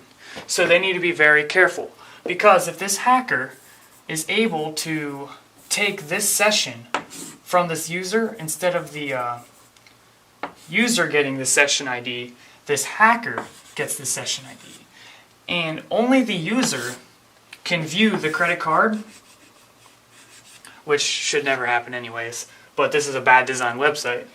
So only the user can view the credit card. But if the hacker gains that session ID, it can request that information from the server as the user, even though it's not the user. And then this hacker gets access to the credit card number. That's an example of stealing a session ID from another user. Alright, now that you know the basics of cross-site scripting and what it's used for, we're going to be talking a little bit about prevention, but this video is not going to cover that a whole lot. So basically, there is no real sure way to prevent it, because there's lots of ways it can be done, but there is ways you can protect against it. And obviously, the more you protect against it, the more complicated the code gets to prevent it, and the more work has to be done. So obviously you've probably heard about, when it comes to security, the more secure you are, the less functional things get. Cross-site scripting is pretty essential though, so I don't recommend making your website more functional to make it more functional and then allow these vulnerabilities to be made. So I always recommend best possible protection against hacking. Just you don't want to get hacked. So one of the main ways to prevent is to don't make enemies, because if you make enemies, people are going to try and do this to your website more commonly. But I mean, it can still be done. Don't be too paranoid about it though. not everyone in the entire world is trying to hack your website. I mean, some people may be, but you don't know that for sure. So basically there's no sure way. One of the common ways is to convert HTML into the HTML entities. So basically this is the same thing as this. So basically this is going to print out this on the web page, but it's not going to have the functionality as putting this would do. So you have basic, for example, PHP tags, which will get this done. HTML entities is one. There's a function to remove tags completely, and basically the more security you have, the less functional things become. So that's just one of the basic ways it can be done. Check out, there's a prevention manual on OWASP, I think it's called. Look up OWASP XSS prevention manual, and that will tell you some of the ways that you can prevent cross-site scripting.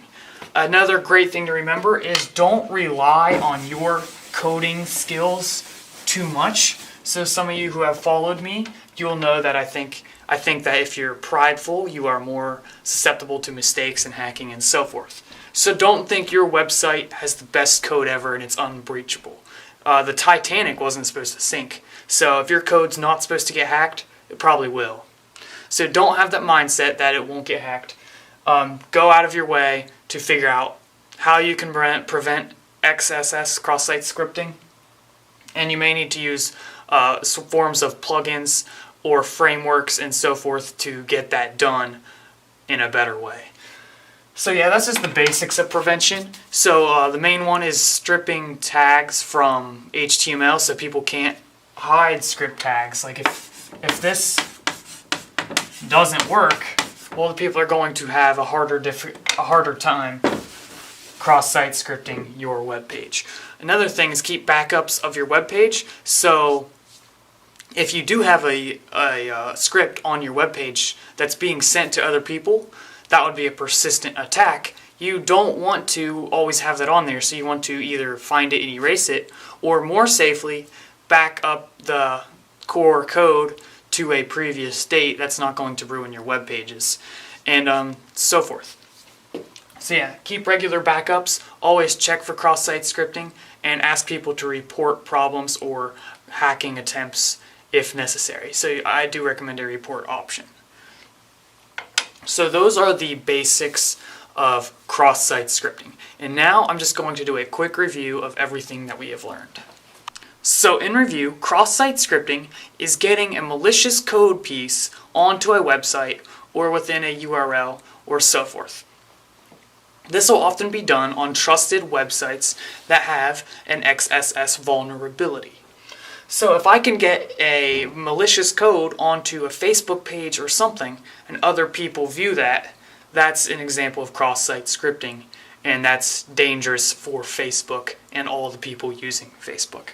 So the two main forms we talked about were non-persistent and persistent. A non-persistent thing is going to be a one-time thing that affects the... So if here's your web page, this is the server, this is the client side, basically back end, front end. The non-persistent is going to affect the front end by either having a search result submit that code or a way to have that displayed on the temporary client side code, the HTML, the JavaScript, all the client side code. By affecting that temporarily, we'll have a non-persistent attack. A persistent attack actually affects database information, such as an About Me on a website. If you can hide code in that About Me, which other people are going to view, that's an example of a persistent attack. We also define these as this side would be server, and this side would be a DOM attack, DOM. So those are your basic types of cross-site scripting. A common use of cross-site scripting is to steal your session ID, which will be sent within a cookie. So the session is stored on the server, which then gets sent to the client. The client has a cookie, which basically says, alright, this cookie is connected to this session, and it has a session ID. Well, if a hacker is able to steal the session ID of another person, he can make requests to the server as this person, so he can figure out their personal information and so forth. If you make... Whoa, drop my chalk eraser. So if you make a cross-site scripting attack to where anyone infected also puts that code on their page or does something with that code automatically using that script, well then you make a self-propagating code attack. So if it's self-propagating, that means you have one person affect one person or two people, and then these people also put that code, which this guy created, on their profile. So this guy has this code, the little circle's the code, and when they get affected by this code, they don't know this, but they're also putting that code in their profile, and then each one of these people infect people, and you basically get this thing which spreads around the social network like wildfire, because anyone viewing these profiles gets affected, and then sooner or later over half the people on the entire network are infected, and it's impossible to get away from the thing without just not using it. There, I was looking for my eraser, and it's all the way over there because it flew. So yeah, as for prevention, the best way to prevent it is to follow that prevention guide and be careful on what you allow people to submit. Oh, another thing on prevention is to use, I think it's called whitelisting rather than blacklisting. So basically, if you have a form on a website, so where you submit stuff, so let's say this is a comments page, which is going to be displayed on your website. You have your name, you have your email, and then you have the actual comment. Well, to check if this content is correct, you'll look at it and say, oh, well, this doesn't have any malicious code, so it must be good. It's not in the form of an email, so it must be good. Well, that would be blacklisting, because you're looking at all of the things that it's not. The better way to do it is to look at all of the things that it is. So you would say, okay, is this in the form of a name? If it is, it's good. Then this email, don't check if it's not in the form of something else. Check if it's in the form of an email. And if it is, it's good.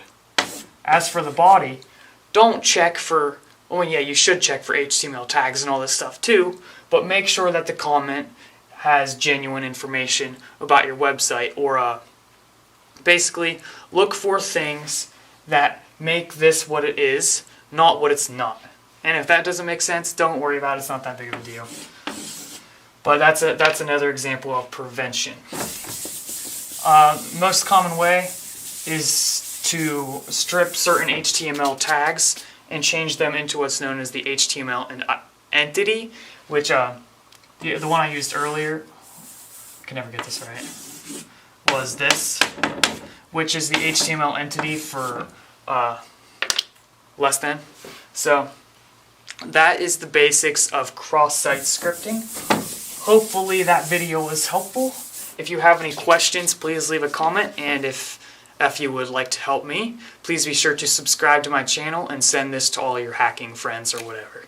So yeah, thank you for watching, and I'll see you in the next video. Hey everyone, what's up? It's Caleb from Caleb the Video Maker. I'm pretty sick today. I actually called off work and I didn't go to school, so it's going to be pretty chill today. I decided I would make a video, but nothing too fancy. I'm just going to go over my notes here rather than try and memorize this all. So yeah, got a new setup, so I can just chill and show you my content, but mostly it's going to be through voice. So, this video is going to be over free and open source software. So, the acronym FOSS, or FOSS, I guess it would be. I don't really know. But anyways, free and open source software is something that's really common in the software industry that you'll find when you search for software online or you're looking for programs to use for your business or whatever you're doing, really. Alright, so what is software? All computer programs are known as software. This includes your operating system and any application you are running, such as Google Chrome, Photoshop, etc. By the way, all these notes that I'll be going over, I'll either be putting a lot of this in the description or on my website, which you can find everything you need in the description, so just check that out. Alright, so another thing you'll need to know about is source code.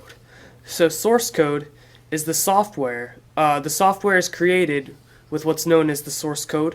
It's the original code that the programmer uses to create that software. So if you're programming a web application in PHP, well, the PHP code that you type is what's known as the software. Or if you're using some kind of compiled language, such as C++, well then, you would actually have to have the C++ code that's uncompiled to have the source code. Alright, so oftentimes when you're working with software, this source code will be available to the people who download the software or buy the software so they can look at it or modify it if necessary.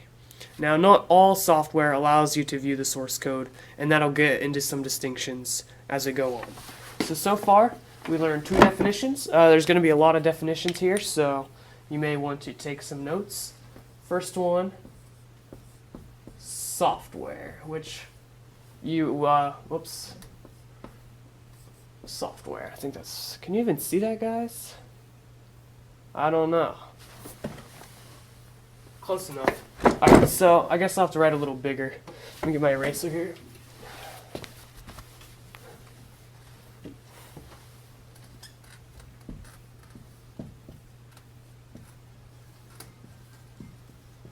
We have software, and then we have source code.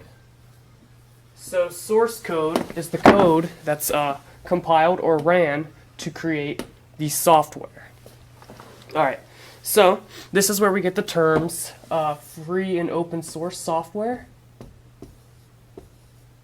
FOSS. And we also get the term FLOSS or FOSS, which stands for free. So free / Libre open source software. Now, Libre, this is another term you'll probably need to know. And it's a distinction between the 2 words gratis, I believe it's pronounced, and Libre. So, what are these 2 terms? Gratis and Libre. That's what we need to focus on right now.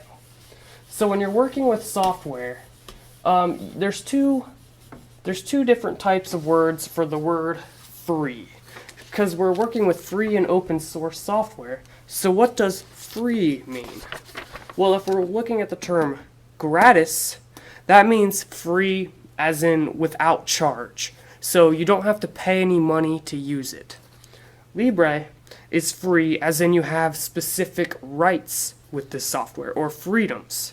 Alright, so a definition for Libre, which I got from gnu.org, is users have the freedom to run, copy, distribute, study, change, and improve the software. So that's what it means by free. So there's 2 distinctions. Free as in free of charge, and then free as in you have specific rights or freedoms to do with whatever you want with the software. So when we're talking about free and open source software, it's talking about Libre, or basically you can still pay for it, but you still have rights. It's talking about freedom as in what you can do with the software. So that's why we get the term FLOSS, which is free or Libre open source software. It's quite the acronym there. That's where we get this from, Libre. Now, so we have the acronym FOSS, which can confuse people because people think free as in without charge, when in reality it means free as in freedoms and rights. If you want a good way to remember this, just think free as in freedom of speech rather than free as in free beer. So free as in speech, not as in beer. Because if you're getting free beer, it costs $0. If you're getting free speech, that means you have rights to say or do whatever you want with your speech. So most often the times, though, we will just use FOSS, probably just because floss is a dental tool, and people don't like using the word floss, my guess. So yeah, oftentimes you will see the word FOSS for free, free and open source software. All right. Now, that means there's two different distinctions here that we need to focus on. I'm going to go down here. We have free, and then we have open source. These are, in fact, two different things. So software can be open source, and it can be free, as in speech, but they're not always, these are not the same thing. So the rest of this video we will be talking about the difference between these two types of software. Alright. So we have what is known as, first thing we're going to talk about is free software. So newbies tend to mix these terms up and confuse people. So we are going to clear up all confusion between these two terms, which you will need to know about. Alright, so the term free software comes from the Free Software Foundation, or FSF for short. The FSF, or the Free Software Foundation, is fighting against proprietary software. Proprietary software is software that charges typically and doesn't give you free rights with the software. So I think of the Microsoft operating system. So if you have Windows 7, you can't just do whatever you want with that software. You have to follow certain restrictions, and you can only use it on one computer and so forth. If it was free software, you could redistribute it, modify it, and so forth. So proprietary software highly restricts the consumers of the software.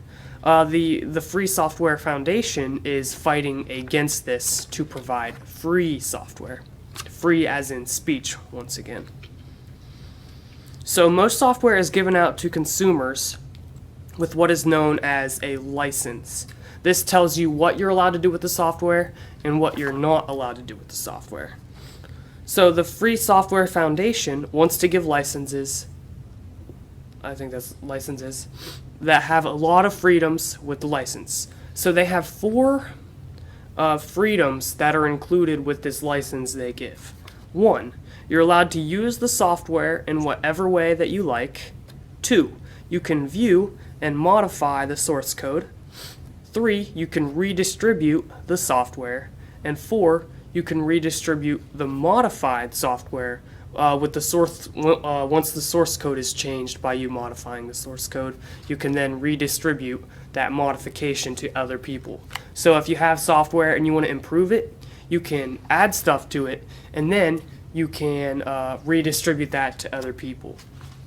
Or if you want to remove stuff that's not good, you can take that away and have a better version of the software, which can then be redistributed. That is how the Free Software Foundation defines free software. So people who redistribute the software are required under the license to redistribute it as free. So that means if I create a new software, and then someone takes my software, modifies it, and then redistributes it, they have to continue the same license. That means that new version of the software will also be free, which means I can then take that software, modify it for myself, or someone else can take it and modify it for themselves and redistribute it. So what I can't do is I can't take someone's software, change it, and then leave it closed source so nobody can see the source code, and then give it out for people to buy and I get all the money from it. That's against the license. So this concept is known as copyleft. So you probably heard of copyright, which is often misused to restrict software development.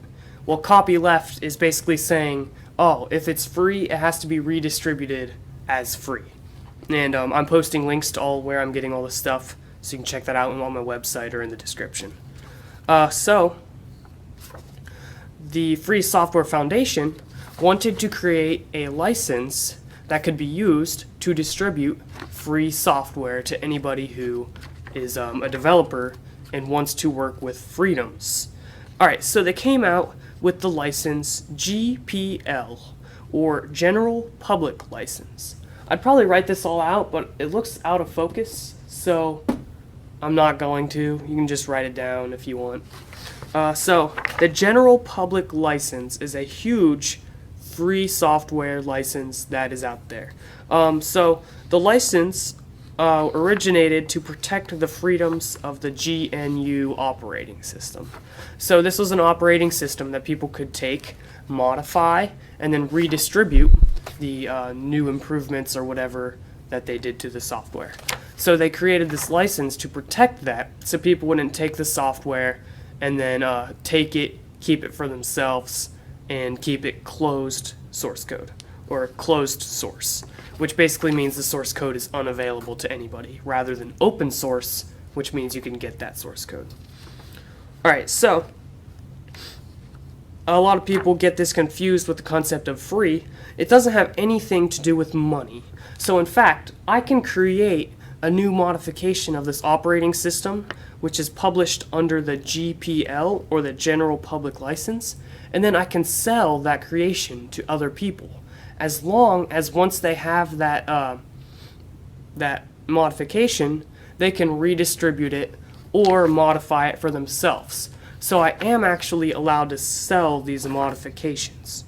So this is because the idea of free software is freedom to use the source code in whatever way and redistribute it, as long as you are keeping the original license for the new product.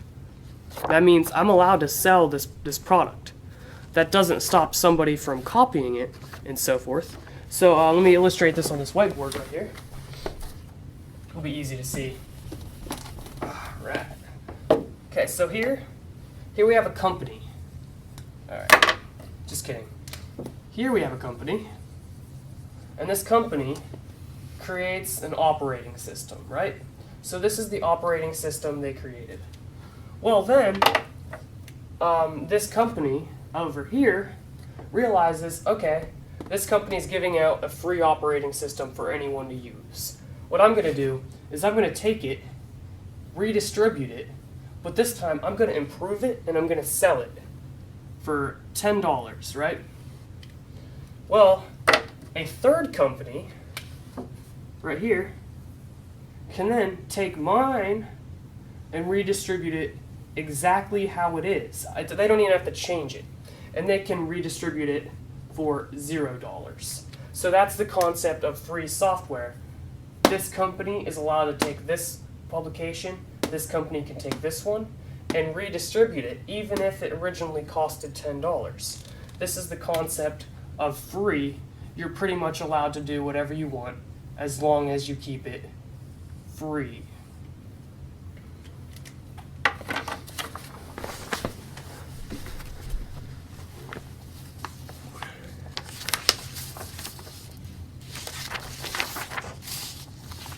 Alright, so the idea of the General Public License is not to help make software free of charge. It's also not there to help software developers become rich. Because obviously, if this person took this software, recreated it, and sold it for $10, well, that might get them a lot of money. But this guy comes over here, takes it, and redistributes it for free. Well, obviously, people are going to go for this software because this one costs $10 and it's exactly the same as this one. So it's almost like stealing if you think about it, but it's allowed because it's free software. So that means if some guy decides, okay, let's say all my friends want this software, it's some video editor, for example, and I take it, I pay $10, well then I can redistribute this to all of my friends who are also video editors, legally. So now all these people have this software. So if you have an operating system such as Windows 7 and you pay $10 for it, let's just say, well, there's restrictions. You're not allowed to give this to all of your friends. You can't do that under the license that Windows 7 runs under. You are only allowed to use it on one computer, and all the other ones are breaking this license and makes it illegal. Well, with a free license, you are actually allowed to redistribute that operating system, just for an example. So, because the Microsoft operating system cannot be shared freely, it's known as proprietary. Okay, now that we just talked about free software for like forever, there's another type of software we need to learn about known as open source software. So if you haven't realized already, almost all free software is open source. So that means if you get this software, you can modify the source code. It's available. You can look at it, you can judge it, and do whatever you want with the source code. So it, in fact, is open source. But just because something is open source does not mean it's free software. So, for example, Microsoft can release an operating system. Let's say it's Windows 9, okay? They take the code that they use to create the operating system and they send it with the operating system so people can view the code. That makes this operating system open source. That's because you can openly view the source code that was used to create the operating system or the software. Well, that does not necessarily mean it is free, because you can still have restrictions on this software. So for example, just because it's open source does not mean you can redistribute that source code to all of your friends so you can all have Windows 9. That does not allow you to do whatever you want with the software. So there's two distinctions. Free software allows you to do a lot of stuff with the software, and it's always open source. Open source software is always open source, but it doesn't always allow you to do certain things with this software, such as redistributing it, modifying it, and so forth. Now, there's different levels of open sourceness, so you can have open source programs that you can redistribute. You can have open source programs that you can modify and redistribute. And then you can have open source programs where you can only look at the source code. So there's different levels of what you're allowed to do, and that's going to change from program to program, from license to license. So that's something you're going to need to look over. So I pretty much explained all what I was going to talk about. But just for some extra definitions from the state of Kansas.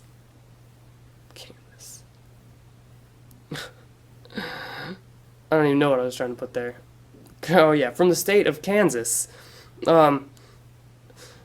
Open source software is software for which the source code is freely and publicly available, though the specific licensing agreement vary as to what one is allowed to do with that code. So just like I was talking about earlier, you may not be able to redistribute it, and so forth. So we learned two things from this definition. One, apparently entire states can publish definitions. That's pretty interesting. And two, open source software does not ensure users the freedoms of free software.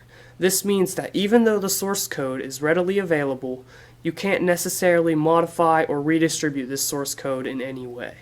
This is largely dependent on the specific license, and because this video is not over licensing, we will not be getting into any other licenses besides the basics of the general public license, which we talked about earlier, the GPL, which was used to protect the GNU operating system. So, in summary, there are two main types of software we learned about this in this video. I'm going to write these out, even though you probably can't even see this. This whiteboard's really crappy too. Alright, we have free, and then we have open source software. So we have free software and open source software. Free software, which is what we talked about first, allows you to do a lot of stuff with the source code. So for example, you can redistribute it. You can send it to all your friends. You can modify it and then redistribute it to all your friends. You can modify it and then sell it for a price, such as $1,000, for example, which is a lot of money. And then you can redistribute it. You can also do other stuff with it that the license is going to specify. So an example of a free software license is the, let me erase this, the GPL, which is the General Public License. This was created by the Free Software Foundation for the GNU operating system. So those are a lot of acronyms that you're probably just have to get into practice with. But basically, just think of free software as you can do pretty much whatever you want with it.